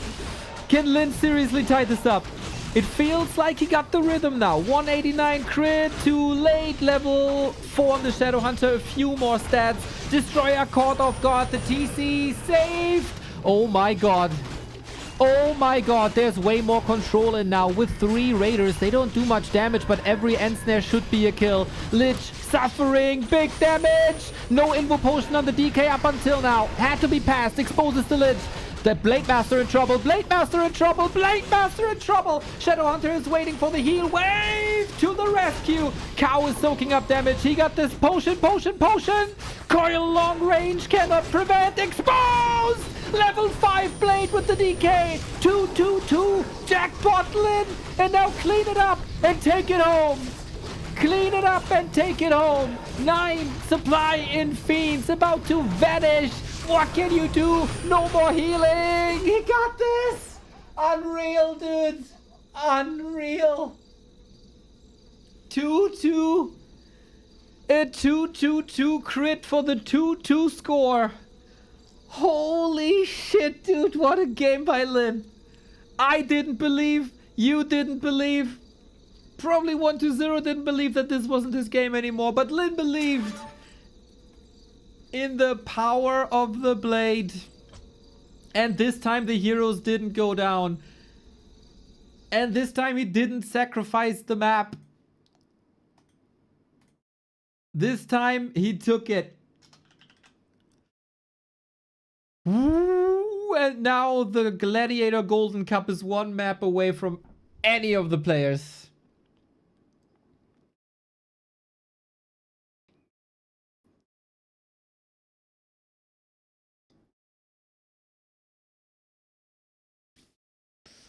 How poetic. How poetic that a 222 critical strike leads us to the 2-2 score. Similar to Life and Moon, man, this series goes back and forth. And can I maybe say again that bracket tournaments are infinitely better than goddamn show matches, round robin matches, anything that we've seen in the past couple of weeks. Do or die. I guess in this case there's still like game for third. But hey.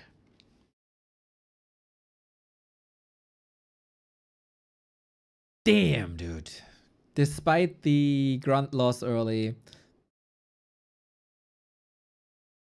I thought 1-0 closed this out relatively easy.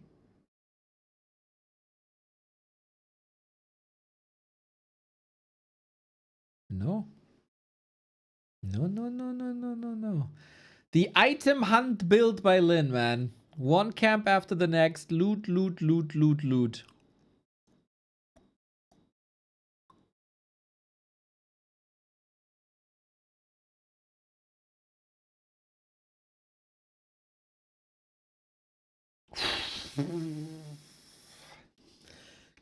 Let's all take a break together, everybody. Let's hydrate up and get ready for map 5.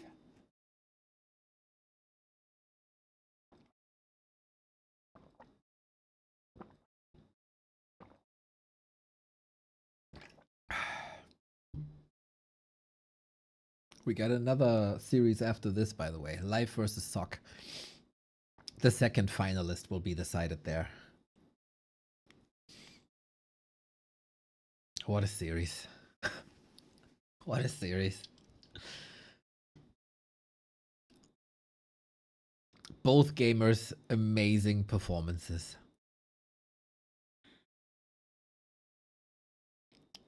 And if you don't see that, you're a fool.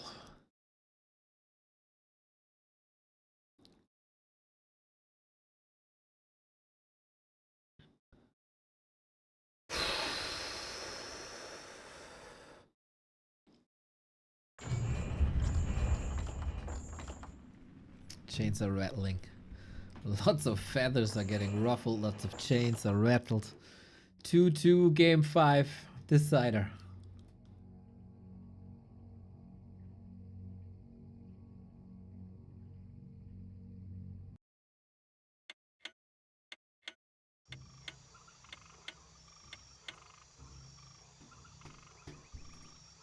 Three wins in a row for Lin. He got his ass whooped against 1-0 recently. Not a good track record. You see the results. It's been some time, man. But maybe the outstanding performance by Lin here today. Can he do it one more time? One more time.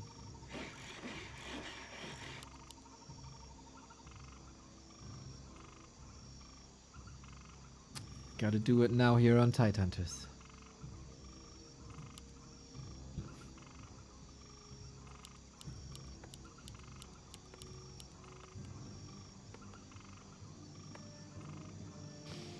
If Helm of Valor didn't drop, Lin wouldn't have won. You know, in Germany we have a saying, if the dog doesn't take a shit, he catches the rabbit.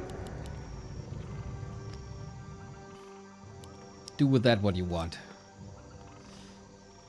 Blade Master, Grunt, Shop, same builds on both sides.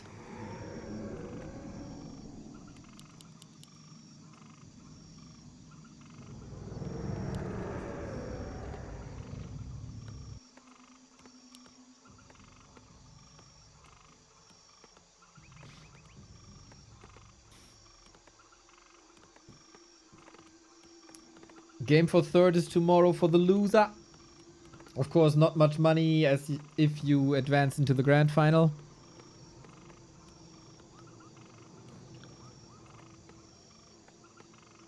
But you still have a chance for the golden tournament. It feels like there is a lot of hype. People want to play against Happy. Want to see how good they are these days. As Happy is waiting already as the invited player for the gold tournament. Is it time for something special or is it time for the reliable? Is it the item hunt again?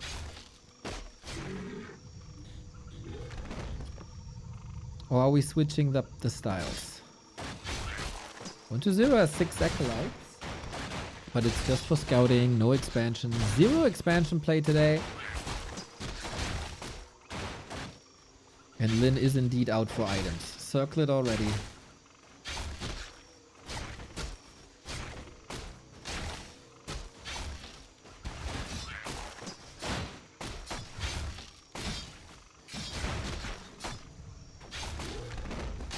Bit more HP.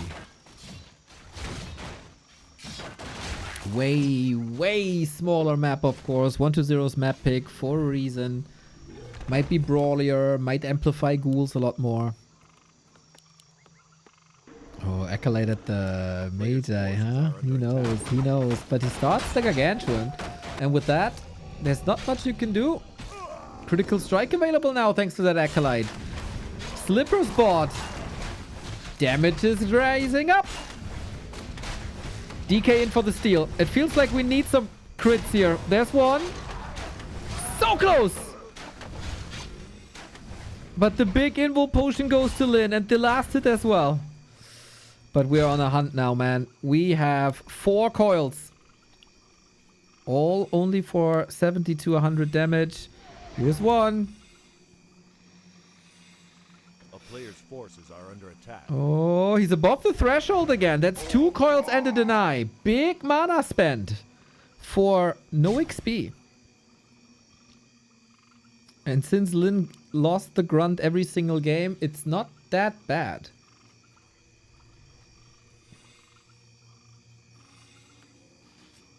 It's not that bad.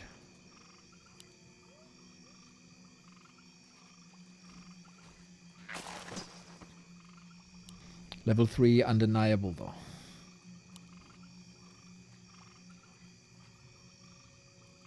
Same build by Lin, even though we have a different map. A player's forces are under attack. Graveyard again, a lit. Oh damn! The snipe on the crew on the ghoul. The read by Lin. Oh my god. These guys are pretty good. There's more coils or more ghouls. One of each. Is 120 the one running out of steam here? Damn, that was so sick.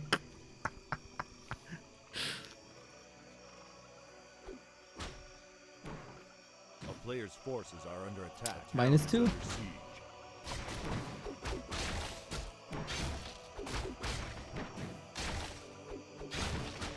Tome of Agility. There wasn't a read, there was luck. Why would he be there? 120 has done this creep spot before.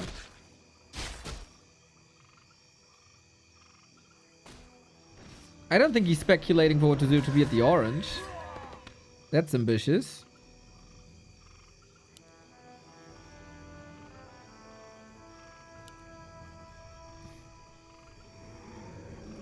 He wanted to check Murlocs.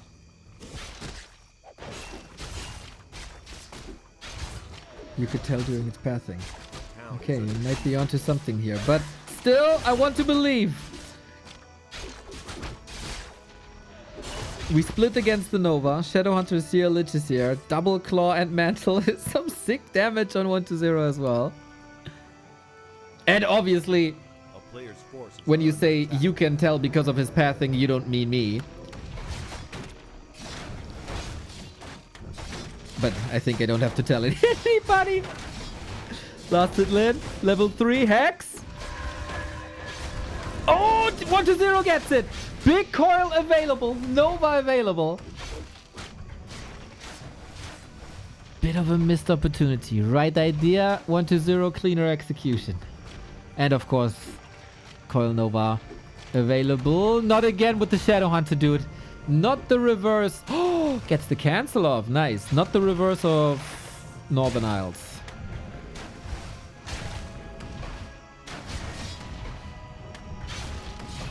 Open game. Can still get the level 3 at the Murlocs. Tier 3 done. Orb up. And 120 only one statue here. Destroyers are quite far away. I think Lin feels comfortable. As comfortable as you can feel against an undead with the name 120. Are we eating creeps already? No. Tells me he's not in a hurry. Next item. Healthstone. Super good for the fights. Level 3 unlocked, and it must be crit again, huh? A player's forces are under attack.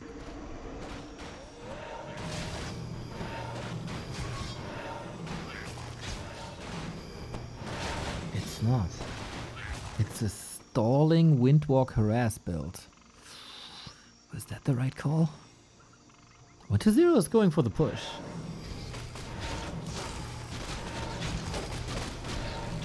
Blasted huge. No item to steal at the moment. That goes for the Lich again. But ghouls, man.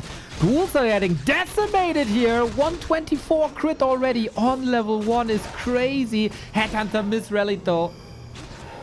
Instantly punished.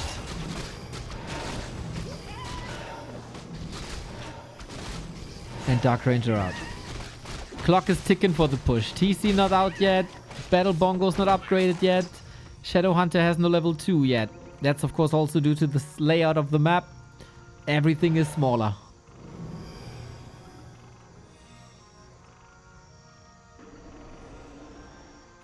A player's forces are under Statue snipes the dream.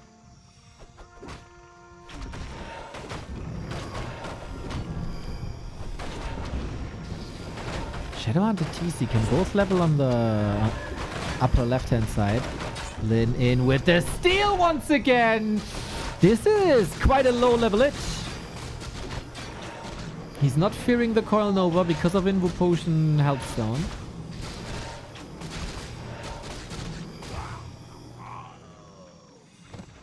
A player's forces are under attack. At least we got Heal Wave. Only level 1 though. This is not how you want to fight this undead and this Lich. The Lich is a beast! You gotta overcome this Lich if you want to win this.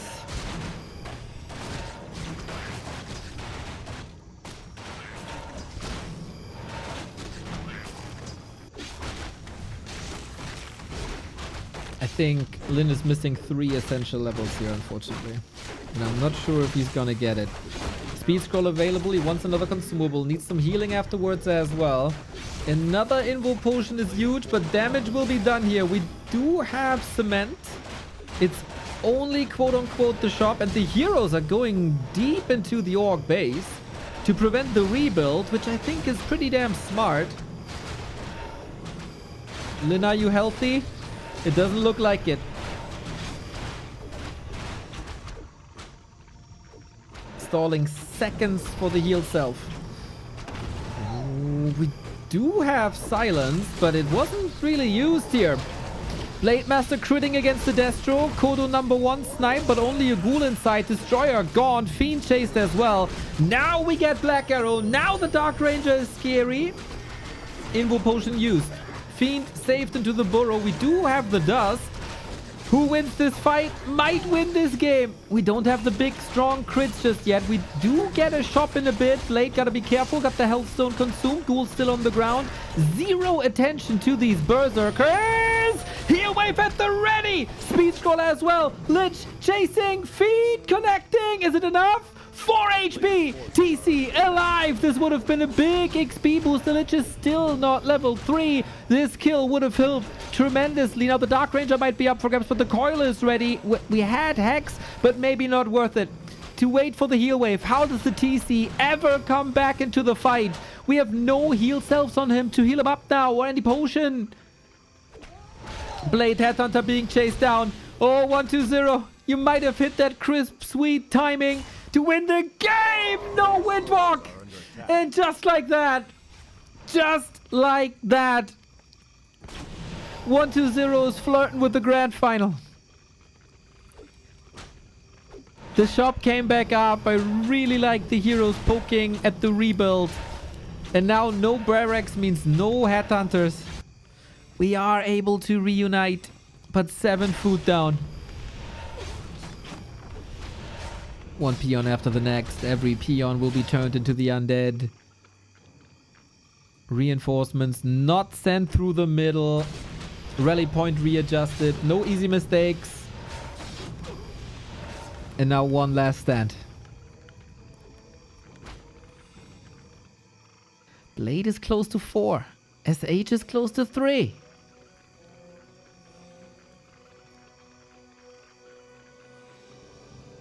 Maybe this isn't over.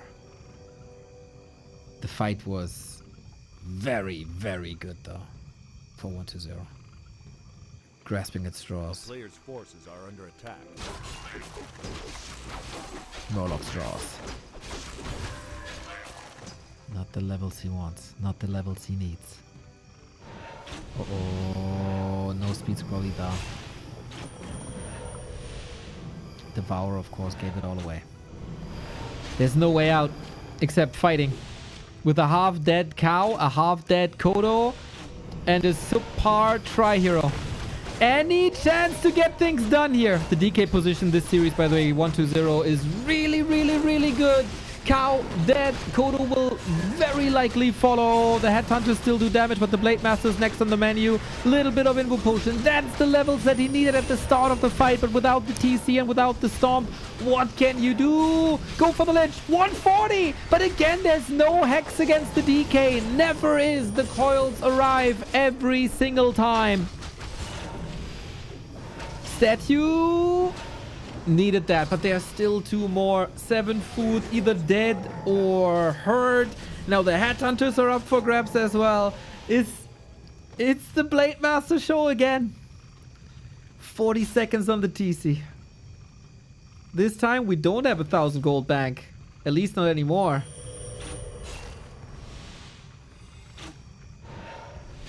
Purge doesn't proc. Frost armor, big value. The distraction doesn't fly either. Oh, that coil could have easily been a sacrifice not worthy. But now it is. This only statues, no borrowed fiends, everything here in this push. Victory road for 1-0. The mighty crits. The mighty, mighty crits gotta do this. One last hurrah with the Orc Hero Arena. No DK mana. Very little at least. Same can be said for the Shadowhunter, who at least got a mana potion. Running in circles, trying to reunite. With a surprise TC from the right hand side. That TC might get surprised himself. Feels like reinforcements are joining into 1-0's back over and over and over again. A player's forces are under attack. Army is reunited for the first time in a while. It's a 10 food lead though.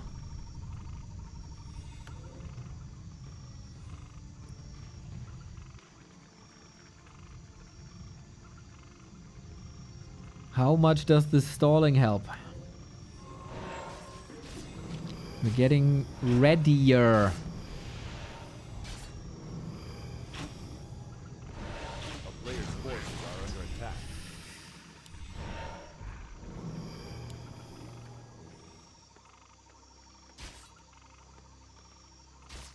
Hopefully the rally point is adjusted. I don't think so, man. He's donating so many units. Can we do something here? Go for the Dark Ranger! There is healing! There's the coil! This time he even tried with Hex, but it didn't matter. Brute Force, DR got an Invo Potion. 1-0 is ready for absolutely everything. He knew that would only be one way to win this game, and that way is Hero Focus. Trying it again. TC with the Stomp, 183! The trade is good! The Hex was there! So the damage dealer is gone, and that was a plus 20 damage Lich. Any Tavern Revivers? Don't think so. Kodo. Oh, with the last skeleton hit. The statue is another one up for grabs, and all of a sudden, Lin got the lead. Lin got the lead.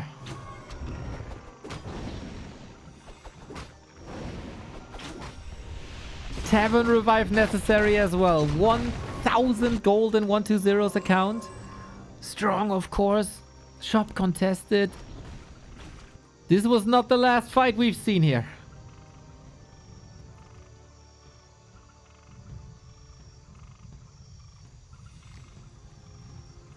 Banshees now.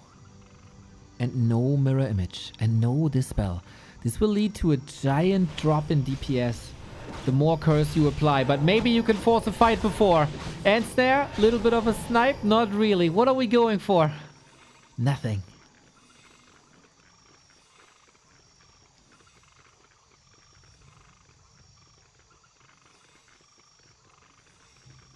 DK is close to 5. That's very worrying. And also the HP. Look, oh my god. 1,175 HP on 7 armor. Game has shifted again, of course. A player's Now that forces 120 spent his bank. Lin looking for opportunities. He sees the Banshee now. He's like, God damn it. That goddamn curse. Can he snipe that Banshee? Without the curse being applied? No, he can't. Just a split second. 1/3 of the damage will end up in misses. And you really want to brute force a 1,100 HP DK? Invo potion ready. Kodo in for the snipe. Immediately punished, but also the heal wave. Doesn't matter. This was 1,000 damage soaked up. DK level 5. The big coils.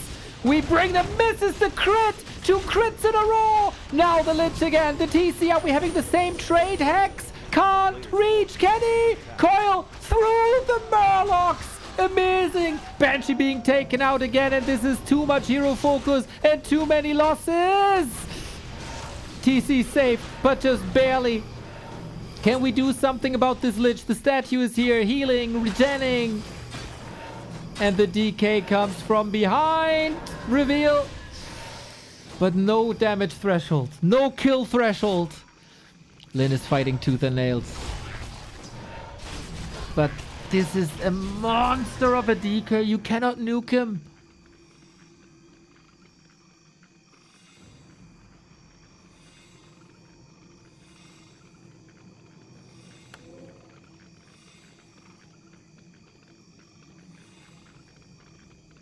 No Banshee at the moment.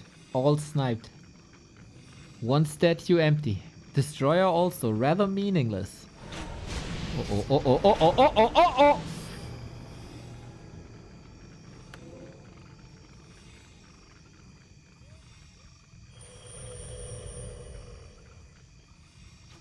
A player's forces are under attack. We have a TP. If you could force the TP, you can get the red spot. Huge item, of course. Oh, Moon got executed. Trying something similar. Very similar position as well. Life capitalized on it. Is it just a repeat of the Moon and Life series? Blade in. TC in. Silence. No, not even. Didn't get it. Oh, aiming for the Lich. Do we have enough Dispel? Is the question. Do we have enough Disable is the question. The cow got lost. The mad cow is dead. And with that, without the Disable, without the increasing attack speed, what can you do? There's an Invo potion. We have 7 seconds to do brutal damage to the Lich, to the DK. There is not enough mana for the Hex anymore. Coiled over. It's over. No damage, no control, no aura. 1-0 goes through. Defending every single hero focus there was at the end. And he makes it into the grand final where people somewhat expected him. Lin again putting on such a wonderful fight. I think this was just a game where he fought tooth and nails. The issue in the series was not game 5. The issue in the series was kind of game 1. Game 3, 4, 5, all amazing. And super close. Game 2, you can debate. Game 1, I think, has to be Lin's game. And he shall kick himself because of game 1, not because of game 5. And 1-0 is in the final. 1-0 is one of the 3 players that is challenging Happy this weekend.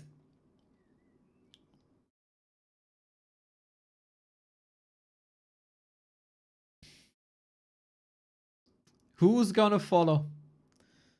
The winner of the next series is gonna follow, that's for sure. Lin still has a shot though. Tomorrow, he will be up in the game for 3rd against the loser of this series to advance into the Gold Cup as well.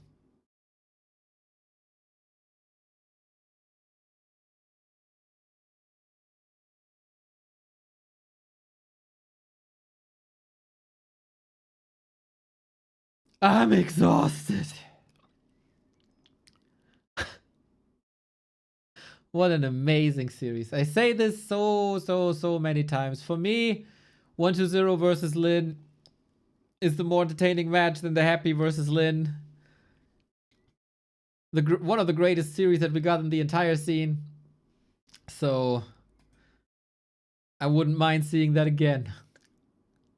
But we're gonna send the human or a night elf into the battle versus Happy.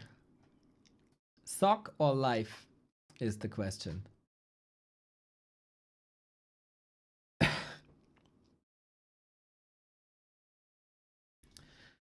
I'm gonna get an oxygen tent real quick before we go into the next game.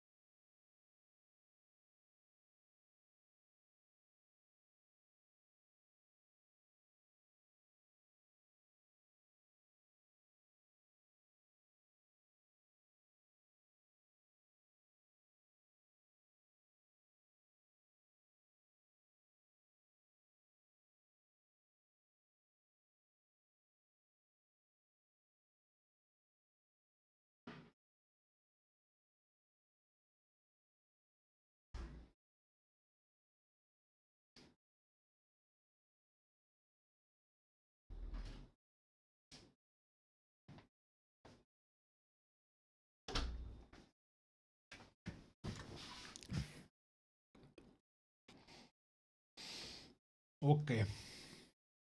3-2. Both games 3-2. I think this next series shall also go 3-2. If you ask me.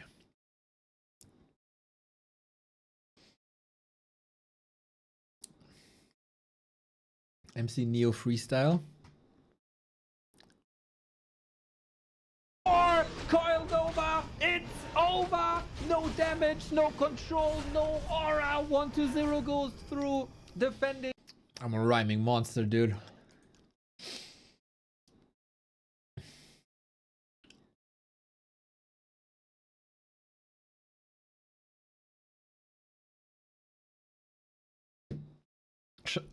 Shop control by 1-0, so no invo potion on Lin.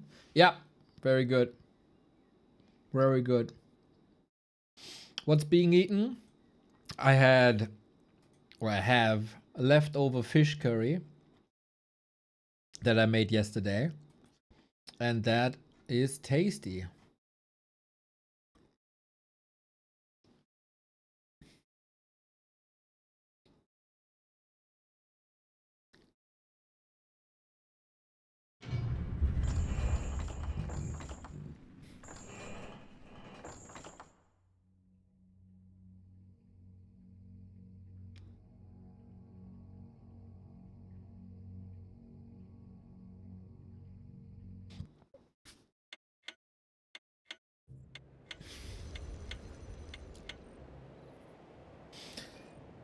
Well. Ladies, gentlemen, and everyone else, we got another best of 5 to our hands here. And it is for the second spot in the Gladiator Gold Tournament. Happy invited, 1-0 qualified. The winner of this series goes into the grand final and into the Golden Championship as well. The loser of this one has yet another chance tomorrow versus Lin. Not an easy task. So who qualifies directly? Sok has taken out Kaho, and Sok is the one who broke Moon's streak of 29-1 Night Elf versus Human games. Life also eliminated Moon in this very tournament earlier today. 3-2 was the result. Almost gave this away, but when it mattered most, man, when it mattered most, Life was there in game 5. On this patch, it's 6-15. Sok surely a different beast than he was 4 weeks ago. The series, as close as they were, went in Life's favor. The last one, though, is 2 weeks ago. And that's a long time in the Warcraft scene.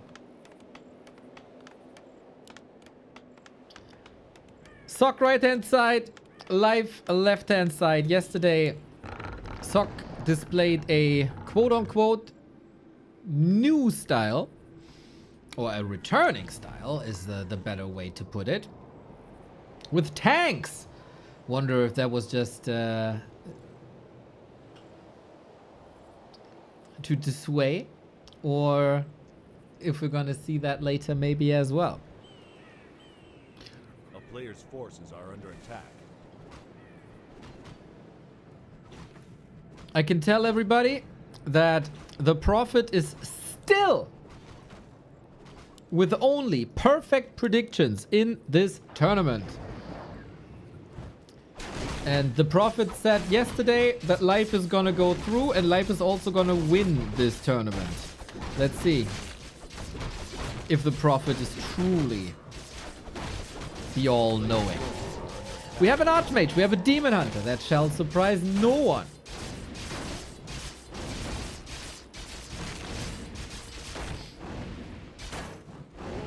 Archmage level 2 at the shop. Demon Hunter cleans up the natural. But an early tech, as Sok also doesn't show any signs of an expo just yet.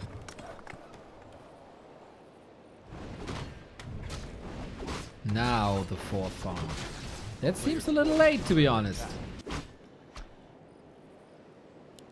But hey, maybe it's also to wait for the scout. And to dissuade Life.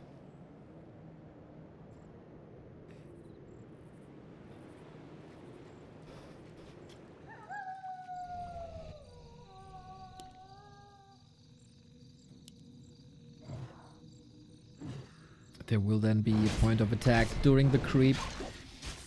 Both factions are experimenting with expo timings, big time. Most top Night Elves, I think, have on most maps, like Autumn Leaves, switched to tier 1 expansions. And so a reaction of the humans is necessary. We get Bloodlust now, big damage, but Sok seems to be on point here. Level 3 Archmage, Cloak of Shadows, very good. And that was extremely clean.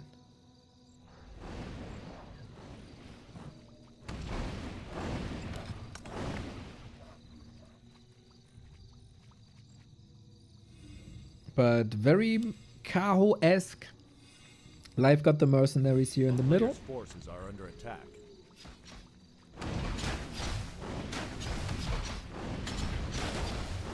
For additional damage, for a little bit of healing. Demon Hunter got claws, boots. Life's Hunter's Hall seems not late. And yeah, the timing of that expo is surely questionable. But hey, the Demon Hunter is not level 3, he's not even close. Firepower by Life is solid, but... Oh, no lumber for the power build. There we go, 6 seconds. And the Arcane Tower is up as well. It's super clean, it's just late. And that is what Life wants to exploit. Full throttle tier 2 push.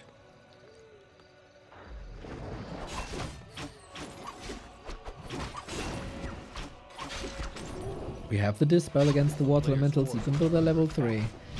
Arcane Tower doesn't do anything when you're not attacking a unit that has mana.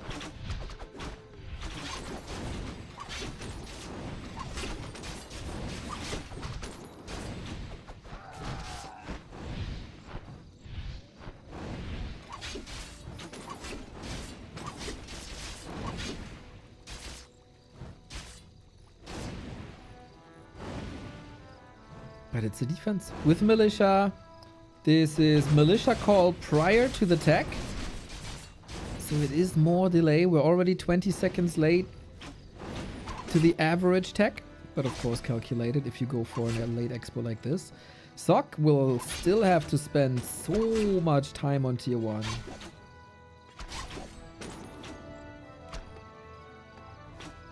No immolation. True. Interesting choice.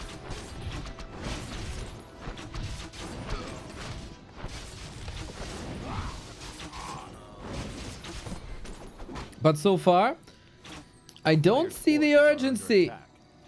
I don't see the urgency. The economy is running. The tech has started. And late game, Sok oftentimes looked incredible. With the Dragonhawks especially. Which should be his go-to timing again. Mana of the Naga almost completely dried. Couple of losses are not really preventable.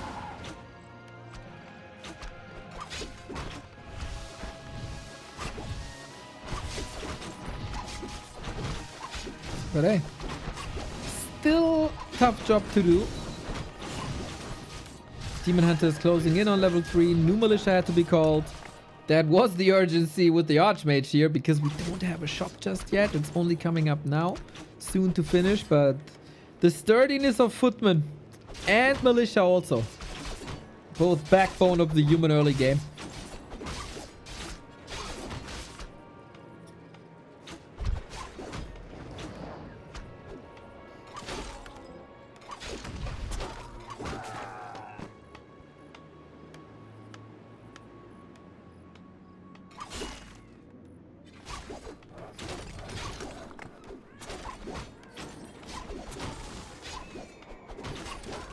We have a couple of saves here, but is that critical damage? I don't think this critical damage.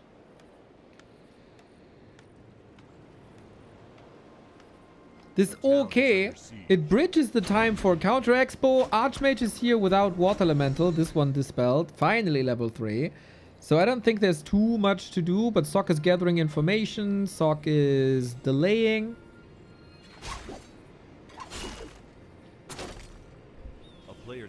Interesting to see such a low priority on tier 3. Oh, Shredder snipe just like that. Oh, damn. Life saves the Berserker into the Zeppelin. Really well done. If he escapes with everything here, that's huge. Oh, the Shredder snipe is sick. Okay. Maybe the humans did this a little bit too much. Maybe the humans did depend a little bit too much on Shredders early on, huh?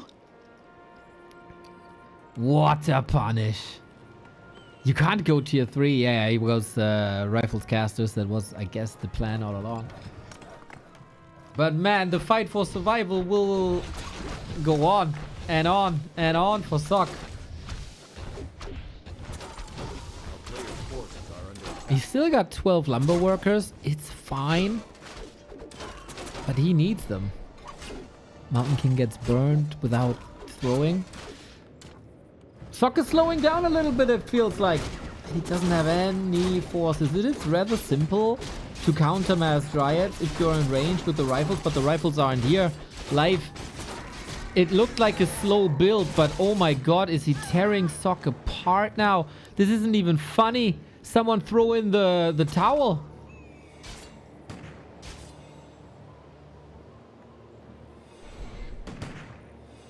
What a brutal beating this is. He just decided he has seen enough of autumn leaves. It's time for a scenery switch. And just kills everything. There's so much time for his expo. There's so much time for the tier 3. And Sok's 70 food push is delayed big time.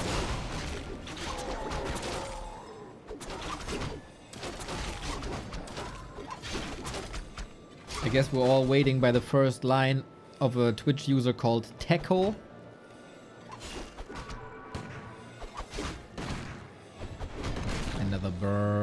redo and no dispel.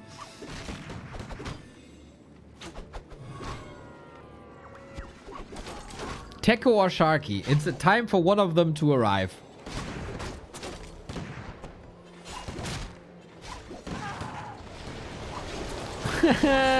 Double one of the wind against the rifle. Interesting choice.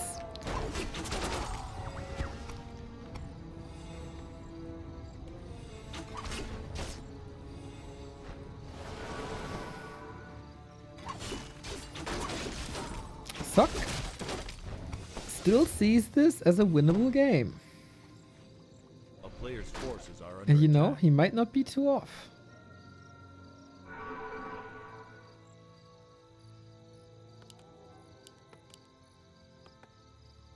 The levels speak against it. The supply gap isn't like 10 food lower than Sok wanted it to. Yeah.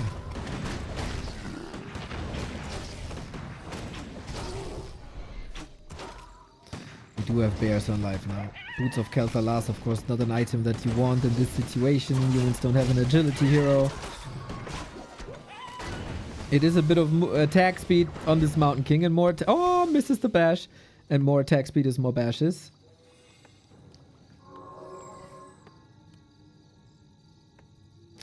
But Sok is the tier 3 specialist. Sok is the tier 3 specialist. Crack shards, mortars, inner fire, polymorph, staff, orb. What did I forget? I probably forgot something. With tier 3 in Sok's hands, I give him chances. But at the tier 2 stage,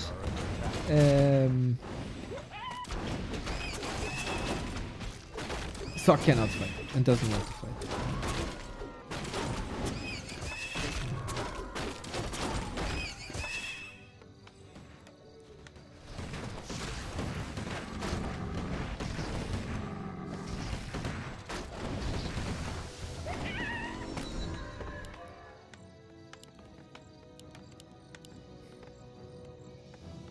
A player's forces are under attack. Yo, Jens, what's up? Life was playing a very, very fine disruptive game. Takes a step back. I wonder if he's giving Sok too much time.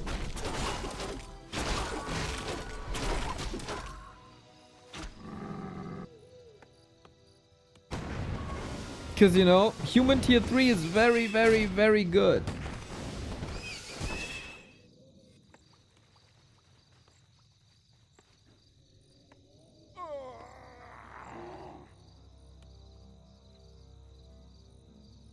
A player's forces are But what's the play? Forcing TPs, stalling a bit, Katka's pipe, lovely.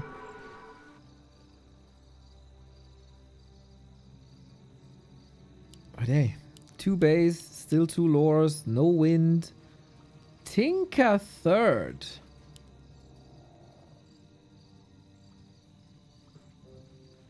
Okay. Disrupting the kiting game, I assume. a player's forces So- are under attack. Sok's gonna apply lots of slow to the bears, and then you kite and pull back, and the rockets are supposed to prevent that.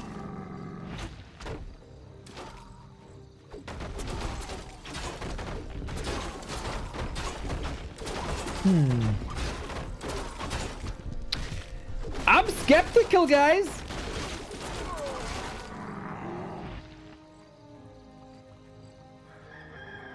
Because Life is not answering this. Player's forces are He doesn't answer or punish the tier 3. He doesn't go for any anti-casters. Except the Tinka, I guess. He's just creeping a lot. For that, he doesn't even have the craziest lead. We got Mortars now. It feels like it's only a matter of time until we get Blizzard.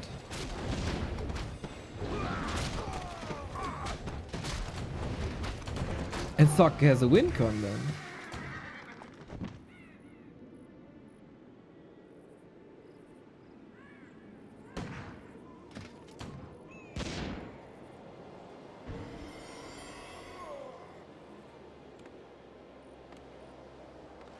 Tinker's anti-blizzard.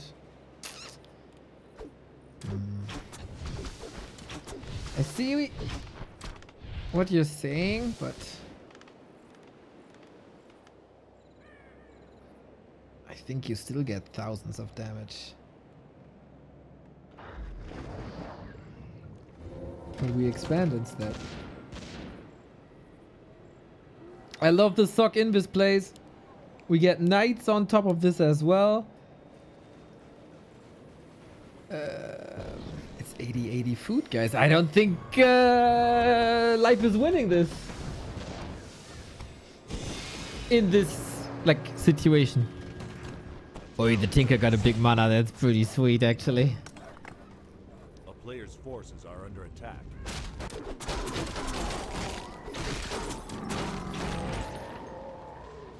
Dude, this fight will be epic.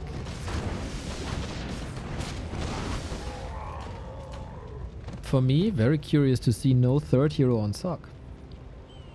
This is the real deal.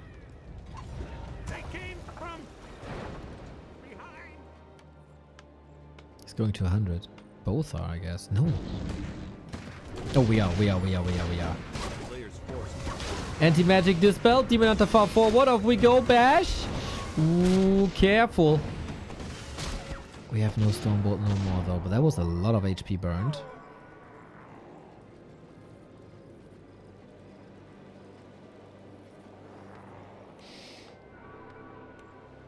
So, Sok. There's very little surface area. Piercing damage can connect, of course. Rockets, Fork Lightning, bit of econ damage. But if you thought that this is your win condition, you just got screwed big time. Player's forces are under attack. Easy kill. TP must be... Oh, he jumps right on top of him? Ah, it was just a TP. Okay. So, Worker's dead. Goldmine dead.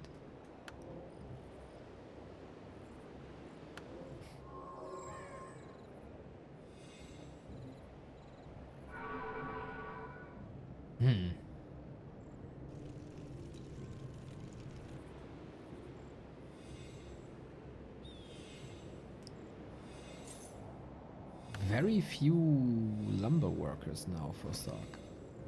And he's not sending them correctly to the gold mine. Ah, I think he... And now? Okay. Well, let's take this fight then. We get some Wisdom for the dead, so... That will burn a lot of mana. Like a lot of mana. We have some Inner Fire in. The 4 mortars are phenomenal, of course. Trying to reposition them a little bit far away from the Tinker. Bears suffering. 10 food lead still, but for how much longer? The redo isn't that easy because we got breakers with full mana who are not affected by Fork Lightning, of course. Heal Scroll, amazing. Focus Fire strong. Tinker up for grabs. Mountain King, you need him, buddy. Info Potion at the ready. So who gets mana first? Stormbolt, staffed by Life. 6 save on that Tinker. Naga 5, Demon 5. Whooping that fight as Blizzard and Clap were both missing a little bit. Tons and tons of HP lost, of course, but relatively simple recovery with all the Moonwelt, with all the rejuve. The Tinker is still alive as well. We set up the Expo one more time, get the heal scroll, that is so important. Banger of a game 1, of course.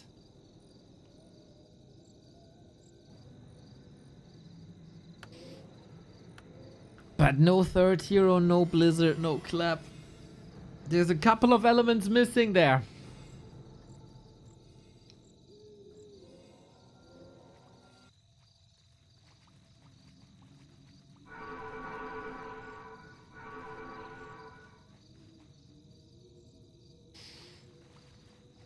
The rockets not just stop Blizzard.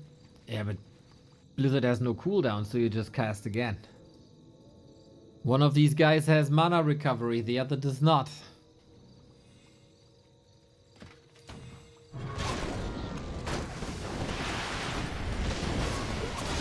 This is now a huge lead, of course, by Life.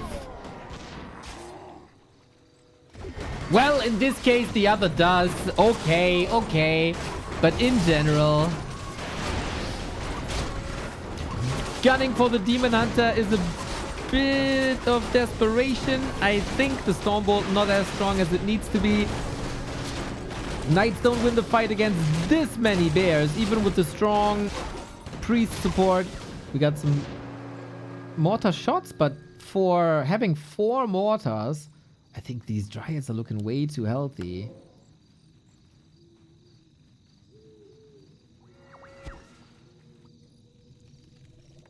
A player's forces are under attack. Main base empty. Life has the 3rd base. Didn't even have to move the tree.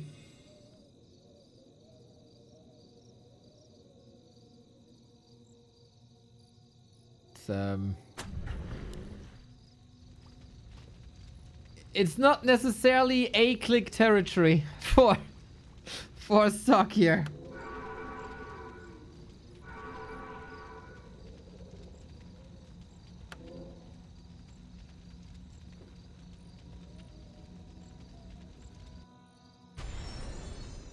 So the longevity of this game is favoring Life. The status quo is favoring Life. And Sok constantly has to invest everything into rebuilding the 80 food army. Life is paying lots of upkeep though. Forces are under attack.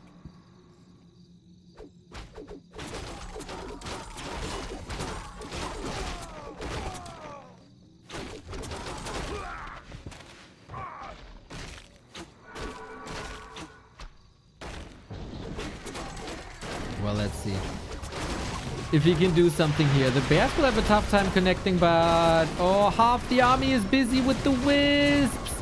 That's a bit unfortunate. The Dryad Dance by Life is super solid. We're investing our staffs already to keep the knights safe, but they are benched now, and the bears are really not that threatened. We need the magic mortars, it seems like. Without Blizzard, look at all these! How much potential damage there is! Mountain King getting blasted. Archmage super hurt. Mana burn. Last Invo potion, it seems like. Rockets, rockets, rockets. Those also... Not only do they stop the kiting, they also stop the healing.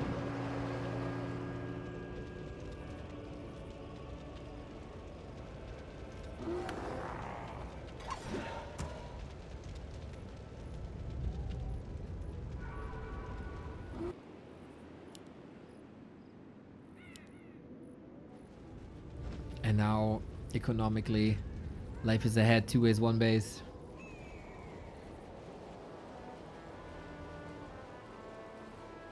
I know it's low income right now.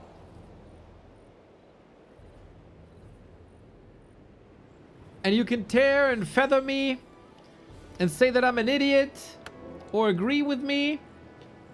But you need Blizzard here.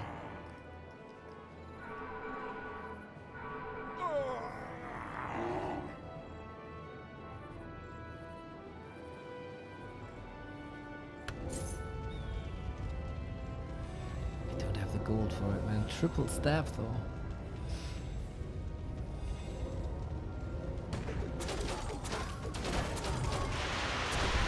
And that's exactly the kiting that rockets shall prevent.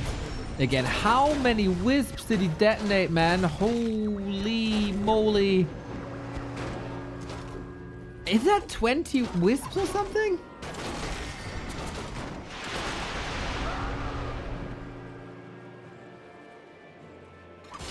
A lot.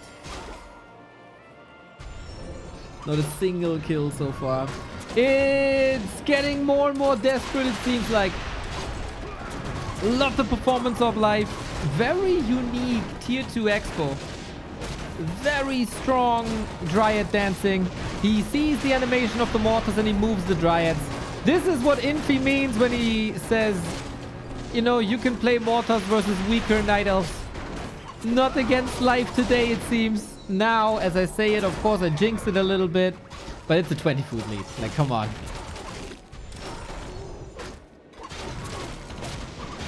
Bam, bam, bam. It's just too much. The slow trap activated, so he didn't burn all of the mana, thanks to Brilliant Aura, of course. And Sok, how much gold? Half a minute. He can never rebuild. He sold a lot of items already. He can never rebuild if there's not a gigantic mistake. And that's maybe what Sok is banking for. Banking on. This is the game. Life seems very good.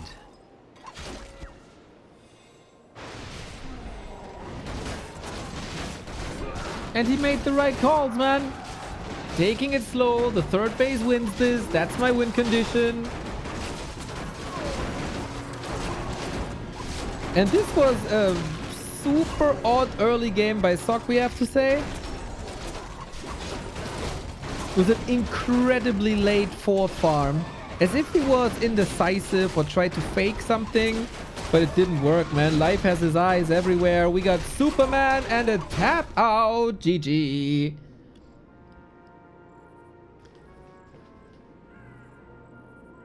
Yeah. The first big lost fight kind of paved the way for the rest.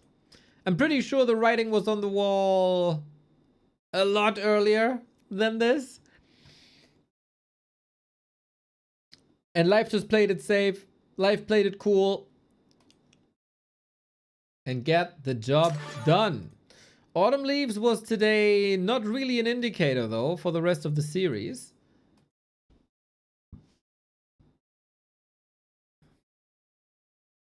Can easily swing around. Guys, I like that we are very active here today when it comes to the chat. Tinker third is fun. Yes, rockets always. Da, da, da, da, da, da, da, da. I like that we're very active here. If you could tone it down a little bit with the balance wine this strong this week, you know. Please never forget that there's a player behind the faction as well. And what was this early game by Sok?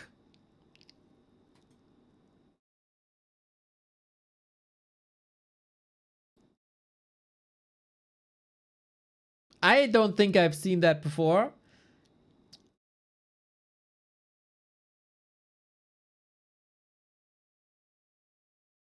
Everything was delayed. So hopefully he can do even better.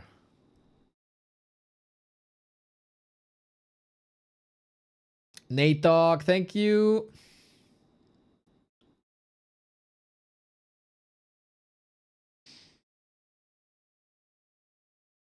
Okay, dude. I say tone it down, and the next thing you say is something about balance.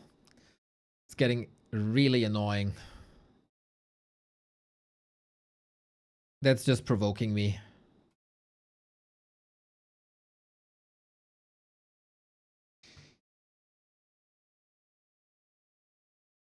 Obviously, we want to discuss the state of the game, but it's a bit extreme today.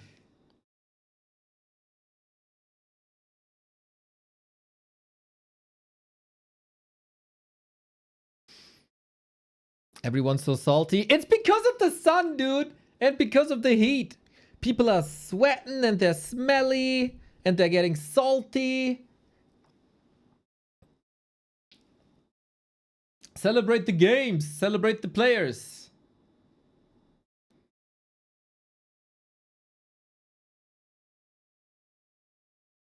And Life played it well. Concealed though. Is it time for Mountain King Expo Griffin action?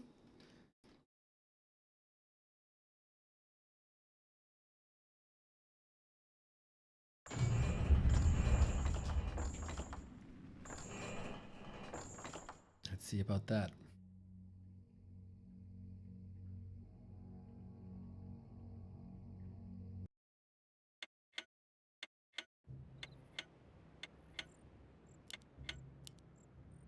That was an extra tick tick. This is weird. I accept the apology, Mr. Shaki.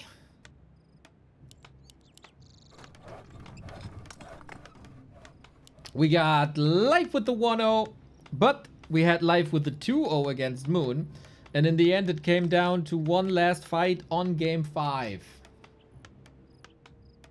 So all the chances in the world. And again, Sok has eliminated Kao yesterday. And to me, Kaho looked better than Life in the past week? Let's see together if that is the case here now as well, or if Life just goes through. Dude, if we get a battle now of Life versus Lin, of who faces Happy this weekend, I cannot choose who I'd rather want to advance.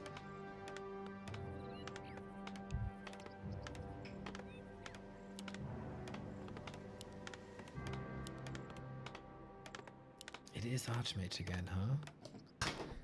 No MK like he played against Kaho. Maybe he lost a bit of faith in Mass Air.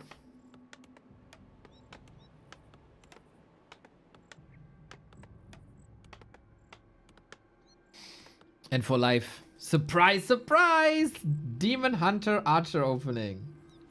A player's forces are under attack.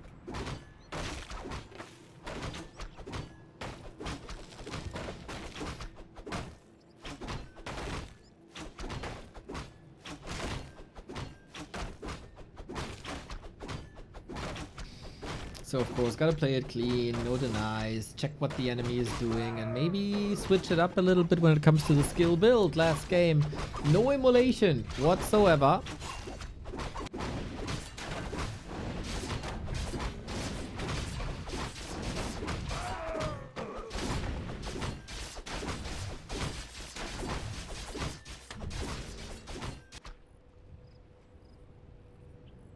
So far, we're undecided. Huh?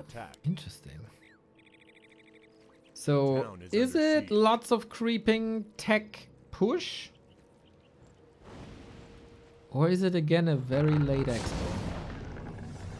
Soccer's at 24. He's teching.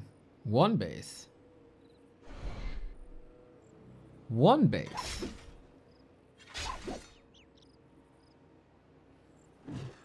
He's picking the map and he wants to play a rifle push. Dude, Sok is playing extremely different compared to yesterday. A player's forces are under attack. No, like the pattern recognition doesn't detect anything.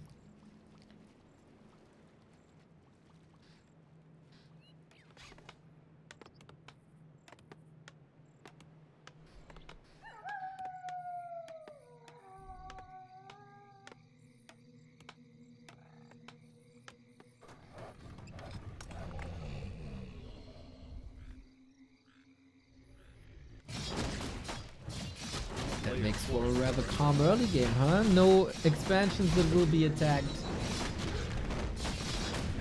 Town is under siege. No distraction pushes.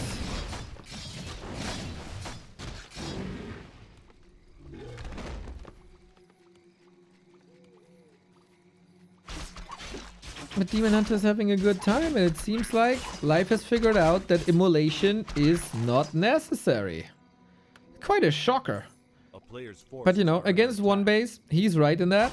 Oh, surround! Almost! He had the right idea, but then didn't close it. Second chance. Now he got him. Telestaff though. And with that, we're safe again and healthy again.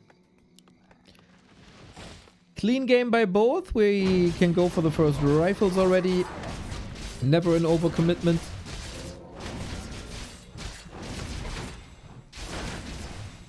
Two footies with that 2-farm build. The push is expected to hit fast and hard. Like Scooter. That's the Scooter push, maybe. HP Baxter would be proud.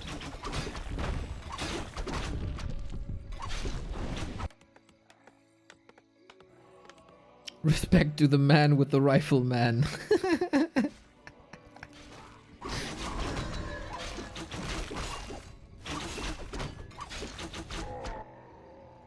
Sok is trying to find Life, but he's not taking any big risks, it seems like. Players' forces are under attack. It's the calm before the storm.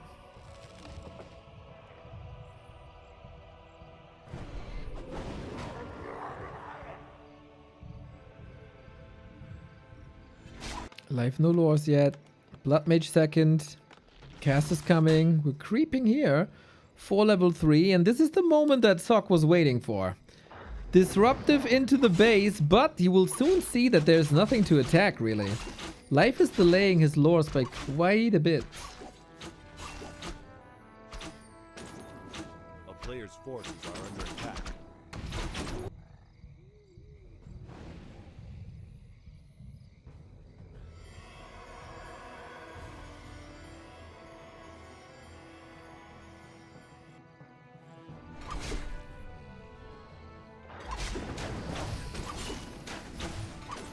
No TP. That one was sold. For more resources, for faster pushes.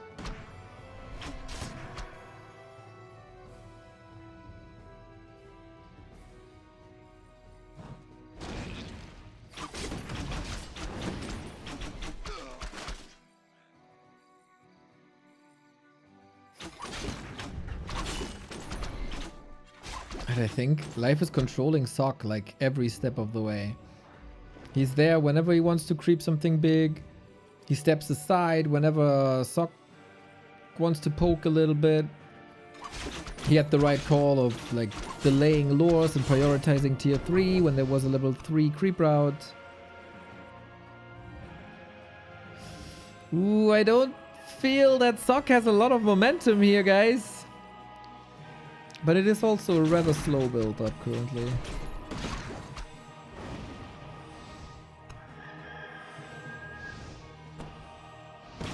Interesting that Sok seems to be of the opinion, for now, that against Life you shall not play Mountain King. Because against Kao we did. Maybe previous tournament experiences. Maybe ladder. A player's forces are under attack. But for a 1-base build is rather slow. We have tier 3. Every step of the way is looking good for Life.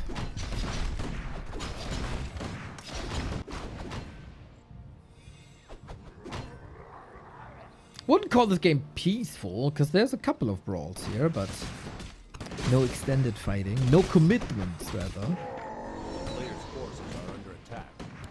Again, Life has his eyes everywhere, man. Everywhere.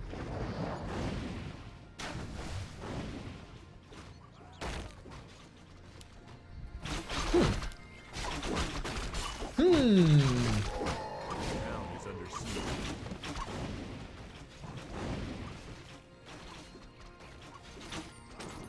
I think check. Check Sok.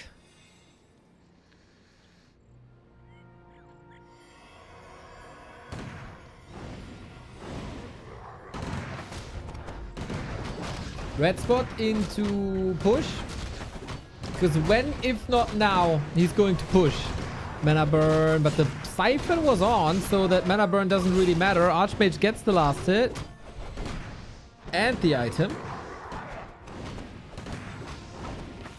And Blood Mage is looking quite fine. Could suck a little more here, but wants to kill the Magi as well. Sucking time.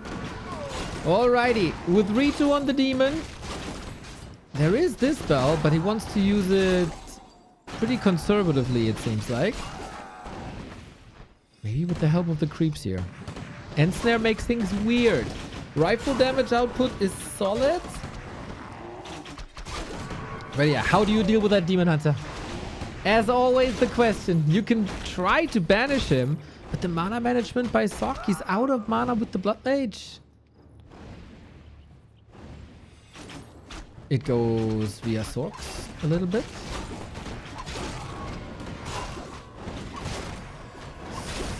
Uh-oh, big healing. A little bit too early.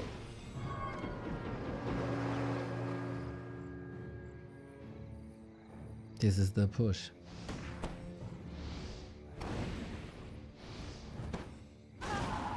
The one push he got. No fallback expo, no fallback tech.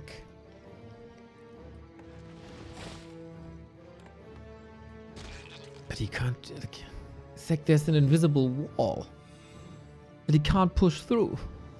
It's always like, I want to push, but I need this. I want to push, but I need this. So now I have this, but I need that. And Life's like, okay, dude, I got tier 3. I'm not worried.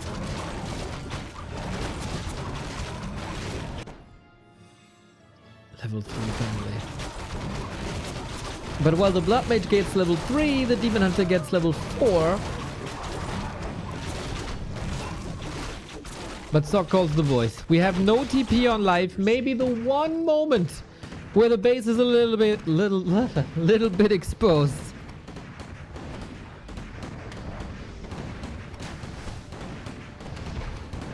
There's a big number of rifles. 10 rifles, 1 O upgrades. Is that enough? Especially damage-wise. We can banish the Demon Hunter into the next dimension. There's a lot of attention on the Wisp. 1, 2 down. No detonate. Nice snipe. Oh, against all odds, Sok seems to have a chance. The police gets mauled by bears. It is still fine though. Slow. Activated. Lots of mana spent. Sorks forwards. Can we get rid of these bears now? Can we get kills? The control is good. But of course, the rifles are tanking. Individually pulling them back. Same for the Archmage. Same for the Blood Mage. Priests have to heal over time, but I don't think they do. Heal scroll necessary. Invo potion, no banish. Everything has to run now, but try to run against Dryads. It's so hard.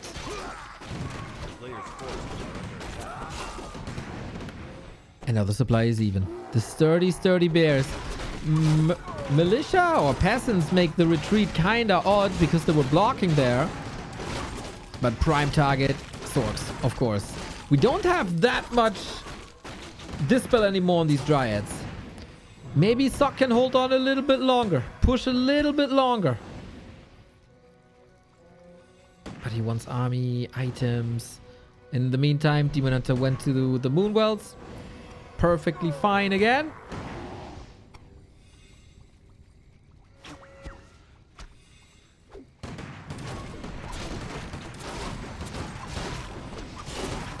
It's tough to do. Archmage forward, and he's taking more and more and more hits. And the answer to all the questions is no. There was no tempo. There was no velocity in this one base play. So late expo didn't work. And 2 farm tech also didn't work. It's getting a bit worrying here for the human fans. A little bit. I think Life didn't even have to stretch that far. Or? Did he?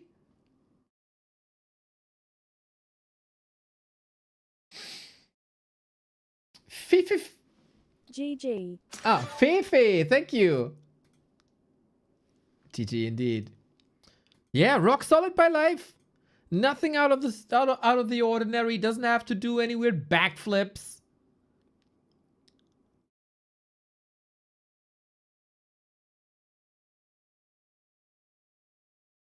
Very reliable. He had his eyes everywhere. He saw no sneaky expo.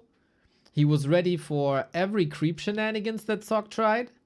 He was ready for every Archmage shenanigans that Sok might have tested, because there was like an unusual level creep route, right? With 2 footy, 1 rifle at the left-hand side. I felt Sok's mass airplay looked incredible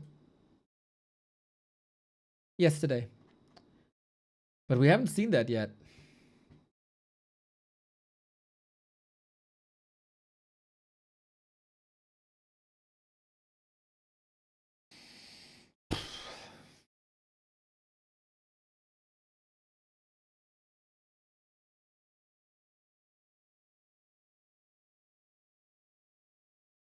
Grand final on the line now. Life needs one more, but he was in that position earlier today already. And then all of a sudden, Moon woke up And there was a whole different series that was an absolute nail biter early.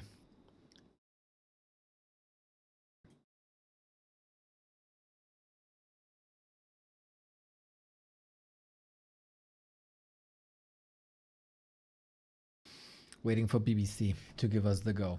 Then once again, this Sunday, Germany versus Ukraine, Sonic's Nations Tournament Grand Final. My team is gonna go for the title. It's gonna be good. It's gonna be real good. This weekend, we get Happy back in competition. This is what this tournament is for. It's kind of a qualifier. 1-0 is already qualified. Lynn has another shot tomorrow. The winner of this series advances. And then the game for third tomorrow. That will be the Golden Gladiator Cup this weekend. Happy's return. We'll see if he's still good or if Battle.net drags him down. War 3 Champions Finals. First weekend of July, second weekend of July. The first weekend being the qualifier weekend, the second weekend being the real deal.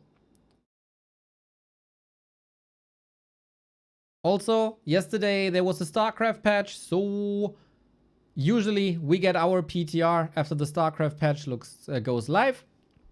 So hopefully that is still the case. How come the queue on Battle.net doesn't work? It's because they finally realized War 3 Champions is 700 times better and just gave up on it. Play on War 3 Champions. I don't know, dude. Who cares about Battle.net?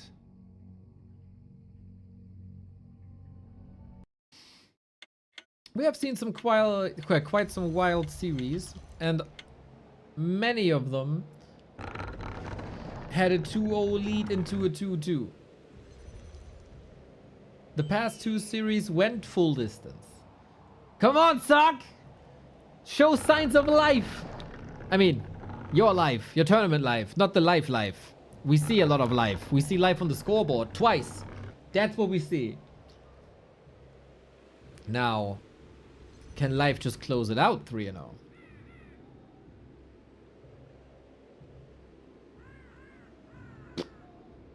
Again, so far I think rock solid, nothing out of the ordinary. So it's down to Sok to switch this up. And the number one switch would be MK and Mass Air. There was quite a challenge to Kaho yesterday.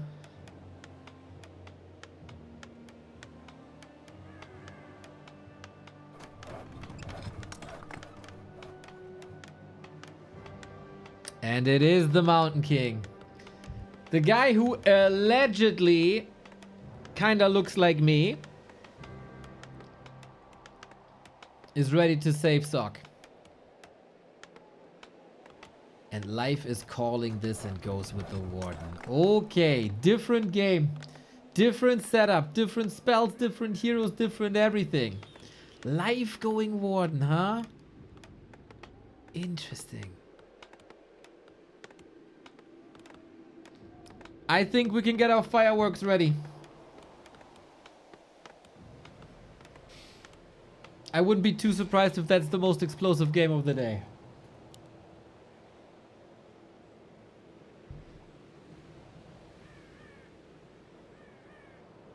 How good is life without his Demon Hunter? A player's forces are under attack.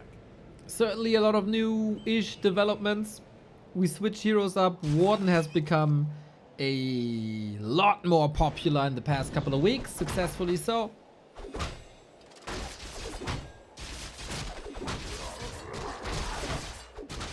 Can she reach level 3? Seeing a Mountain King, this should then be a fan of knives build. Shadow Strike would surprise me, for that the Mountain King is usually too tanky. An Archmage you can hunt down, Footies you can hunt down. But again, oh, it's with the Hunter's Hall. Oh, he sees the MK, he goes hunts. Mass hunts! Oh, snap! Sok might run into a hard counter. No blink, probably not worth it. It's only a Stormbolt 1, it's only 3 units. Hunts are very, very good against Mountain King.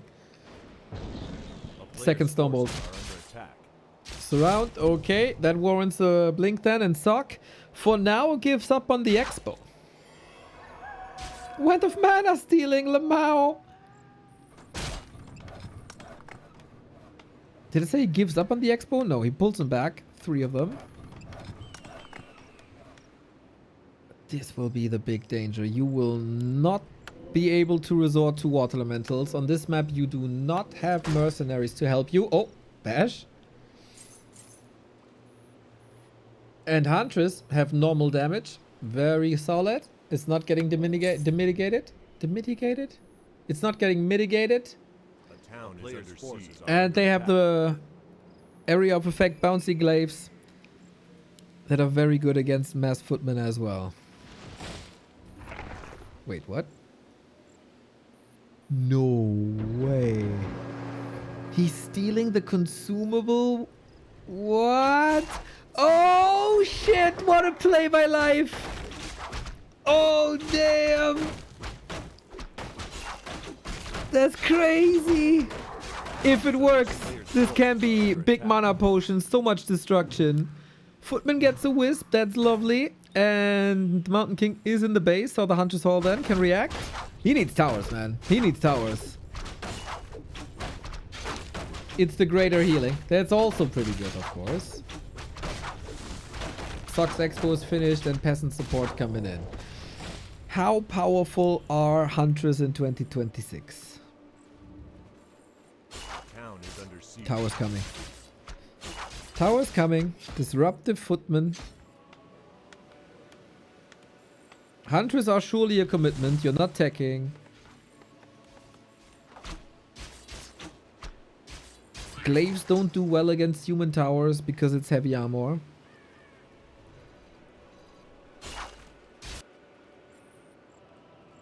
A player's And forces the are Mountain under King attack. currently just looking for an expo. Like, is there something growing?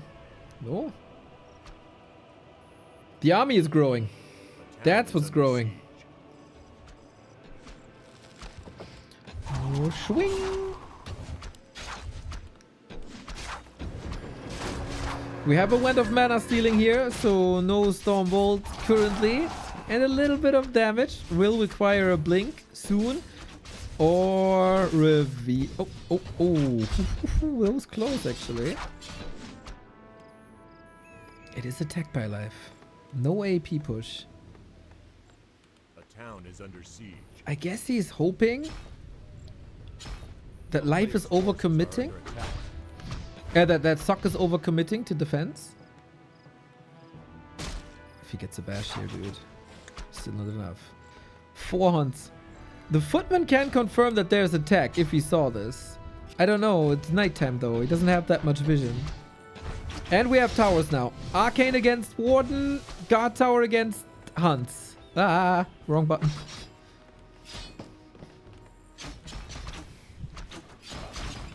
Interesting state of the game. These towers don't cover too much though. Fan of knives without the sound. We're getting robbed. A player's forces are under attack. Seems like Sok is rather comfortable with this.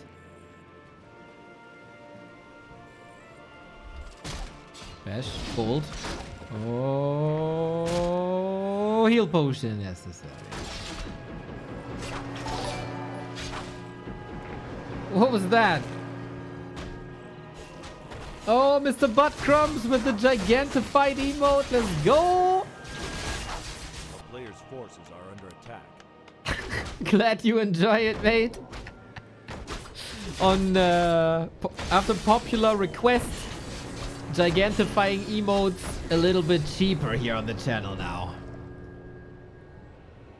Enjoy.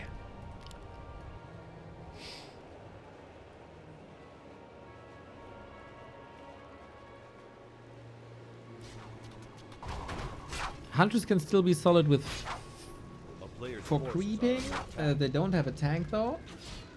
Reducing footman numbers is lovely.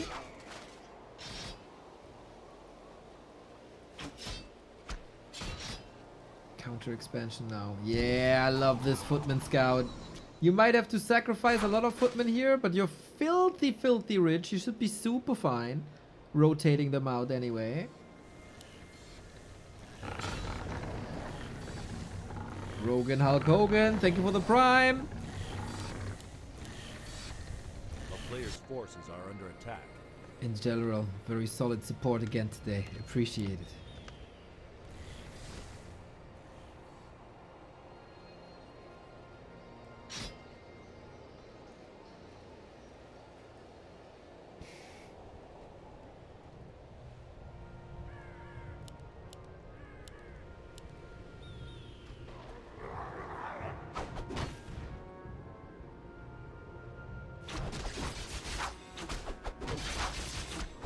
Warden is accelerating quite a bit. We get Dragon Hawks.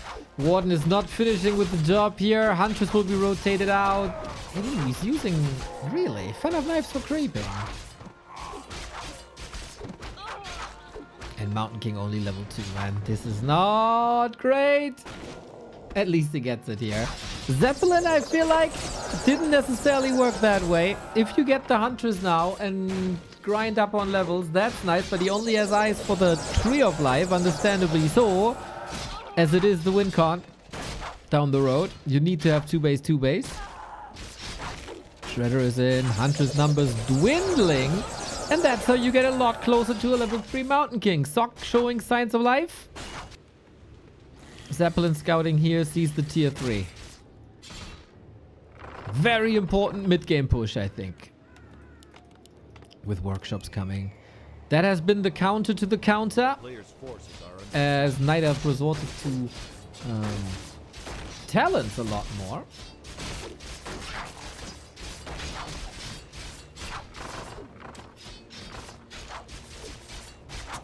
Gyros are the answer to that.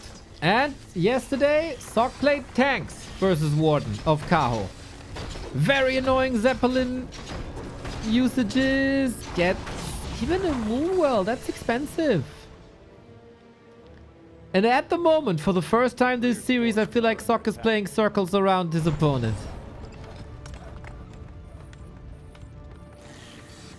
The answers are not there yet.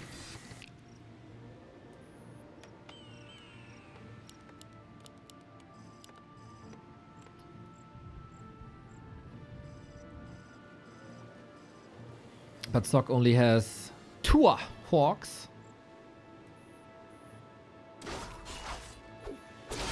He needs a lot more. A lot more.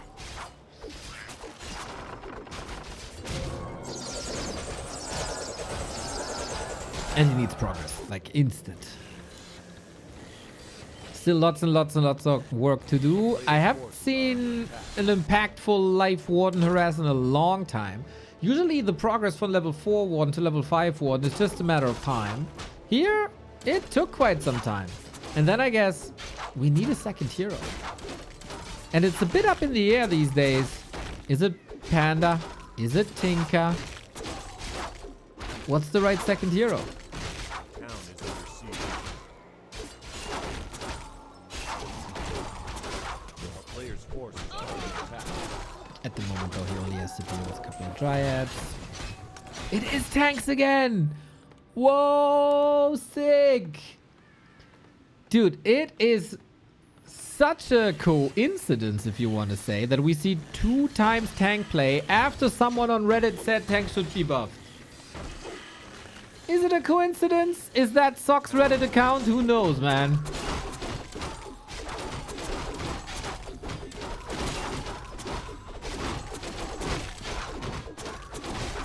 If life doesn't respond to this well, this sets him back big time. At the moment, it's only Dryads. Not even bears. But it's level 5 Warden with an Ankh and an Invuln. Dodges the bolt. Beautifully done. There is, unfortunately for Sok, no Zeppelin nearby to save these workers, and that's another fan of knives. Blood Mage necessary now. 20 food lead though. He will put the tanks in the Zap, right? Ah, it's already on the way. It's already on the way. Poking left, poking right.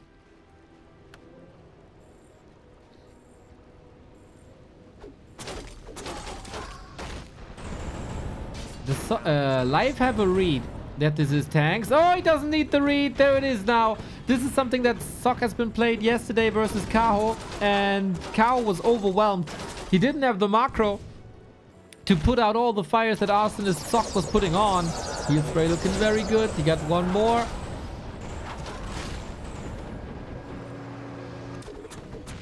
And piercing damage doesn't do anything to this.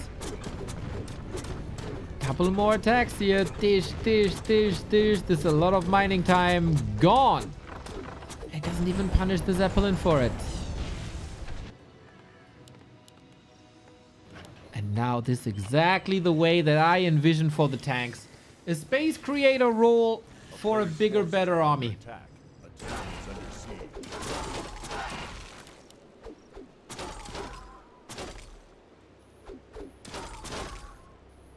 And that's exactly what they did. So ideally, if you're looking at this from the perspective of Sok, Life is now overcommitting to an answer. Going more bears, lots of ancients, maybe even talons. Oh, Ultra Vision cancelled. Lamau.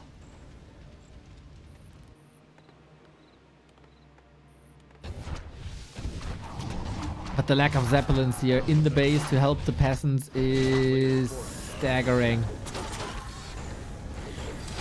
It's now Sok overwhelmed by his own multitasking. There's losses in the base, there's losses in life space. But if he wipes the Dryads, that's totally fine. We still have 7 Dragonhawks here. I don't think they are a match for all these Dryads here. 1-1 upgrades on them as well. Could be more, to be honest. But I haven't... Oh, it's level 6 Warden. Damn, did he farm! Forces are under attack. The town is under siege. Oi, oi, oi, oi, oi, oi. When did that happen? Was that the peasants? Oh, snap. Okay, fun times ahead, boys.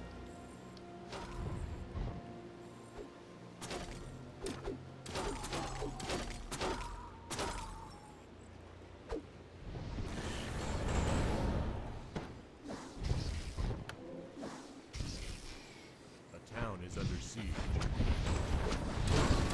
Maybe Sok is trying to tire him out a little bit. But yeah, he has to win this game if he wants to go into the grand final verse 1-0. Otherwise, game for third versus Lin tomorrow, first thing of the day. Spin to win for this one.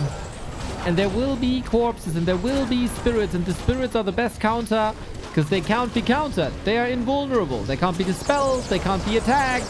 Mountain King in trouble. Mountain King in trouble. Heal potion at the ready. Alchemist also has a staff, but the Alchemist is struggling himself. Finally, that goddamn Warden is for now out of mana, or is it? Close affair. Alchemist got a potion to body block with that spirit, and Alchemist falls. No staff ready. Sok in the rope. Stumbled. Ankh triggered at least. Did he not check the inventory, or did he think that this item has to go as long as I have mana? Why not? Reinforcements have to come in. Sok has 800 gold, doesn't spend it. We need more Dragonhawks here. Or mortars. Anything against this goddamn Dryads. So many of them, but he hits the mortars. Oh no. Oh no! This was the carry damage dealers.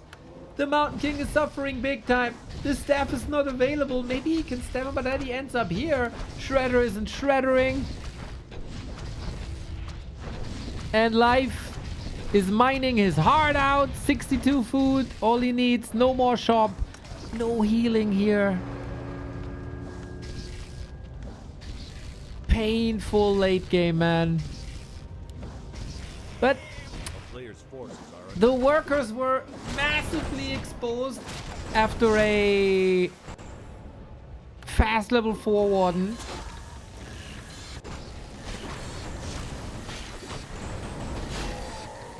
And that enables a Warden. A tail as old as Frozen Throne.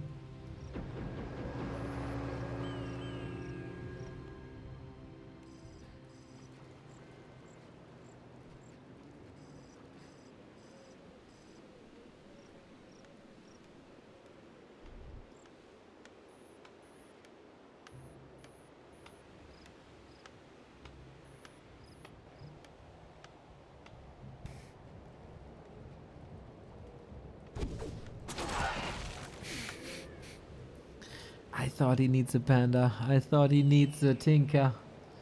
Nope. Just nope. Super nasty that these mortars got picked up.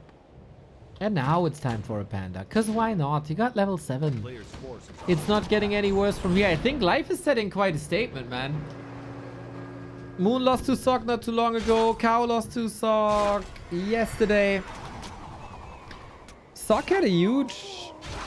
Had huge success versus Night Elves in the past 2 weeks.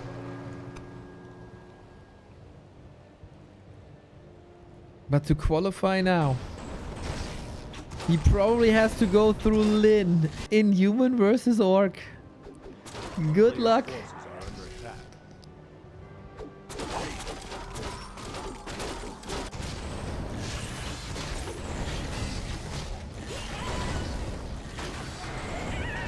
Shredder lost to the creeps. I think this tells you everything about the mindset.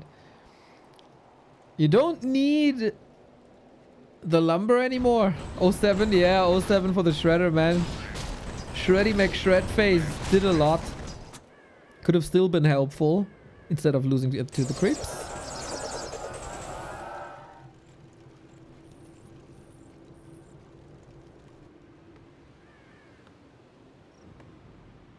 Of course, when you know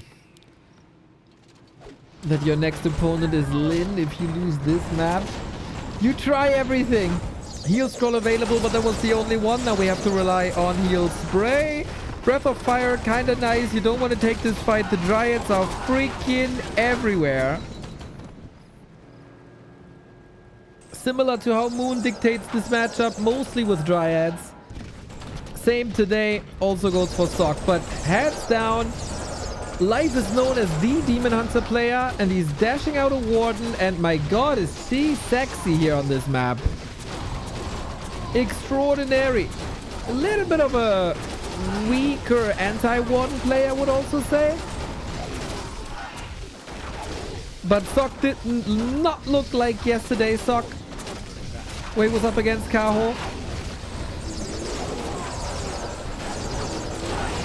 And Life looks insane, dude. Very excited for his match versus 120 tomorrow, because now this is over. 3-0 for Life. It hurts from the human perspective. They will not be in the grand final. It will be Undead. It will be Night Elf as so often. But yeah.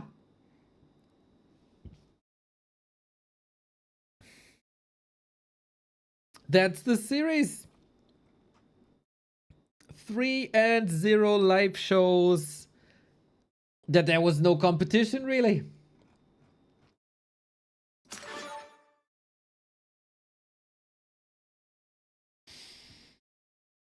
We will still play the other 2 maps here. I might cast one more, then I'm a little busy.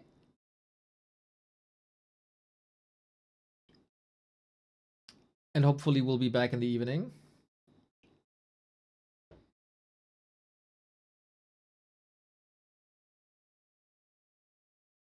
Better, Sharky, better. Thumbs up for that.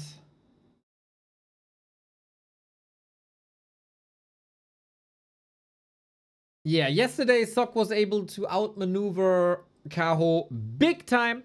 Today, Life had all the responses, and he was the one putting on the screws, and then Sok wasn't able to unfold the game that he was yesterday.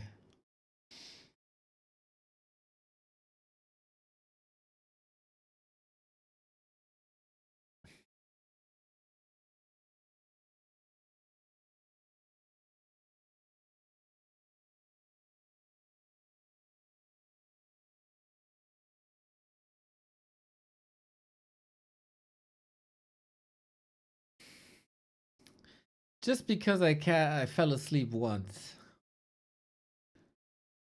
I'm an old man, okay? I need my sleep.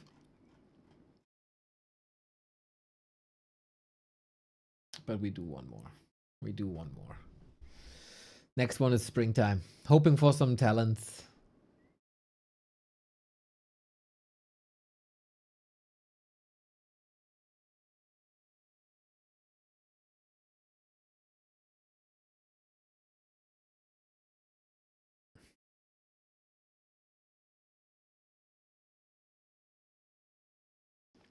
as we're getting ready here.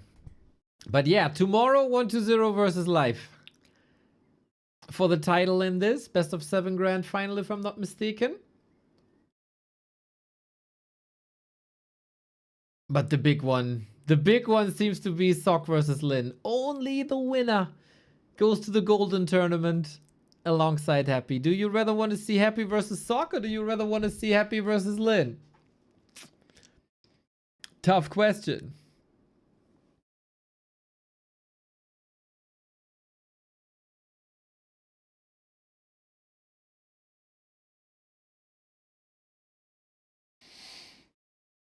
What's the strat for good humans against good orcs like Lin? Griffins, ideally. But we haven't seen the standard strategy. We've seen a lot of different variations. Hunts worked out well, chat is saying. I agree. Just don't overcommit to them.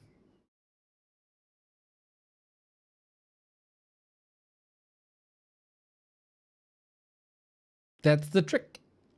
Get the right amount. Get the right amount of them. Once the footmen are gone, no competition. And there's so many peasants. So many peasants.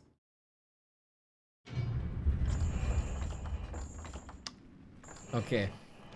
We're gonna watch map 4 to see if Sok puts his name on the board. Let's see if Life still gives us all. There's always a little bit of money on the line. The further you go in this tournament, the more money there is. I think for now it's like $75 per map or something.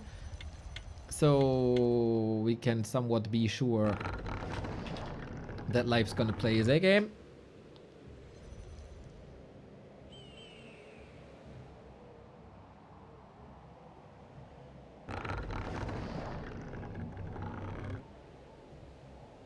No shenanigans, of course. We ain't doing shenanigans in the Warcraft scene. It's all serious business.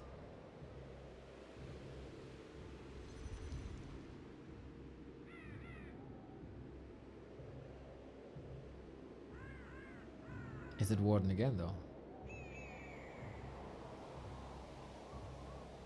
Is it Warden again?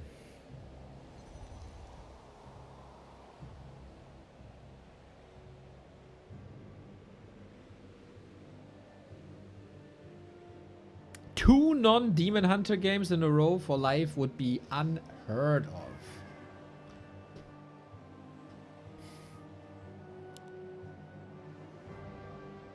Yeah, of course. Of course, you gotta go for the Demon Hunter again. On the other side, we do have a Mountain King one more time. Let's try this one more time, Mr. Sok. I wish you all the best for a little bit of monies. And then we try to recover to have a fresh game against Lin tomorrow.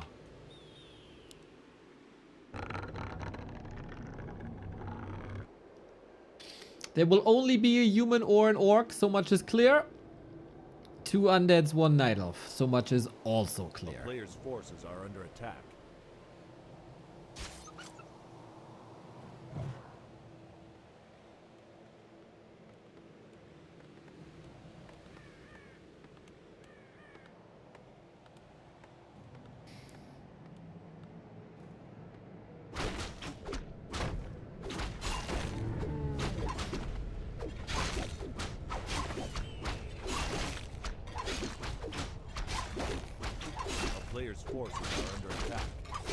Alrighty, with springtime, will we see the first immolation build then? There we go.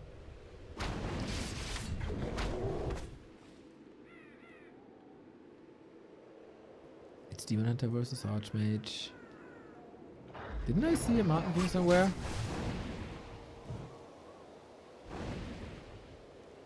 Did he queue a Mountain King and then cancelled it? Or am I hallucinating? Both very possible. It's militia coming to the middle. Okay, that level 2 is very important, eh? It's only evasion here for Life. This is not great. If he still gets the last hits, that's a disaster. He doesn't. He can't burn. He can't ignite. He can still get the last hit here. Maybe on a footman for that level 2. Oh, didn't get it.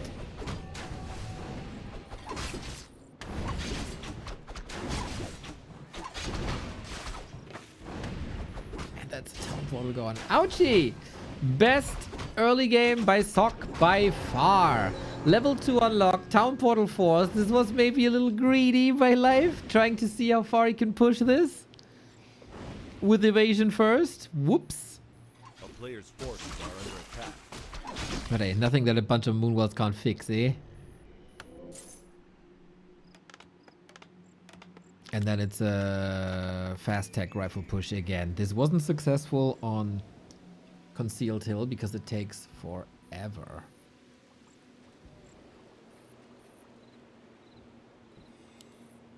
Oh, we're sharking though.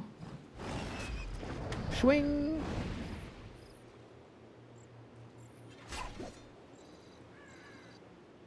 A player's forces are under attack.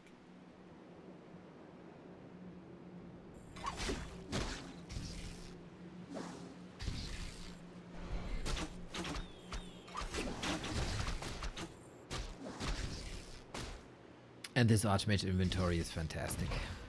Very, very, very good.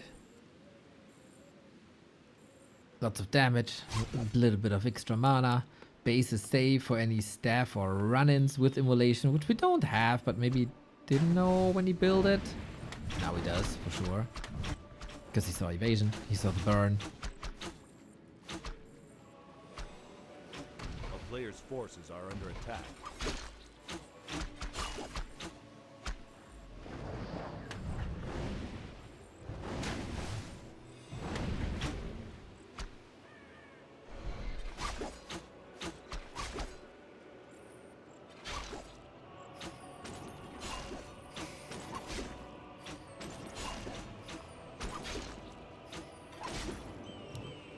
Will this push be faster? Let's hope so. We got the Blood Mage already. We still believe in the Blood Mage after everything that happened before. Got the rifles out for fast creeping. Got the first Sanctum for the...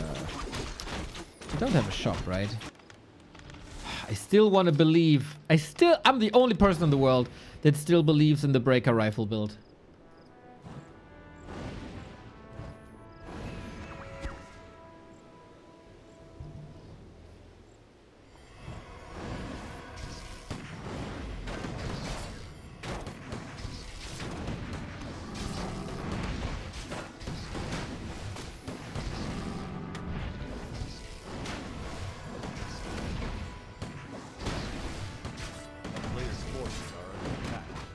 And now we're charging up a little faster. Life still takes 100 seconds for tier 3. Got the Vampire though. Nice.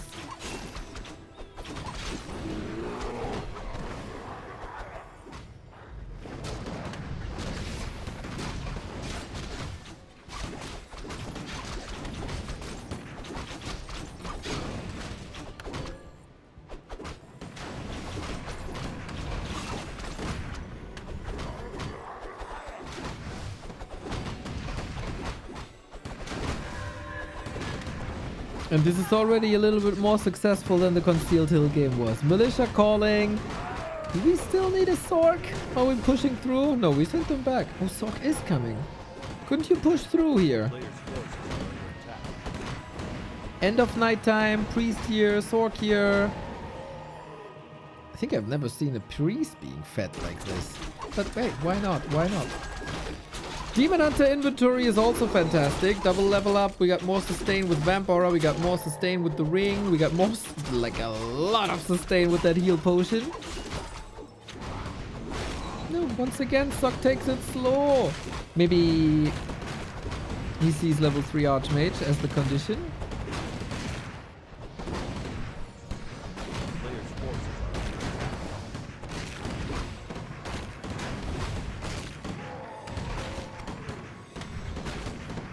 There's a lot of mana now.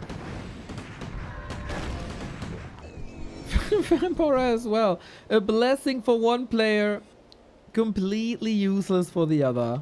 Not a single unit benefiting from this. Well, Trade it in. There's still heal scrolls.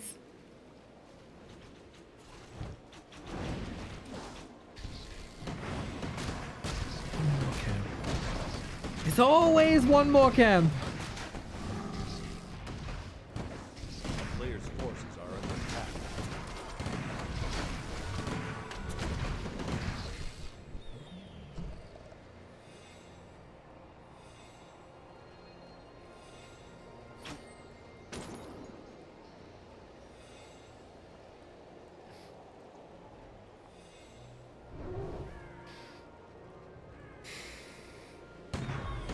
This is the push then. Can Sok put his name on the board?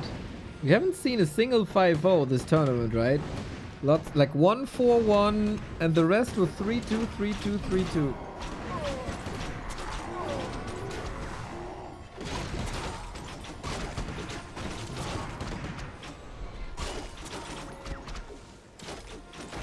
Seven to 1 push. I don't think Sok breaks through here at all. It's 50 food tier 3.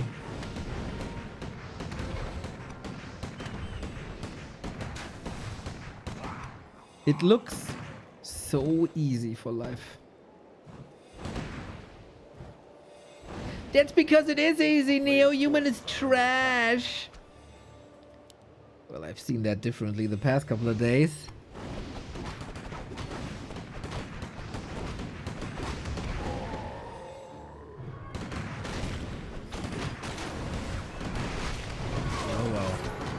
Blood Mage level 3 took some time. This is a more dedicated push with the militia in. A surround would be lovely, but then of course easily broken up as well.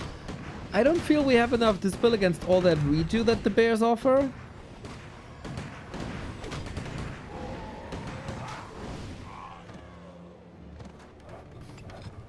Oy, oy, oy, oy, oy. Desperate attempt.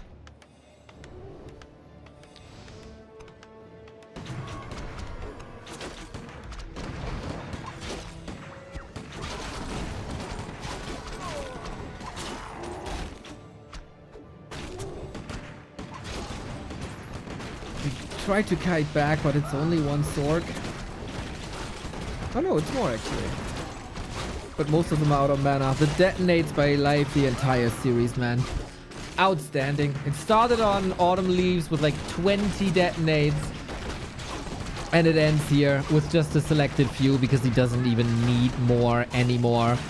These pushes look toothless.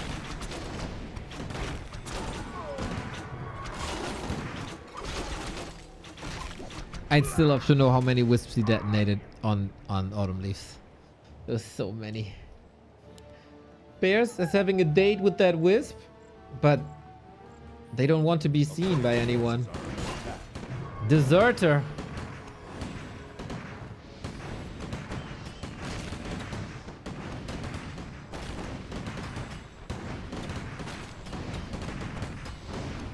He's repairing the bear. Oh my god, next patch, dude. Just wait, just wait.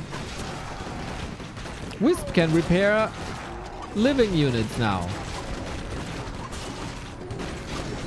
I heard Remo Demo say that Night Elf needs healing, so we put healing on top of your healing.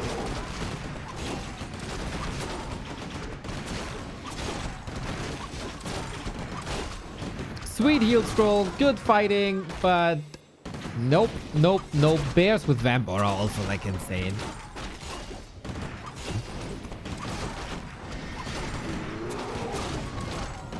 Organic units is the term, exactly. Organic units, not living units. Yeah, guys, I mean, everybody knows, eh? Everybody knows that this game is super over.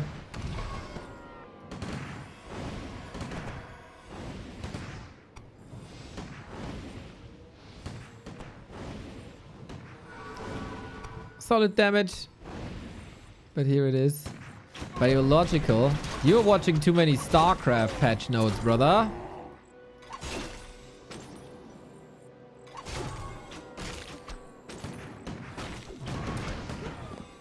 He's running out of mana. He's running out of steam. And this was a series entirely without immolation. I kind of worry what happens when he is using the immolation.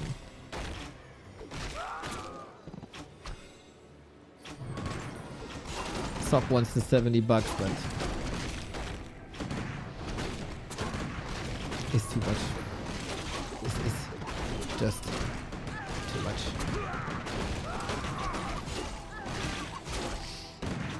Rifles are falling as well as Dryads, but what's still standing is the Demon Hunter and the Naga. And Life is just, you know, Life was very far ahead, very early on, every single game. And while yesterday, this was so close between Sok and Kaho and was banger matches, Players' forces are under attack. I didn't feel Sok today. From the get-go. And he doesn't feel it either. GG. GG, GG. Life played a very, very good day today. Even though he had to play 2 series. Didn't get tired at all. Almost lost to Moon, but when it mattered most, he was right there. And did terrible, terrible damage to the GOAT of this game. And Sok then, no chance. Like, doesn't matter the map, doesn't matter the strat, doesn't matter the opening hero. No chance.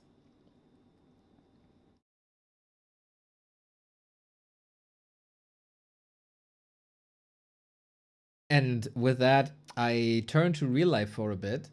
I try my very best to be online later. I hope I can get stuff done quickly enough so that it's still worth it to go online. Thank you guys for the support. Thank you guys for the activity. I'll be back tomorrow because tomorrow we have the final day of the GTT. And what a day this will be, man. We'll get 2 best of 7s. Oh yeah. And that will be 1-0 versus Life in the grand final for the monies, and Life versus Sok for the Gladiator Golden Cup 2 qualification, where Happy will be playing. This is a $5,000 tournament this weekend, and the 4th player that is confirmed is Happy. This is what everybody is looking forward to. Is Happy washed because of all the BattleNet gaming, or did he get even better? This is what we will answer this freaking weekend. Also, will be, it's not even the weekend, dude, is it? 25th? No, it's Thursday. Thursday. Oh, then it's Thursday, Friday, Saturday, and Sunday. So it kinda is. Very hyped for that. So now some fresh air, some sun for me, and, you know, some annoying duties as well. Life isn't always fun and giggles. Who's live? Who's live? Who's live? No Warcraft, no Warcraft, no Warcraft.